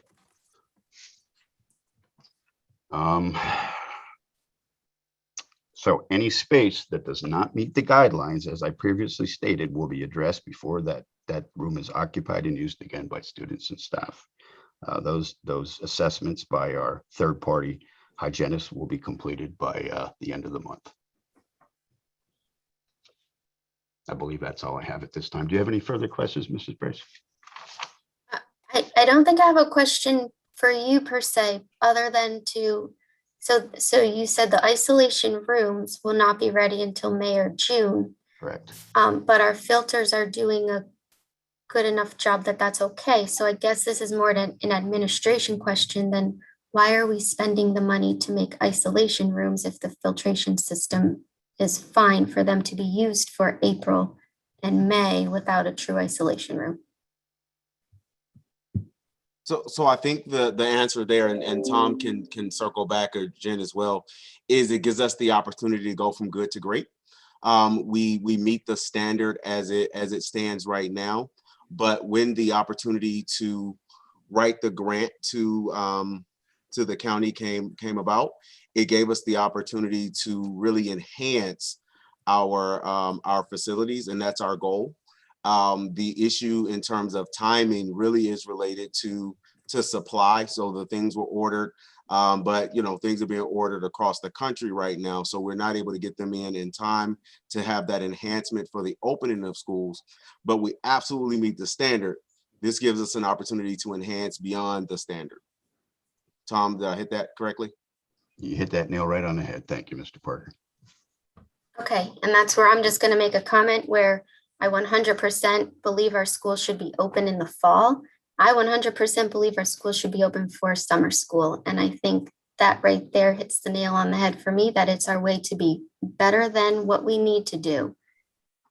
And we'd be ready for summer school and the fall in order to make that happen. So now I do have a question, like this is a true issue I think that we need to discuss is masks. What is the plan for when rooms are hot and the kids are in their masks and they I hate when my kids tell me they can't breathe in their masks. It drives me crazy. But when you're in a hot, unair conditioned room with a mask on your face, you really can't breathe. We have an entire guidance document that is in finalization stages for our staff regarding masks, and I'll have our academic team speak to each segment of that guidance from elementary on up to secondary, up to and including our students with IEPs. So if we could start with elementary, Jen Bryant.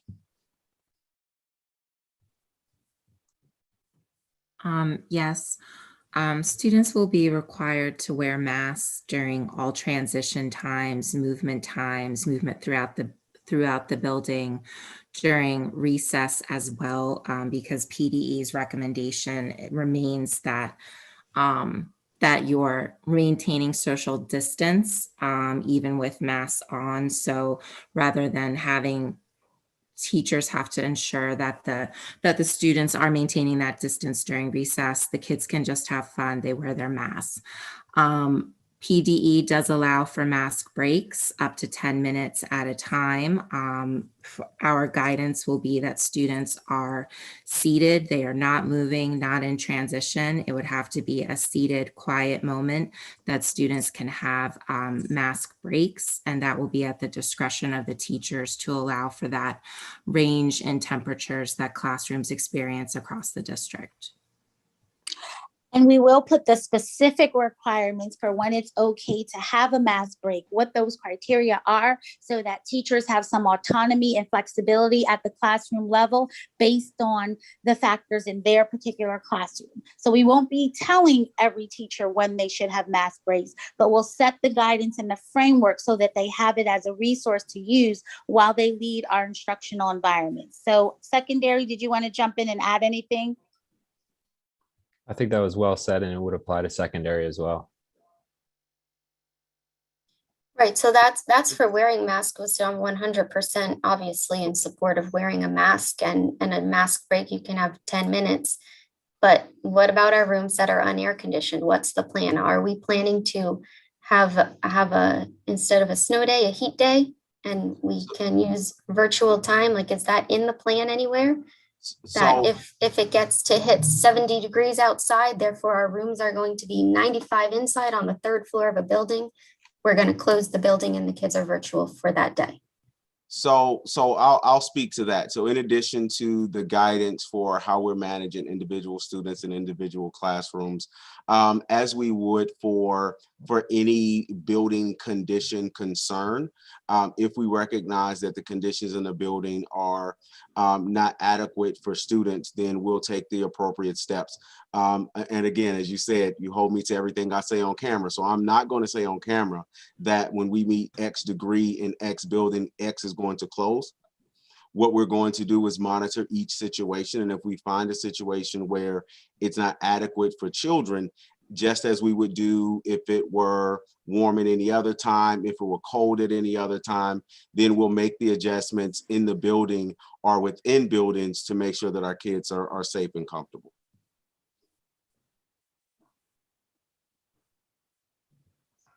All right, so I guess that's a little disheartening to me that we're not going to have a plan for a specific temperature to say that our kids don't need to report. But each building is significantly different.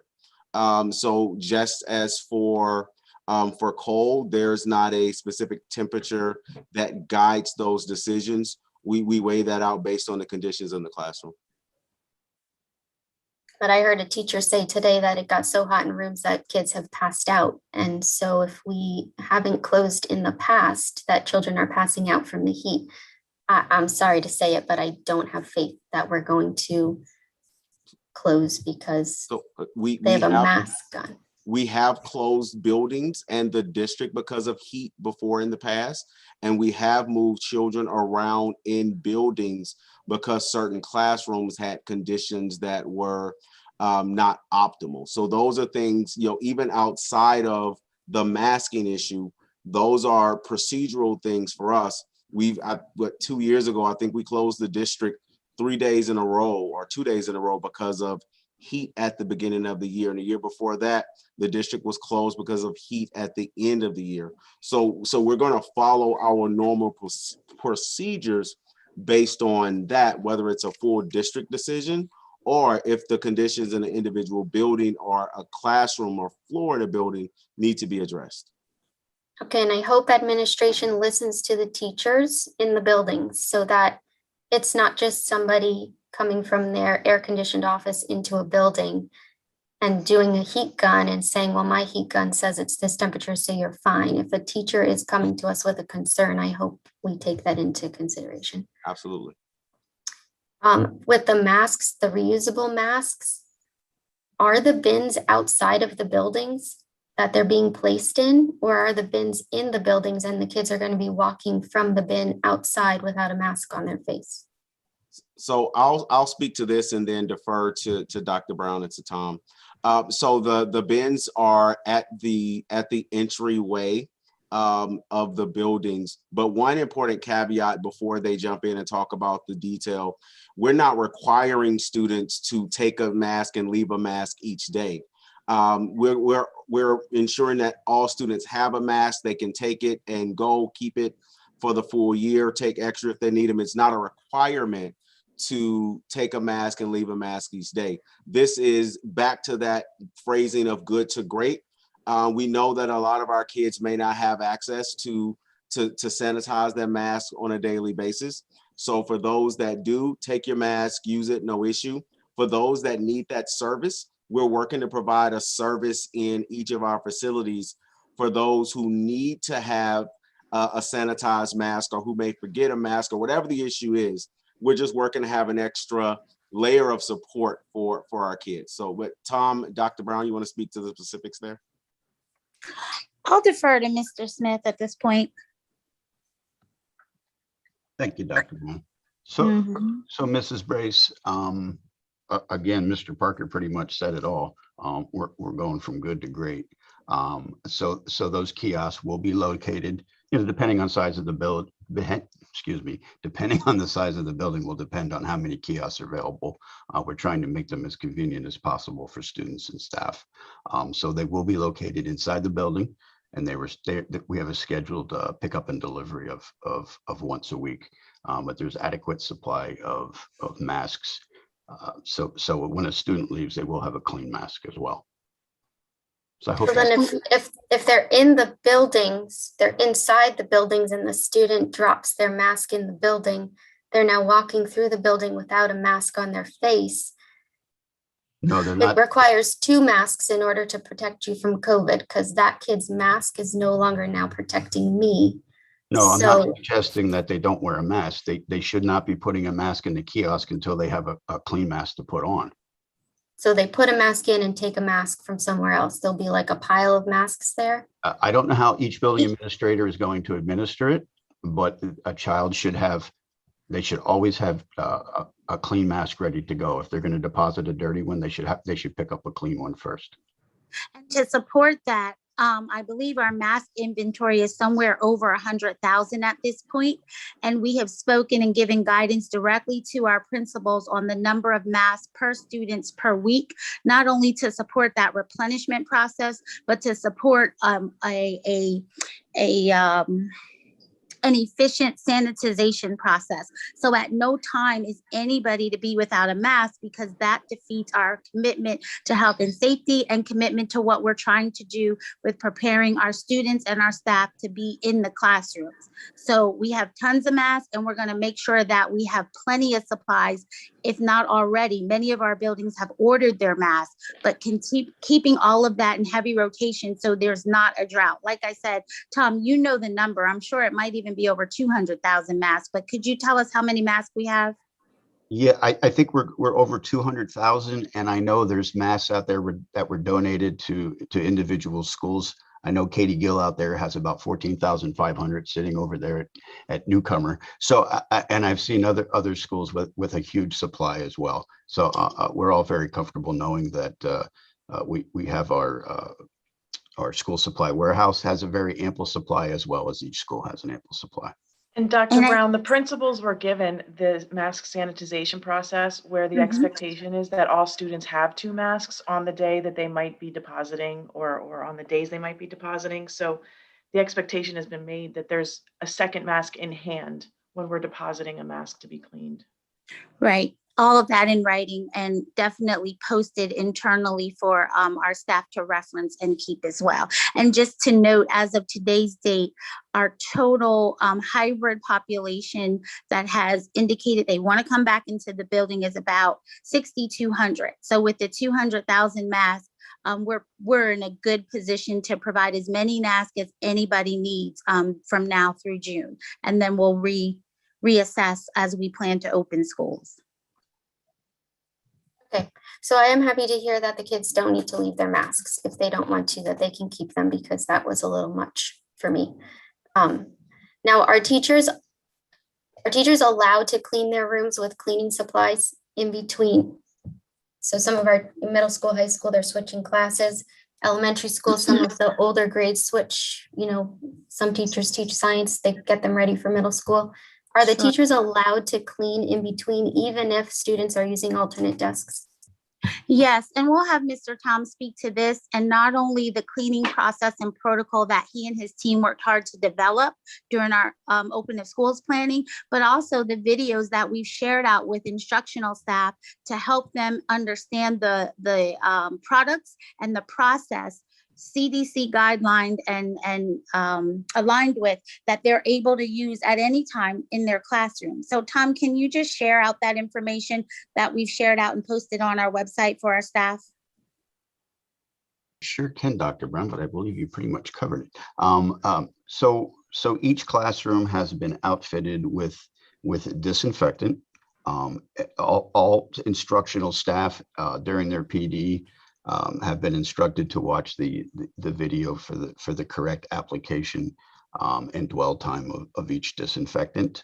Along with the disinfectant, each classroom has a box of 50 reusable 50 microfiber towelettes, shall we say, to apply the disinfectant. I don't know how much more I can say about that. I wonder if we can also add from our secondary folks, Mr. Sang, about how our secondary students may also be included in the cleaning and sanitizing of desk in between classes. Yeah, I know we're working with our middle schools, and I know I've had conversations with both with Brandy and with Jen Bryant. A lot of it is about the procedures that we're utilizing as far as the changing of classes. Our students come in, they sanitize their hands, they sit in their assigned seat, they wear their mask. It's a respiratory droplet disease or infection, so that if we're diligent about the CDC strategies as far as social distancing and mask wearing, and I know that the CDC just released a report last week where they found that, the transmission in schools was almost unequivocally less than the community that they serve as far as the spread, based on the mitigation efforts that schools are doing. They just lowered that number to 3 feet of social distancing. We're keeping 6 feet. So we do feel that the procedures we'll put in place will limit the amount of exposure to our students. There will be gloves in every classroom. There will be the opportunity for teachers to assist in the cleaning of their classrooms if that's what they choose to do. In addition to that, I wondered if I don't know, Mrs. Brace, if you'd like to hear about the other districts we researched to make sure that we understood emerging practices in this area so that we could tailor our efforts toward that, not only aligned with CDC, but practically applicable at the secondary level where there are students coming into buildings at the secondary level. I don't know if you'd like that information now as well. No, I just wanted to hear that teachers are allowed to clean if they feel that they need to clean. And I'm hearing that, yes, they are allowed to clean if they feel they need to clean during the day while kids are in the building. Am I correct? Okay. And they have supplies in their classroom, compliments of our facilities team that would support that. All right, and then how about the Allentown Health Bureau? Were you able to meet with them since our last meeting to find out what their rules are for quarantining a classroom? So here's where I would defer to Ms. Pollock that handles those weekly and bi-weekly health partner meetings. Tiffany? Sure. So according to the CDC guidance, quarantine would really be dependent upon the ability to effectively socially distance within a classroom. So if that isn't accomplished, then a class would need to quarantine. I think the other piece is closure. So again, we would also follow that CDC guidance in addition to the guidance from the Allentown Health Bureau. So the decision would be made based on the level of community transmission, the number of students in a building, and also the number of positive cases in a building. So there are really 3 levels there. So in a building with less than 500 students, if there are 2 to 4 positive staff or student cases, that would trigger a 3 to 7 day closure based on that transmission. And the number of days is really determined on how quickly contact tracing, case investigation, and disinfecting can be accomplished. That's why you see a range there. With 5+ students or staff in a building, it's up to 14 days that we would potentially close, again, based on those 3 factors. And then in a building with 500 to 900 students, if there are 4 to 6 positive cases, that would trigger a 3 to 7 day closure, or 7+ students up to 14 days. And then at that third level, with more than 900 students in a building, if there were 6 to 10 positive cases, that would be the 3 to 7 day range, or 11+ positive cases in a building would be up to 14 days. And again, that's coming directly. We actually talked to the Health Bureau because the Health Bureau trumps the CDC. So have we had a conversation with the Health Bureau and have they said you should follow CDC guidelines, or are we just following CDC guidelines, assuming that's what the Health Bureau is going to tell us? I talk to Vicki very often, and Vicki kind of tells us to go by, what the school district is deciding in combination with the CDC guidance, and then she also consults with us.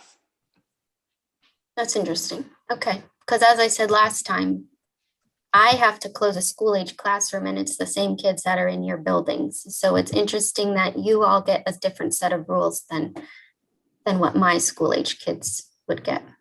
And then the last question is SROs. I've heard that there is a potential that they will not be in schools, and I'm wondering if we can get an update on that issue.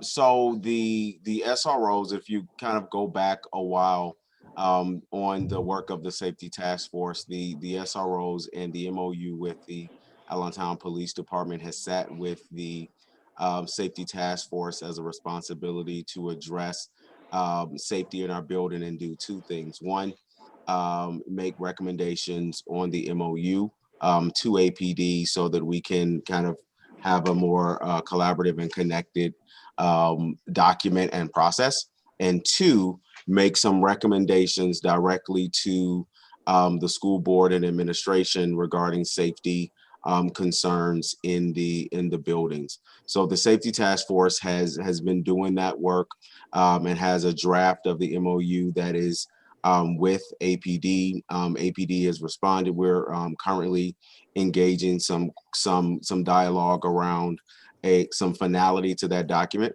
I think even as late as this afternoon, our ASD team met with the team from APD who have been dynamic partners through the process, and I'm confident we will have a process in place that ensures not just kind of maintaining status quo of what we've done, but that we have the voices of our parents and our community that were engaged in that process through the safety task force and the surveys and dialogue that we had with groups of students and parents to really weigh in on their perspective of officers and police and schooling.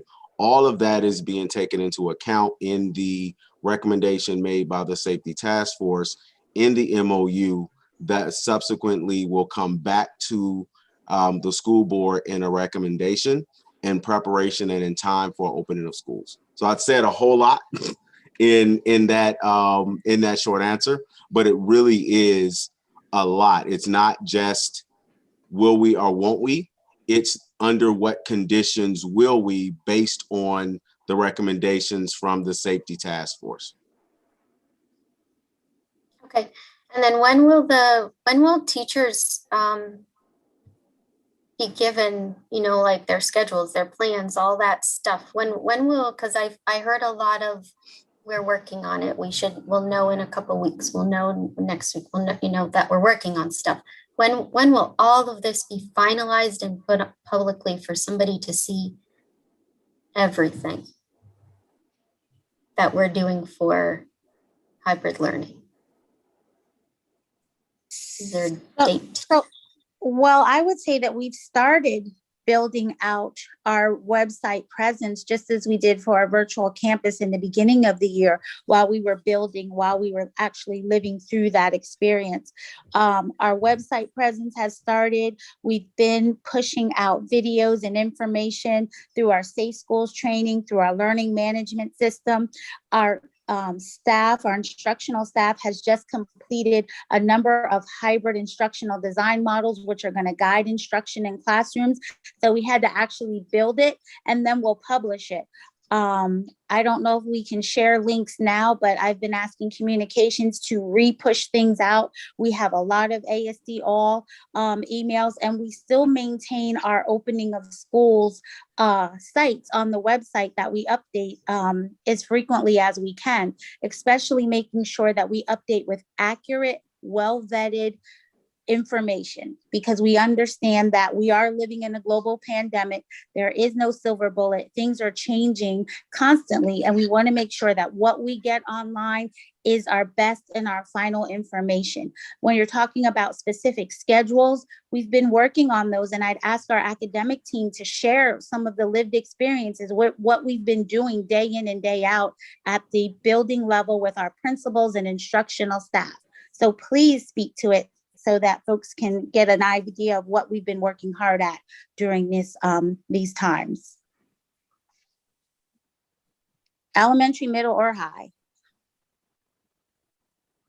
Sure. Our principals across the board, K-12, have been working really hard at redesigning the schedules for opening up hybrid. So going from what would have been remote academic schedules, transferring all of that into what will now be hybrid schedules. They adjust their specials schedule. Everything has to be changed. So it is like opening of school year. So all schedules are being reworked, as well as cafeteria schedules, so that we make sure that we're maintaining proper social distancing. Small changes and tweaks have been made along the way so that those schedules are changed. So nothing is a one-to-one transfer over. It all has to have been reworked. And they're currently in the process doing that, many of them fully completed. And then we're working through it with them. Same thing, constantly crunching their numbers about who can safely return to the building so that they have that information. As Tom Smith had said, working on contingency plans for ventilation, another thing that all of our K-12 principals are doing. They're also working on learning the ropes for the quarantine procedures in isolation rooms, looking at all of the documents that nurses have received as well. So our principals are doing double time, trying to look and see at what all positions will be adjusting to, and the new protocols that will be in place coming in hybrid. And from the middle school perspective, we're fortunate with the constraints that we had on our schedule and how we built out our virtual schedule. It will feel very similar for our students and families as far as what time they have, what class. We built an extra period of office hours in towards the end of the day.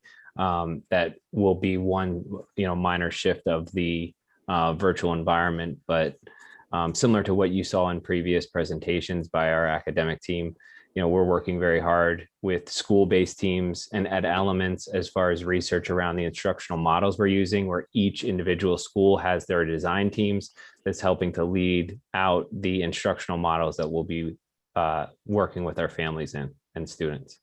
And can you share? So when will those, I just want to know when the schedules, listen, I know you're all working. I'm not saying that. I just want to know when the schedules, when will teachers and families be able to see the new schedule that they're going to have to now adapt to for 2 months of, 8 weeks of in-person learning? Can we share some of the deadlines from our project management spreadsheets for dates that we have projected out to have this information available for families? Certainly. We have a deadline of next week to share out to families being a successful return to hybrid next week, so that families know what cohort they'll be in as far as our Monday, Tuesday, Thursday, Friday, or remote cohort. And then there's also a deadline for that week, the weeks across the month of April at the middle school level for communicating to families what that schedule will be when we have the transition on the 26th. It's a weekly communication all through April. Yeah, and at the secondary level, it's or at the high school level, it's the same. By next week, they've been working on those transportation schedules to ensure that the numbers of students in Group A, Group B, Group C are covered across the board. They've been working on their entry and exit plans and transportation and what that looks like. So by next week on the action plan, that should be completed as well. Okay, that's all the questions I'm going to ask. I'm just going to make this final statement. I also hear the families and I hear them say that they're worried about their kids' social isolation. They're worried about the curriculum. They're worried about all that stuff. I don't know how I can say this to the board without just making me sound like I'm just saying the same thing over and over. 8 weeks of learning, about 16 days of in-person learning is not going to fix any issues. But what it's going to do is cause more issues for our children. And the children are still going to be socially isolated. I hate to say it. They're going to be socially isolated because they're going to have to stick to the 6-foot thing. I'm glad we're sticking to the 6 feet because while we keep saying the CDC changed the guidelines, they didn't actually change the guidelines. It's in communities with low spread that they say 3 feet. We haven't tested it in our community, so we can't even say that we're a 3 feet community yet. I was kind of shocked, honestly, that LCTI is moving to 3 feet when they constantly have to close for cases. So that's all I have to say. Clearly, I'm pretty sure we're going hybrid. And I just hope and pray we are in a bubble and we don't have a single case. I know that's absurd to think, but I hope and pray that our staff and our students are safe.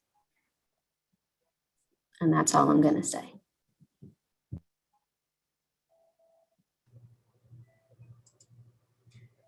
Thank you, Mrs. Brace. I'm going to call a vote unless any of my colleagues have any final statements. I think Yes, I wanted to say, go ahead, Cheryl. I'm just hoping that before you call the vote, if you could state what that motion would be, because a lot has happened. So thank you so much. Yes, ma'am. I will clarify what a yes and a no vote will mean moving forward. So, thank you. Ms. Harris? Yes, I just want to thank all the administration for explaining everything to us and answering all of Ms. Brace's questions. I know that I'm nosy. That's just me. I'm nosy. So I went over to the facilities building with Tom Smith and walked through the things that he had done, the PPE equipment we have. That's my thing. I'm just nosy. So I knew of these things, but I'm glad that the rest of all my other 8 board members now understand what was going on. Because I was always asking Jen, I was always asking Dr. Brown, what's going on? What are we doing? How are we getting ready to go back to school? Because that's my thing. So I thank the administration for breaking that down to us completely and answering all questions so that we can have a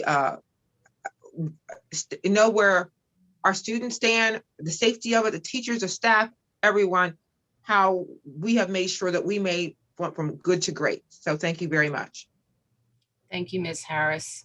I think I'm the only one who has not actually spoken on this. So before I do call the vote, I just want to be on the record as well as saying this is an issue that I think it's the biggest issue in my life that I've ever had to make a decision about. It's kept me up at night. There are valid points on both sides of the coin with multiple perspectives. I've heard from community members, parents, teachers, students about the struggles with learning online. I live with them in my home.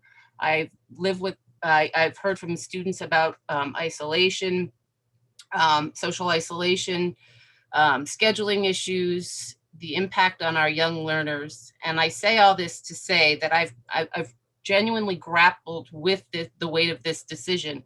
And I appreciate Ms. Brace's questions. I appreciate the thorough answers that the administration has provided to those questions. in the interim, thought about what Ms. Johnson Watts and Ms. Vega asked for and the legalities of that. So I just want to be on record as thanking Ms. Brace as well as the administration for being able to provide this to the public and to help me. Having said that, moving forward with this motion, when we call the roll, the way that I've written it down, and Mr. Solicitor, correct me if this is not appropriate, but to me, when we call the roll, I would ask that a yes vote means that you are in favor of the motion made by Mrs. Brace to remain virtual for the remainder of the school year. If you vote no, this means you oppose the motion to remain virtual for the school year and that we move forward with the plan that the administration has put forward for hybrid learning.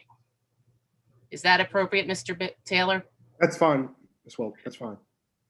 Is that clear to all of my colleagues on what a yes and a no vote means? Yes, if you could repeat it one more time. If you say yes, it's to. Yes means you're in favor of Mrs. Brace's motion to remain virtual for the remainder of the year. A no vote means you are opposed to that motion and that we move forward with hybrid learning. Got it. Thank you. Okay, everybody else good? Okay, seeing no hands, then I would ask that, Madam Secretary, that you call the roll. Mrs. Brace, Yes. Mrs. Conover, No. Mrs. Harris, No. Mrs. Johnson Watts, No. Miss Matheson, Yes. Mr. Miller, No. Mr. Thiel, No. Miss Vega, No. Mrs. Wilt, No. 2 yeses, 7 nos, the motion fails. Thank you, Madam Secretary. If I do recall, we had 2 other requests for old business, and I believe the next in line was Ms. Conover. Yes, I know on February 11th, we had talked about, we tabled the Magellan versus Kids piece.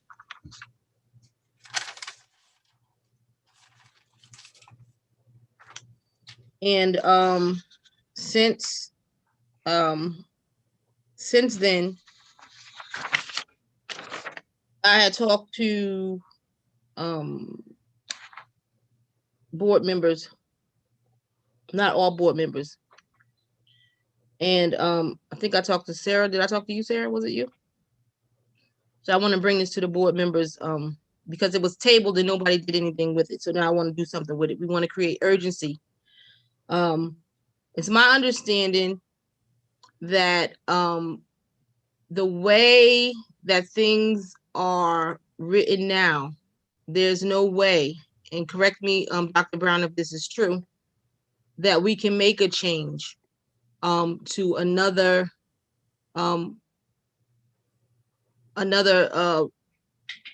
mental health resource other than Kids Peak. Point of order, Mrs. Conover, before we can discuss this, and correct me if I'm wrong, Mr. Taylor, but before we can discuss this, we would need to make a motion to untable, and then we'd have to have somebody second the motion, and then we could have discussion. Correct. Okay, so I'll make a motion to untable. Okay. Is there a second? Ms. Harris? Okay. Now is the time for discussion. So go ahead. We got it all in favor or something, right? Nope, we do. Okay, so straight up and down, yes or no to untable, correct? Correct. Okay, so yes, you're correct, Mrs. Conover.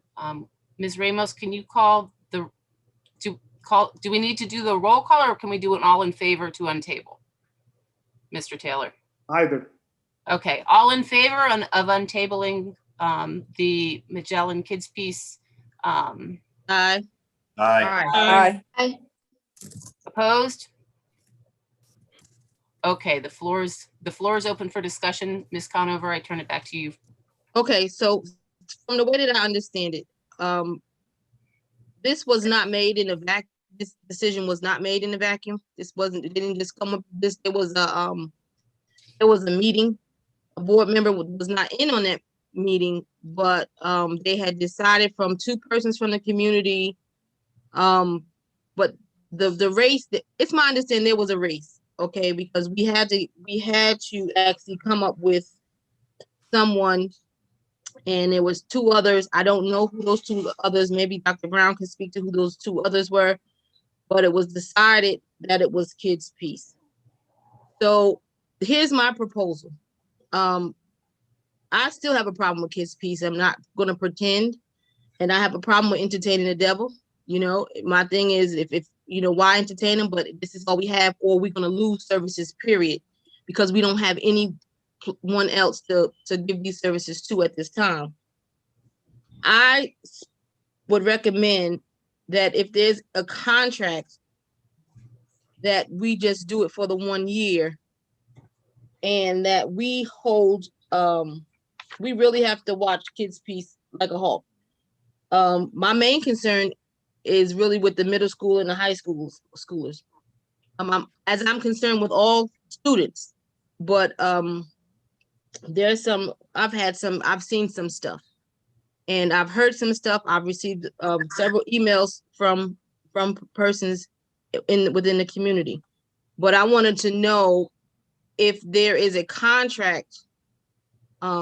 Is there a way that we can just do, if there's a contract involved, if we can just do 1 year with them, and not only watch them, but also look into other places besides Kids Peace, because I'm tired of kicking the can down the road. I'm tired of getting the same old people treating us the same kind of way, and again, our kids are not benefit from it. You know, they become the victims. I want to know how the board feels about that. And like I said, you know, we haven't really talked about it besides this is what it is, this is what it was, and it's just been tabled. But I want to create urgency because I do want our kids to begin to get the services that they need. But again, I am not sold on Kids Peace. It seems like that's all we have on the table, and it was a decision that was pretty much made prior to it being brought to the board's decision. Had I been in that room, I don't know if it would have been Kids Peace, but I don't think it would have been Kids Peace because, again, even in me recommending maybe 1 year and watching them like a hawk, I'm still not sold on them. So does anybody have any comments? I want to hear. Help me with this one. Ms. Johnson-Watts. I understand your concern, Ms. Conover, because first of all, a board member was not on that panel from what I understand.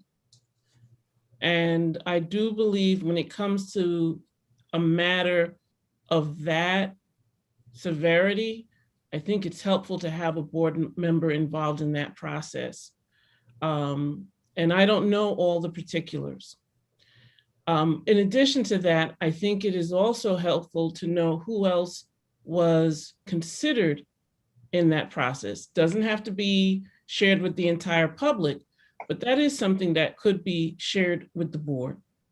And by all means, if the public feels that that's the kind of information that they should have as well, I'm not here to stand in their way.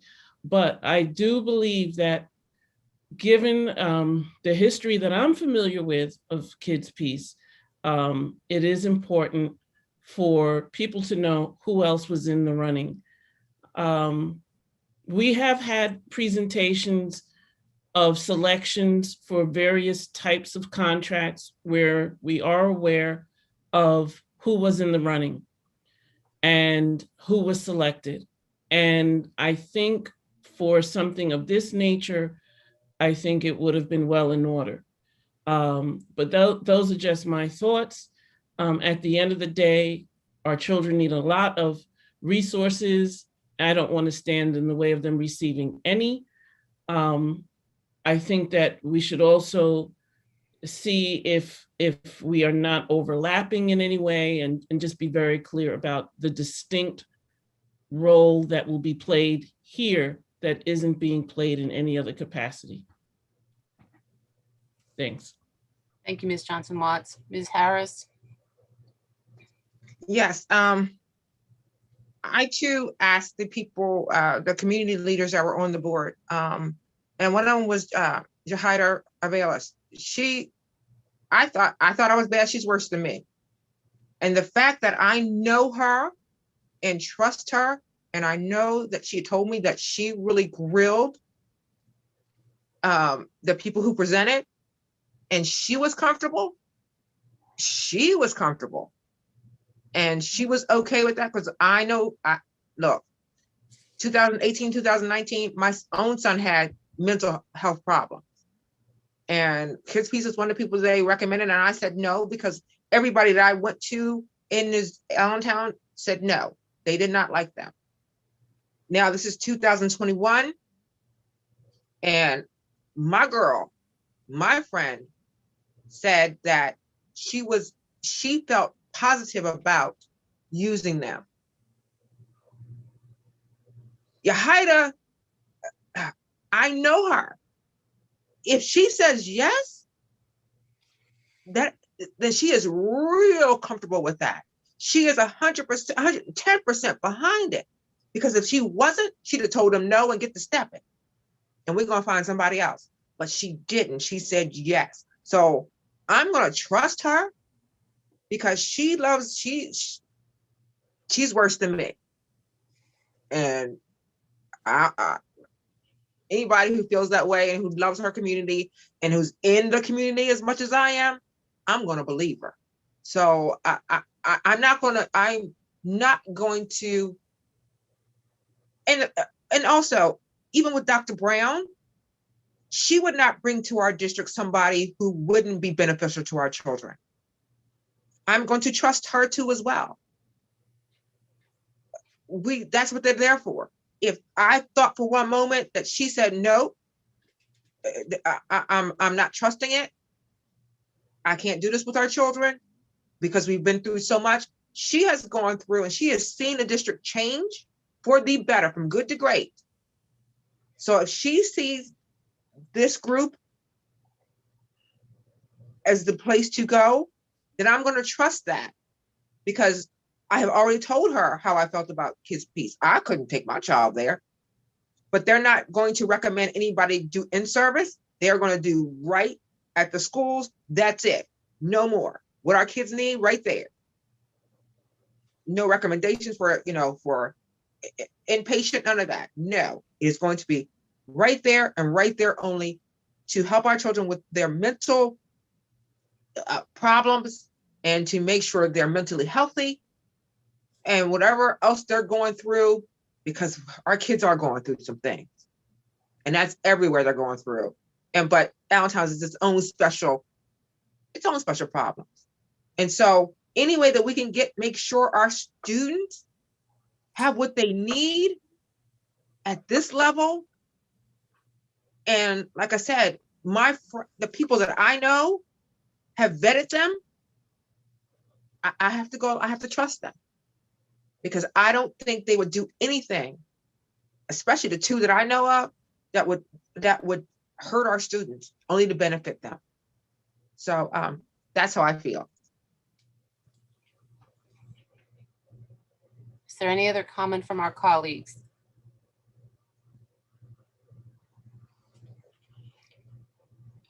Ms. Brace?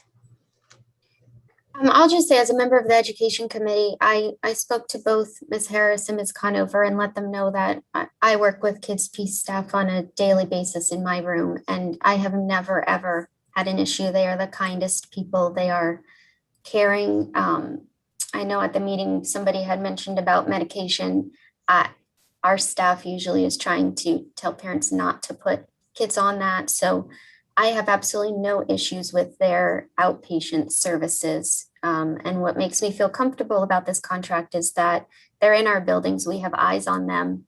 If we see something's wrong, we have an out in the contract. we can take care of it immediately. We're not sending the kids away. So I'm fully in support of passing the contract. Like Ms. Harris, I also spoke to Yahira to find out her perspective as well, because I knew she was on the committee, and I respect her perspective on something like that. I know she would definitely speak up if something didn't look right. So I will be voting in favor of this contract. Thank you very much, Mrs. Brace. Mrs. Conover? You're muted. Oh, okay. Can you hear me? Can you hear me? Yes. Okay, so my question is to Ms. Brace. You said the contract, you have it out in the contract. How long is the contract? So there is no term? It's a 1-year contract with the option to renew for additional years, and there's a 30-day out clause.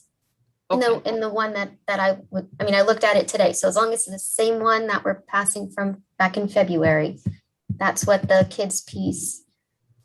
The kids, let me find it. It's a 1-year with automatic 1-year renewals until terminated. And the termination says either party may terminate this agreement for convenience with 30 days written notice to the other party. So there is an out, and it is just 1 year, and we would renew. So if the first year is absolutely awful, then obviously we wouldn't renew, and we would use that 30-day out clause to get out of it. So then my other question is, when you spoke about you've never had an issue or never, what age group are we talking about? School age. These are school age kids. So we're not middle age, is not high school. So your No, it's elementary. Mine is elementary. Okay. Okay. So, and have you heard any outpatient horror stories? No, anything I've heard about Kids Piece has been inpatient, and it was not recent. I haven't heard recent things. I know Kids Piece was in the paper long ago, but I have not heard anything outpatient or inpatient, recent inpatient or outpatient. Oh, Sarah, you and I talked, and you said that you did hear some, but I'm not. You said you were aware, but you didn't have any. Outpatient. No, I never said outpatient. I said when I was a child, I had friends that went through Kids Piece, and that was years ago. Okay. But I Okay, never so said outpatient. We'll leave that alone. So then the other question, Miss Phoebe, your experience. Yes. You said you had an experience, or you heard experiences. What age group was that? Okay, this was my son. This was my son for his senior year. When he had his mental issues, when he tried to kill himself, and we went inpatient, and afterwards, having the help afterwards, he had inpatient in Middleburg, and I asked around first before he got out about Kids Piece, and the people that I spoke to had children who were in Kids Piece within a 2-year period, and they didn't like it. They didn't like their experience. So this was inpatient. I don't know anything about outpatient, but I know what was happening inpatient. So that I leads decided to. Go ahead. Go ahead. So I decided not to put my child there for anything inpatient or outpatient afterwards. I just didn't, because I wasn't comfortable. But that was 2018, 2019. So I will say this.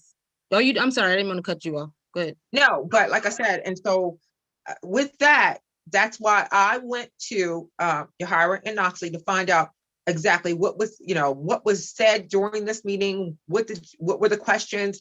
And so I'm deferring to them, because they are very, very prominent members in our community who work with our children, especially the middle school through high school level. And Yahira has, skin in this game, because she has children that are in those levels.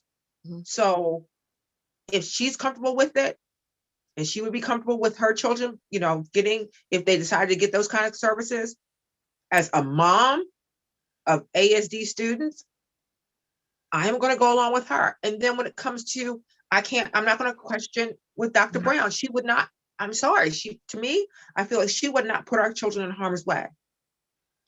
Well, she's been here long enough. I'll say this. This is not to come to anybody's. This is Right. not to. No, it's not anybody, but it's not about anybody. But yeah, because my concern was. Yeah.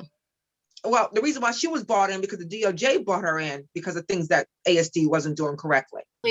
So, if she doesn't see any, and I know that she grilled them too to make sure that the outpatient, whatever they were giving them outpatient, was correct, and that there's going to be no question of what they do with our students, because if they can't fulfill their duties, that's it.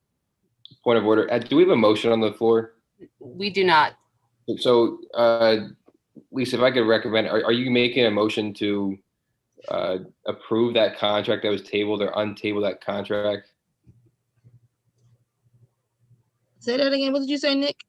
Are you making a motion? Or Mr. Miller, we've already untabled. What we need now is a motion to approve the contract that has been untabled. So it would be somebody would need to make a motion to enter into agreement with Kids Peace in Magellan.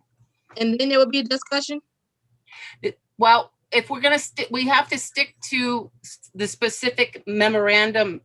Otherwise, we're treading on sensitive topics that may be better. So at what point? So we just had a long drawn out conversation, right? We were having conversation, and now I guess we're tired of hearing right now. So now what are we doing? I was trying to interject. Okay. Delicately prior. So if we want to discuss the memorandum that we've untabled, we can happily do that. I have no issue with that. I just want to make sure that we're staying focused on that as opposed to taking a broader scope that may be better suited to be an executive session. No, I don't think this is I'm not confused. I think I know what I'm saying. What I made the motion to untable it, right? So yeah. Now, right. So then we began to talk about, I led by saying that I was not comfortable with Kids Peace, and my reasoning why I was making the motion to move forward. Right. And then we began, and I also asked, I said, could somebody help me with this one? People begin to speak. Yes. And so that's what we're doing. We're speaking now. So now you're saying, is it time to stop speaking? No, I'm not saying it's time to stop speaking, Lisa. Mrs. Conover, I'm just asking that we stay focused on the topic that we untabled. I'm focused. We're talking about Kids Peace. And we're talking about what I'm talking about. I'm talking about our reasoning, because Miss Phoebe spoke, and so did Sarah. And Miss Phoebe said that she didn't have a problem. She did a commercial for the other people who said that it was wonderful, and that's fine. That's okay. I heard it. But I'm going back to where my concern is with us providing services in the buildings. She said that there would be no referrals. So my next question is my understanding with mental health, if somebody's receiving services in our buildings and it becomes where they cannot be serviced at that level, at what point would there be a recommendation made? Are you saying that no one in our building, no one from Kids Peace that's in one of our buildings is going to be making mental health recommendations? Or referral? Before you answer that, hold on. Before you answer that, may I say this? That Sarah got to talk for 30 minutes about her concerns. She got 30 minutes. So I don't see why Lisa can't have that same time.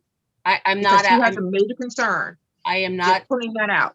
I'm not trying to stifle conversation. I just wanted us to stay focused on the memorandum. Ms. Conover just asked a question, and I have the memo up from our February meeting. And with regard to referrals, it reads, school district shall refer members to Magellan for assistance in assessing in-plan and supplemental benefits for their Magellan benefit plan. School district shall educate school district providers on how to access Magellan for service referral and authorization. Magellan, in collaboration with school districts, shall educate Magellan providers on how to assess school district for service referral and authorization. Perhaps Dr. Brown, you can expound on what that exactly means, because that's a lot of. I think I understand. Correct me if I'm wrong. I know you're jumping to Dr. Brown, but I think I understand it. It goes. Okay. So what happens is if his piece is providing the services and then you need additional services, then Kids Piece will refer that parent back to Magellan, which Magellan would then refer them back to a Kids Piece outpatient facility if that's the type of services they need. Is that correct, Dr. Brown, or am I wrong? So what I can't speak to is the secondary part with the recommendation for inpatient. What we have is a client choice sort of model, which Kids Peace and Lehigh Valley Health Network were the two organizations that emerged from the group of 5 or more healthcare providers that were presented to us through Magellan. Again, we didn't go out and solicit Kids Peace. We were asked to be a part of this initiative based on the governor's Your Mental Health Matters, as I had shared with the board. We opted for the lowest level of care, outpatient services in our buildings. And again, anything that gets referred back to Magellan for additional services is not a part of our contract or not a part of the agreement that we're engaged in. We're solely, I believe the model is site-based or school-based behavior and mental health supports. And that is the extent of this initiative. There is no connection from our end with outpatient. If there is services for outpatient, if there are outpatient referrals or services that occur, it would have nothing to do with the school district. It would solely be based on the family's choice and their interaction engagement with Magellan, if that makes sense. It makes sense. And thank you, Dr. Brown. So if Kids Peace is providing the services in the building, and then you may need outpatient services or a referral, and it goes back to Magellan, and Kids Peace is the only, Kids Peace is in the building. So now you get a chance to choose between maybe these other two, but you're leaving it up to the parents to choose the person that they've been dealing with. Most likely they're going to go with Kids Peace because that's what I know. And see, that's what I'm concerned with, because just like I'm a school board member, and I'm going to leave this alone, but I just want the public to hear this, because I got to be real careful to speak against Kids Peace, but I'm speaking against my experience, right? I used to work for Kids Peace, and I'm not a disgruntled employee. I left because of the simple fact that I could not stomach the stuff that I saw. And when some things were reported, it still got swept under the rug. And I, being from New Jersey, here in Pennsylvania, tried to figure out how could these kids wind up in these facilities and these parents feel as though they're getting wonderful service. So I'm not talking about something that I think I know. I'm talking about what I know. And when I began this whole conversation, I said, has Kids Peace changed over the years? Have they been investigated? Did something happen that I don't know about? And I was told no, not that anybody knew of. So that means they didn't change. So If I may, No, I just want to clarify. I know, speaking for myself, I never said that they weren't investigated. What I said was, since I've come into the district, I do not know. So I just want to be clear. I don't know what happened prior to 2015 between the district and Kids Peace. I'm talking about Kids Peace in general. Or in general. Right. I wouldn't be able to speak to that. So here's what I'm saying. There's a lot. Yes. If I could. Mm-hmm. So I'm going to let you throw a rock at me, but I will say again, I understand the concerns, but I would just gently and respectfully caution some of the information that you may share that may be personal to individual situations from a legal standpoint. Oh, I would never do that. I know not to do that. I'm just trying to. I'm almost done. I appreciate you too. Thank you, Mr. Parker. So what I'm saying, and I'm just about done. So what I'm saying is no different from me being on the school board and knowing more than what the public knows about the kids and our kids learning. Okay. All I can do is be as transparent as I possibly can and present it to you. You know, my kid is not receiving services, but all the kids in the district belong to me. That's how I feel. So if I see that something is not a good thing, I'm not bought by a smiley face or somebody. I'm not bought by that. I'm saying that from my experience and from what I've seen and from the letters and the emails that I have received from people saying that they see kids run away and they see the things that's happening and nobody's doing anything. I'm just letting it be known that that's happening. Now we can go ahead and take a vote because, like I said, we're gonna watch them like a hawk. I'm not doing the commercial for Kids Piece. Nor am I, I'm just being real honest, transparent. So let's take the vote. I make the motion. We can do it for a year or we can do it for as long as we want. And if we find out that something is not right, then we can speak on it. But I'm just being real clear about it. I'm talking about what I know, not about what somebody told me. I'm talking about what I know. And I'm done. Thank you. Thank you. So may I ask then, Mrs. Conover, is that an official motion? You're making an official motion to move forward with the vote? Make an official motion to move forward with the vote. Okay. And I will second that, Ms. Wilt. Thank you, Mrs. Brace. Is there any further discussion? Madam Secretary, can you please call the vote? Ms. Conover, Wait, it's Linda. Can we be clear? If we vote yes, what are we voting? If we vote no, what are we voting? If we vote yes, Ms. Vega, we are voting to approve the memorandum from February 11th that establishes the partnership with Magellan. Okay, I got you. I remember. Thanks. Thank you. All right, go ahead, Ms. Ramos. yes. Ms. Conover, Yes.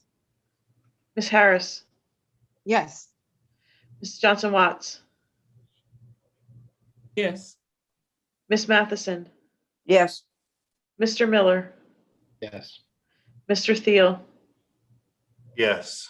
Ms. Vega, Yes. Mrs. Wilt, Yes. Mrs. Brace, Yes. 9-0, motion passes. Thank you very much, Ms. Ramos. And if my notes refer me correctly, Ms. Matheson, you had something that you wanted to bring up in old business as well. Yes, I want to move to take the LCTI budget off the table. I second. Okay, Ms. Johnson, motion by Ms. Matheson, second by Ms. Johnson Watts. So first, a straight up or down vote. All in favor of untabling the LCTI budget? Aye. Aye. Aye. Opposed? Nay. Ms. Harris. So majority 8. Mr. Taylor, do I just announce majority, the ayes have it? Yes. Okay, the ayes have it. The motion is untabled. And I would like to make a follow-up motion. Go ahead, Ms. Matheson. That we adopt the LCTI budget as it was presented to us a few weeks ago. Is there a second? Second, Cheryl Watts. Motion by Ms. Matheson, a second by Ms. Johnson Watts. Is there any discussion? I have a question. The original memo that was presented to us with a number that in my calculations was not the correct amount for what our approved budget was. I believe the memo only had the tech part of it. It didn't have the academic center added into it. So are we adopting the memo as stated? That's just the tech part, or tech and academic center combined? Just for clarification. I thought both of them were in that memo, Sarah, but I have to admit that I haven't gone back and looked at it recently. But I thought it was for both. Okay, The entire, so then, the entire package of information that we were given, one portion of it was on the technical training, the other portion of it was on the academic training. okay, then can I make, I'm sorry, this is Harry. yep, go ahead. You recall 100% correctly, and we have an updated memo. If it's possible, I could put it on the board so that we can refresh people's memories, but the number is slightly higher because we were not capturing the academic center on there. Ah, okay, but you can post that now for us. I could put it on the screen. That's what I I'm mean, allowed yes. to. Yes. Mr. So, well, Go ahead, Mr. oh, Park. I was gonna, Go ahead, Ms.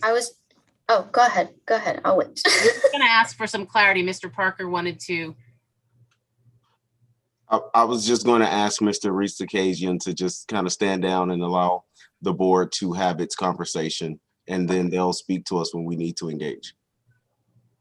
And I was going to ask Mr. Taylor what the legalities of an updated memo would be, because that's, if we untabled something and we're moving forward to adopt what was untabled, It's new business. then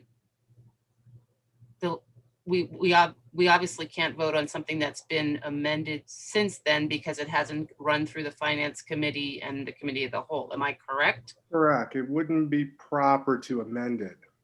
Okay. You should vote as presented or as is.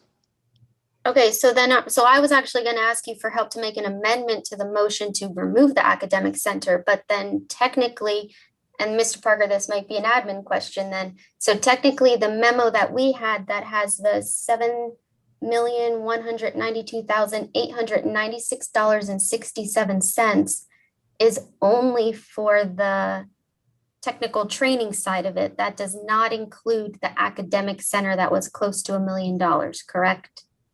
Now, this is Mr. Reese-Kajian. I need you to step in and clarify Yes.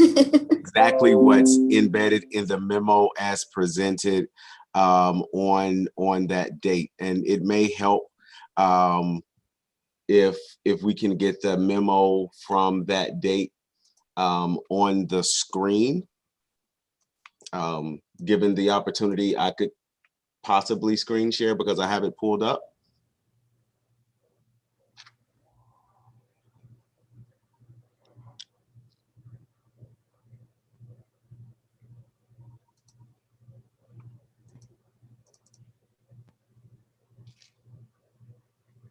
All right, so Mr. Reese-Kajian, can you clarify Ms. Brace's question? So the memo as presented back then only did not include the academic center in that top portion. Okay, thank you. So if we vote for this, it is just for the operating budget, non-academic. Just trying to be super clear so everybody gets that. This will not include the academic center part of the budget. So in essence then, and this may be a solicitor question, in essence, if we vote for this budget, do you have any idea how that works with LCTI then? With whatever we have to send them for the budget, does their budget documents just ask if we voted? Oh no, see, the sheet that we have to fill out says the operating fund and the academic center fund. So like, I guess I just wonder how we would show that to them that we only voted for certain parts of it.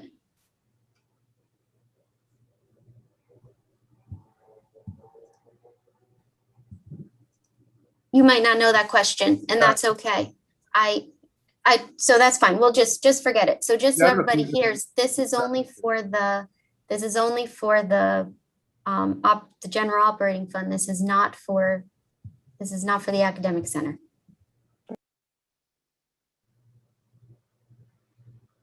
Correct. Thank you.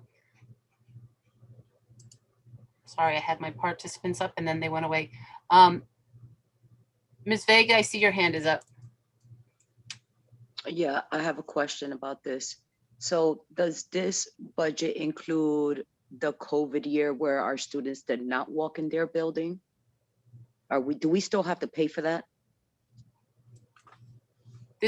It's my understanding that this would be the budget for the upcoming year that we're approving. Okay, so we're sure that that's what we're voting. It does not include the COVID year. Correct. This is the upcoming school year's budget. Right. Okay, then I have a quick question. So at some point we voted before, and I say we as a board, on the budget before that included the COVID year prior to it being COVID, right? I'm assuming. What happens with those funds that we paid into it for almost a whole year where our children did not walk in the building?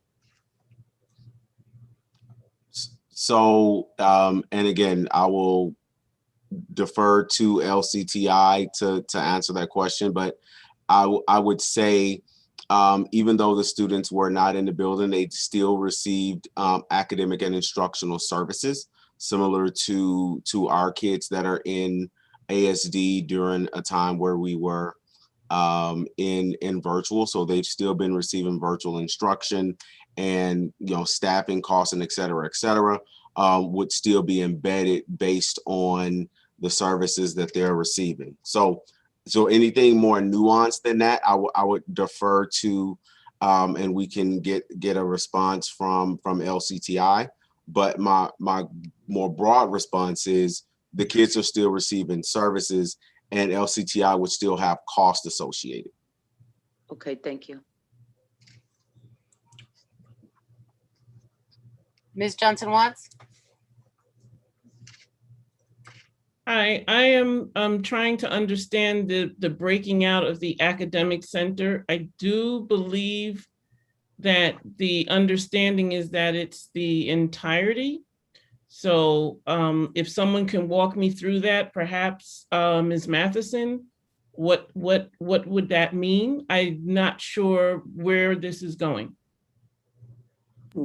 Neither am I entirely. I don't remember any other time when we haven't been presented with the entire budget, both academic and the other part of the instructional budget for LCTI.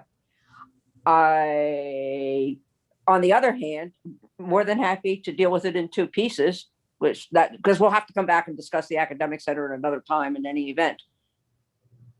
And handle this portion of the budget tonight, and then talk about the academic center at another time. So in that document, Mr. Parker, if you'd be so kind to enlarge that so it's a larger document as opposed to a page. Is that you sharing it, or? God help us all. I think I can get it done. Okay, because I'm wondering if there is there's a page inside the presentation that does that. So this is where I'll call Harry in. I will be Vanna White and display the screen, but Harry is our resident expert in terms of budget, and he could probably speak to some of the internal pieces a bit more effectively than I. Well, thank you, Mr. Parker. Both the academic center budget as well as the operation budget were included in the presentation. The first part of the budget that Mr. Parker is scrolling through is the operating budget. The full-time student budget is almost is all the way in the back end. All right, I'll go there. So it was presented, and I would say that the memo is correct with the exception of the number, and that I'll take the blame on that one because I didn't calculate both numbers together. I only included the top portion. So the memo as written is correct, except for when you combine the 926,000 from the academic center with the 7 million and change from the ops center, the number is obviously higher. And what I had included in the memo, while the presentation included both academic center and operational, my number at the very top was not the sum of both numbers.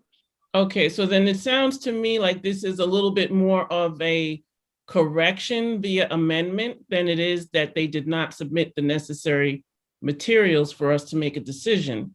It's that the memo in a technicality mode did not reflect the combined numbers. However, the packet which we received has all of the information necessary to make a decision. So I would just like to clarify that. And if we want to separate out the academic center because we want to separate out the academic center, then that is a conversation to be had. But I think we should be clear for all involved that all necessary information was provided, and the cover memo, which was done by our team, did not have the combined numbers.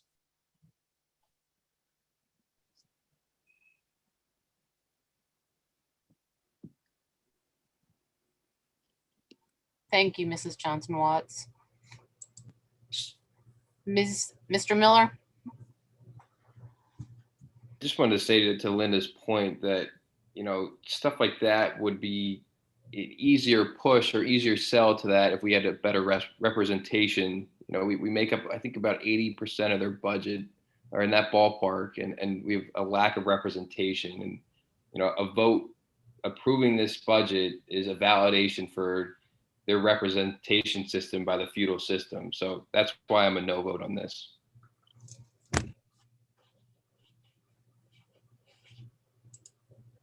Thank you, Mr. Miller. Ms. Harris? I'm bringing up the same point that Nick brought up. They have a $300,000 rainy day fund just for Allentown's portion, $300,000 that just sitting there just in case from Allentown. But yet we are taxation without representation. We give 80%.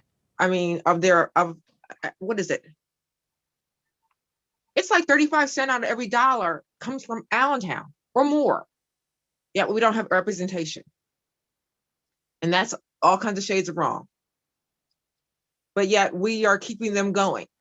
Our students are keeping them going. They're paying off. And once again, ASD, they're making money off the back of our children again, and not giving us what we need or what we deserve. So I can't vote for that. I can't vote for them. So I think LTCI needs to look at how they treat us, because it's wrong. And I'm tired of it. And I know our parents are tired of it. The fact that, and when Ms. Conover brought up, there was 2 different lunch lines, and Dr. Rushton said it wasn't. Oh, I went back to everybody who went to LTCI, and they said it. It was 2 different lunch lines. Now, I don't know if it's current this year because they didn't go back, but before it was the regular students, and then Allentown students had a different lunch line, but yet we were paying more of the money. I question everything about them. Thank you. Thank you, Ms. Harris. Ms. Matheson? Having heard the discussion, I'd like to change to have the motion amended to include the new number that we were just given by Mr. Rastakian. Thank you. Mr. Taylor? Yes. Are we allowed to amend the motion because the actual figures were in the documentation that was provided to us back in February? Yeah, because we're just correcting the total number to reflect the total. Just wanted clarification on that. So Ms. Matheson, could you please restate your motion? All right, I move that we adopted the LCTI budget as it was presented to us in the entire package. So because the numbers are accurate in the second part of the package. Okay.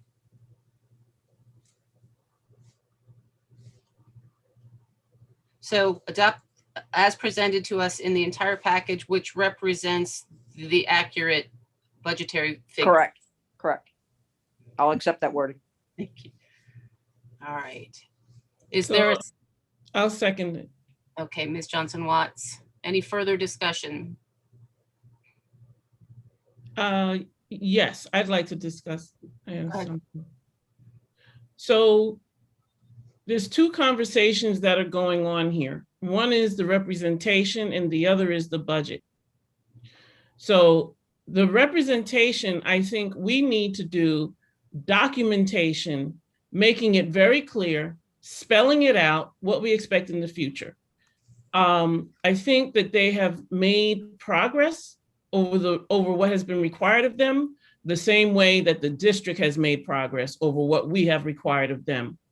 The concern that I have is that at this point, we're no longer at the start of the list, we're at the end of the list. It looks as though they're going to go ahead with that budget. So I think it's very important to put together a document that outlines our concerns and that we begin a collaborative effort of making sure that we see these terms met. But we cannot just make a statement at a board meeting and then move on and then we're not there. So if we put it in writing, then I think that that is the way that we can be consistently following through on it.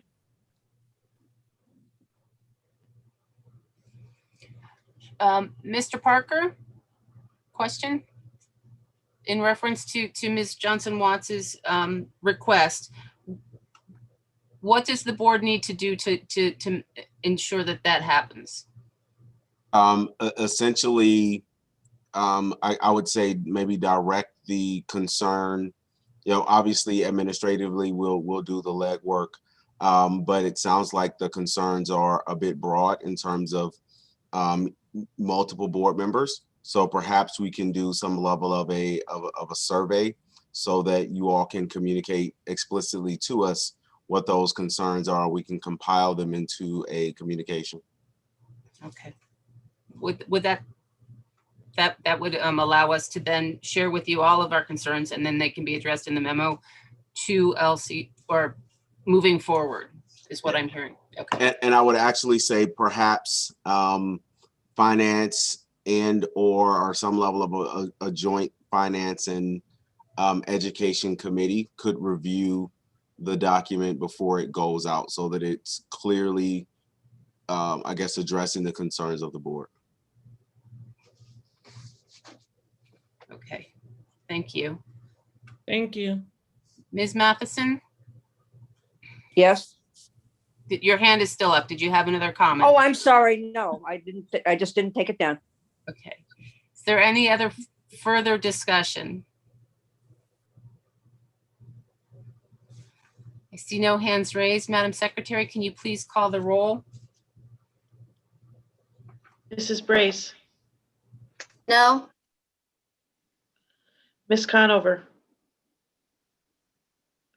No. Ms. Harris, Absolutely not. Ms. Johnson-Watts, Yes. Ms. Matheson, Yes. Mr. Miller, No. Mr. Thiel, Yes. Ms. Vega,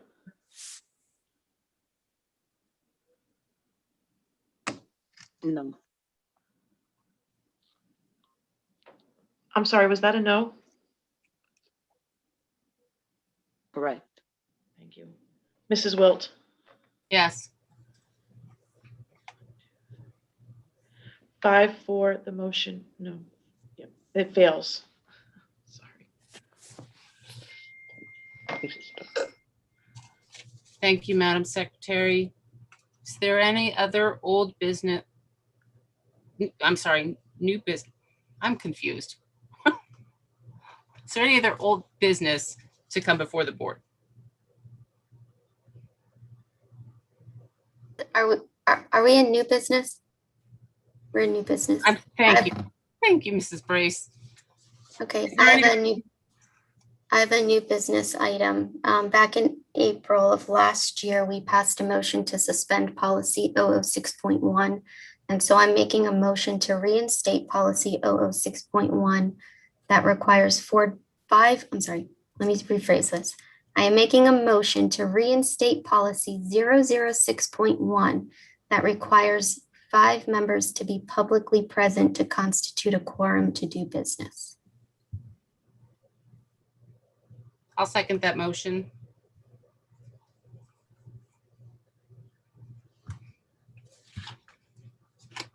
So Mrs. Brace made a motion. I seconded the motion. Is there any discussion?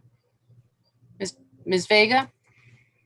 All right, I do remember this, but to be clear, so let's say that we're physically at the admin building and there's 4 people there and 1 person on the phone or on Zoom. Are we saying that would still give us quorum? No, the policy is written that a majority of board members shall be physically present at a board meeting when a board member attends through electronic communication. So if somebody is calling in, there still needs to be 5 board members present. That's the current policy. That's what I made a motion to reinstate that policy. Our policy is right now, our policy is that we stopped that. We made a motion to suspend that portion of the rule so we could do Zoom because of COVID. But I'm now making a motion to reinstate that portion of the policy, that there needs to be a majority of the board physically present at a board meeting if somebody is going to attend through electronic means.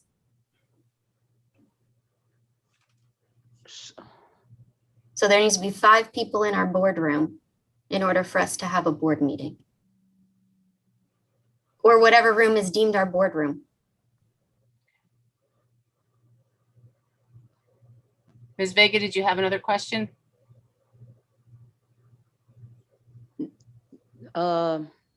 No, I'm processing that for a second. Okay, all right. Ms. Johnson-Waltz? I would like to ask my colleagues, Mrs. Brace, why are we doing that at this time? Please share with us. I would love to. So we are going hybrid, and I truly believe we as a board need to model for our families that our buildings are safe. And so we need to be meeting back in person. If we're sending everybody back into our buildings, we need to be back in our buildings as well. So my question to you is, if we are sending people back into the buildings because our parents have requested en masse, a large enough critical mass of parents have said, I want my child back in the school. How is it that we are necessarily saying that we are safe as safe can be, as much as we're saying we are looking to meet the needs of our parents, that we are serving our community? I don't want us to collapse the conversation. I want us to be very clear about what we're about to do. We are saying to parents, you have a choice. And there are parents who made it very clear. We've heard enough, we've seen enough, we want our child back in the school. So I don't want us to turn that conversation and collapse it into, oh yeah, well, we're telling you that it is safe, because the reality is we don't even know if the vaccines are safe. All we know is that we are all doing our best. I need to be real clear about that, because I don't want people to twist the meaning of any actions.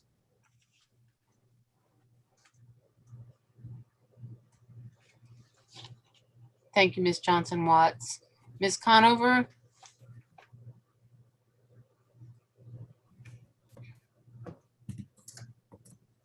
Yeah, I think Sarah, it was an idea. I don't know what the other 8 board members are gonna do, but I think that we're muddying the waters. I think that's something that we don't even have to, these people who are making decisions for their children, they're adults. They're making decisions for their families. I don't need anybody I didn't join this board for you people to do what I do. I'm not a school teacher. Don't model what I do. We're all adults. And I don't think, especially with this job, and all the thousands of places and all the thousands of things that people have to do, and considering COVID, to say that I think that we all should be in the same place. We need to model that before the everybody else. To me, that it might be a good idea to you, but I don't think that's a good idea. Because what happens? This isn't a question. So what happens if 5 people don't show up? So that means that we won't have a board meeting, and then we'll have to reschedule it until you get another board meeting because somebody might have started coughing today or anything could happen. You know, I just don't think that that's a good idea at this time. But I'm not gonna, you know, make light of it. But I don't think that's a good idea, Sarah. Thank you, Mrs. Conover. Mr. Thiel? Thank you, Madam President. I do appreciate the sentiment that Mrs. Brace is making. I do believe that, you know, whatever is good for the students and our staff is good for the board and central administration. However, this is not an apples to apples comparison. These are public meetings where if 100 people wanted to show up, we'd have to find a way to accommodate them. And we don't have that currently written into a policy nor a process. So it really is a different comparison, but I do respect the sentiment in ensuring that there's no hypocrisy at play here. Thank you. Thank you, Mr. Thiel. Ms. Harris? Thank you, Mr. Thiel, for that. I'm going along with this.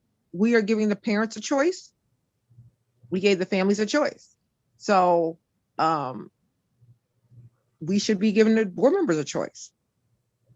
We're not being hypocrites by not coming in or whatever, because like I said, if we're sick, we're not coming in. Why would we do that to, you know, our fellow board members and to the public? Like I said, we are giving the parents a choice. We should have the same choice. It's equal, it's equity. Thank you, Ms. Harris.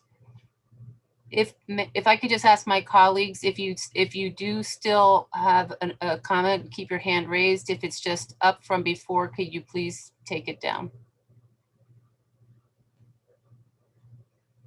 Ms. Vega? Yeah, I actually wanted, I guess I was just processing this for a second and listening. And then when Sarah said what she said, I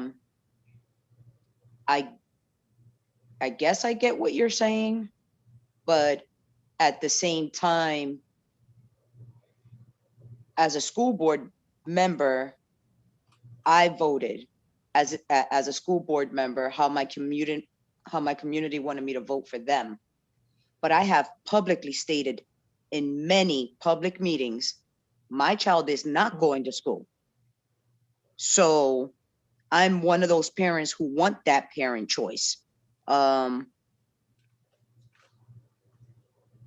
So I guess if we come up with a plan, then I'll vote yes. But I don't know if we have a plan in place, do we? And I guess that question is for administration.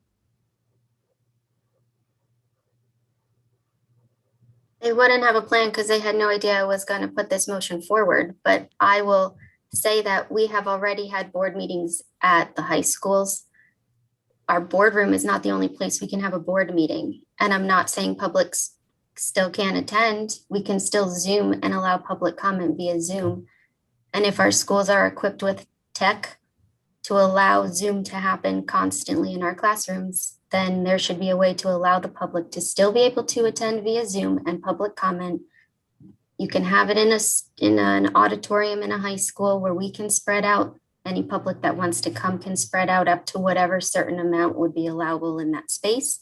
And you advertise it that way, but everybody else can Zoom in. And no offense to anybody, but it is very, very hypocritical to say, I don't want to come to a meeting, but you need to now go. And that's me. And I know you're going to rake me across the coals for that, and I will take it. You vote how you want to vote. but it will speak volumes right now. And so the public knows, I did email the board this in advance, not about the motion. I emailed requesting that we do meet in person. I heard from a few board members, but I feel strongly, and this goes for every district. This isn't just our district. I feel strongly that any district that has their schools open right now, they should be meeting in person. All And right, that's the so- last I will speak. So you all can go and break me across the coals, but there you go. Well, I wanna respond since I was the one who asked the question.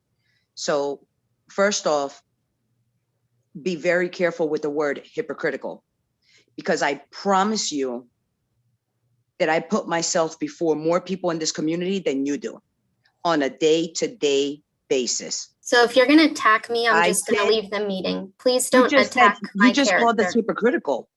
It is very hypocritical.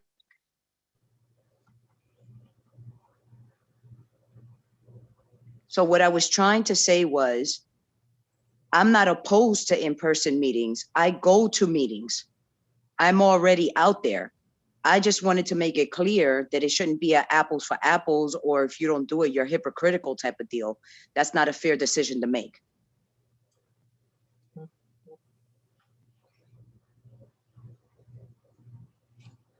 Ms. Conover?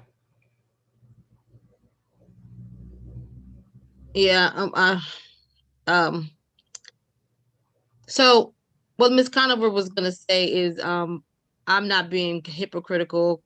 I want full transparency. I'm not tagging anyone. But I will not be at any non-virtual board meeting until I'm ready. So I don't want nobody to be confused. And I did get the email about it, and I thought it was kind of condescending. And if that's what you want to do, that's fine. I'm a person, I try not to push my thoughts. I bring them to the table, which I appreciated that, Ms. Brace, but you bringing that tonight. But to say that somebody has decided that they're not ready to come out for whatever the reason may be. Nobody knows what anybody's setup is. To say that they're being hypocrites, I think that's a little bit much. But I personally, I'm not going to attend anything.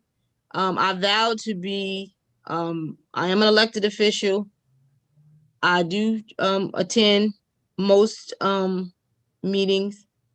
I'm sitting here, it's 11:43 at night. I don't know how much more dedicated you could be sitting in my living room doing this Zoom. So I'm dedicated. But to say that because I'm not going to come in a space in which I may not feel comfortable and to create more work for our district, because that these places have to be cleaned and people have to be redirected. It's not just, all right, we're going in. It's more that goes into it. I don't think that that's the time. That's out of the many fires that we're putting out in the district. I don't think that's the fire that we should be focusing on right now. So if you feel like you're being attacked, let it go. But that's not what we're doing. Everybody's pretty much expressing themselves, and that's where I am. So I don't want nobody to be confused. Thank you, Mrs. Conover. Ms. Johnson-Watts? Yes, I have to respond to that. Normally, it almost reminded me of a Facebook post that could be made. I have to respond to that statement because it's coming from a colleague on the board, and I do not have any intention of raking anyone ever across any coals. But I will say this: HIPAA. People's health is people's business. It's private. So we really need to be mindful of pre-existing conditions, comorbidities, and other things before we collapse a conversation about in-person anything when it comes to people who are putting themselves on the line, facing all kinds of consequences to move our district forward in a time of crisis. I cannot say it enough. Let's not collapse. Helping our parents and community who have repeated over and over again in critical mass.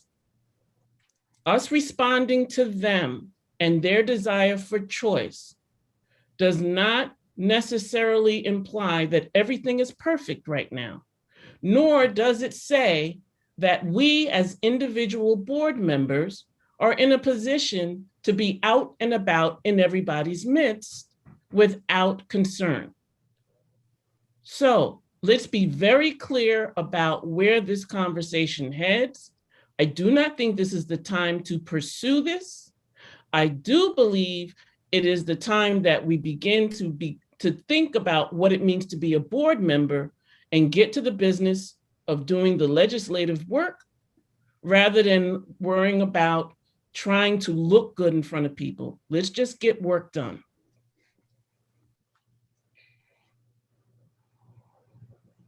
Ms. Conover, is your hand up from before?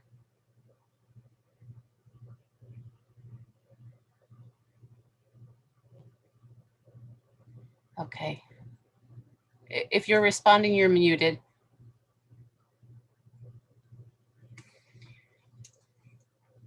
I would like to say that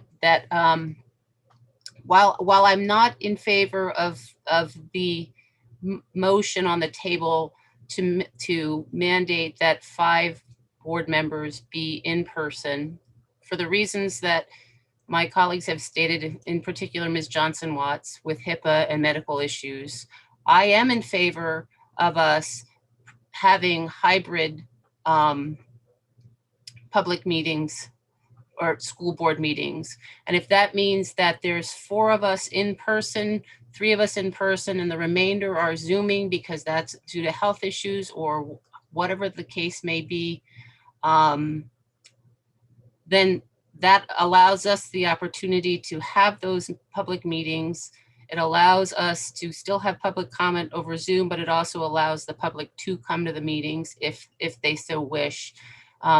I have attended as a non-board member, I've attended many board meetings that were held at South Mountain and Trexler, and I think DRF, when we had issues on the table that we knew we'd not be able to accommodate the volume of people who wanted to attend. So accommodations have been made where we could socially distance and keep our families that want to attend in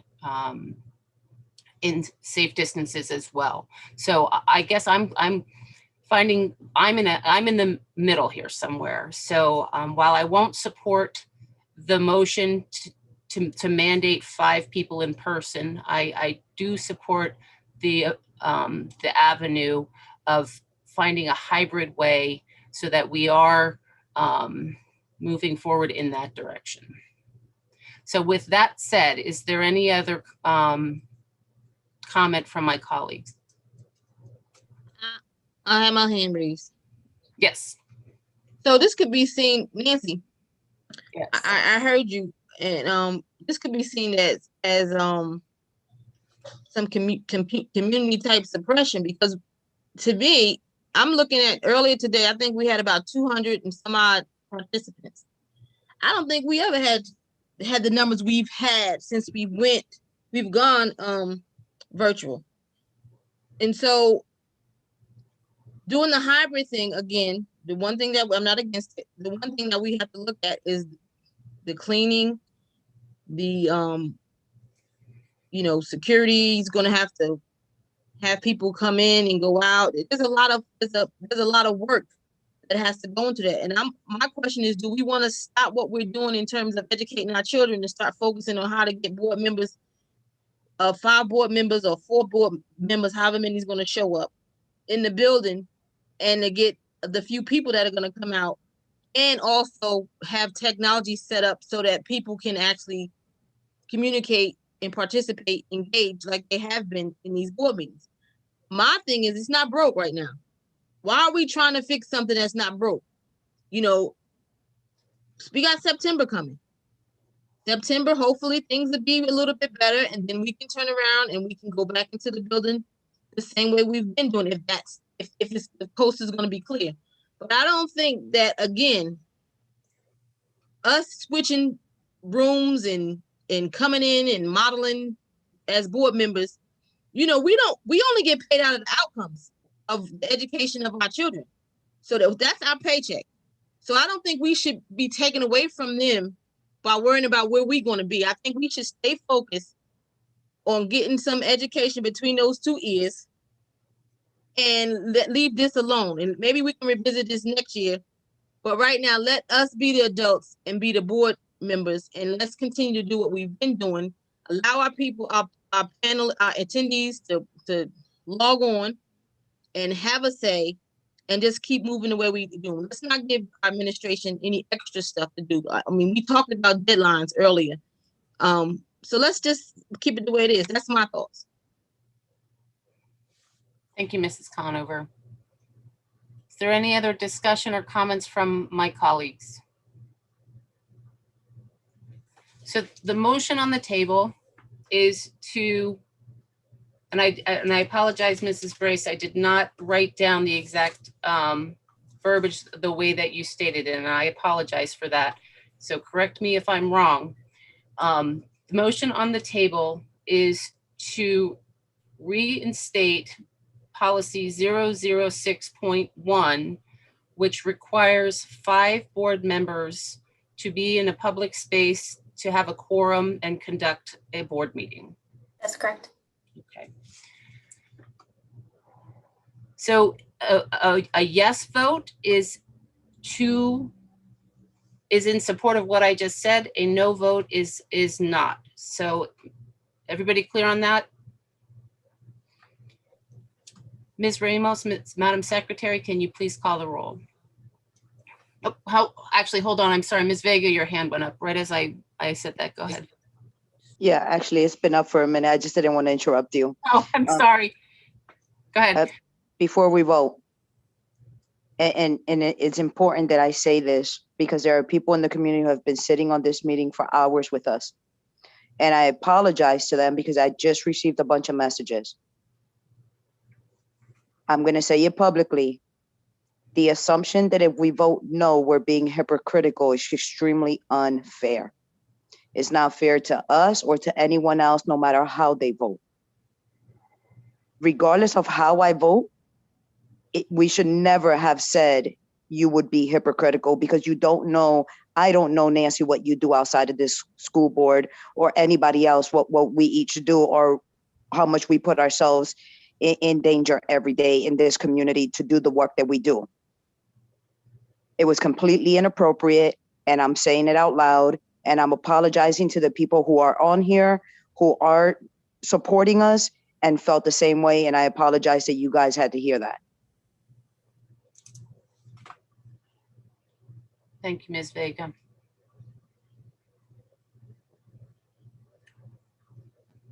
I see no other hands raised, so I'm going to ask Madam Secretary, please call the roll. Ms. Conover. Absolutely not. Ms. Harris. No. Ms. Johnson Watts. No. Ms. Matheson. No. Mr. Miller. Yes. Mr. Thiel. No. Ms. Vega. I'm gonna vote yes. Mrs. Wilt. No. Mrs. Brace. Yes.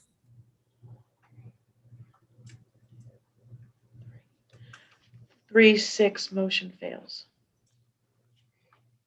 Thank you, Madam Secretary. Is there any other new business to come before the board?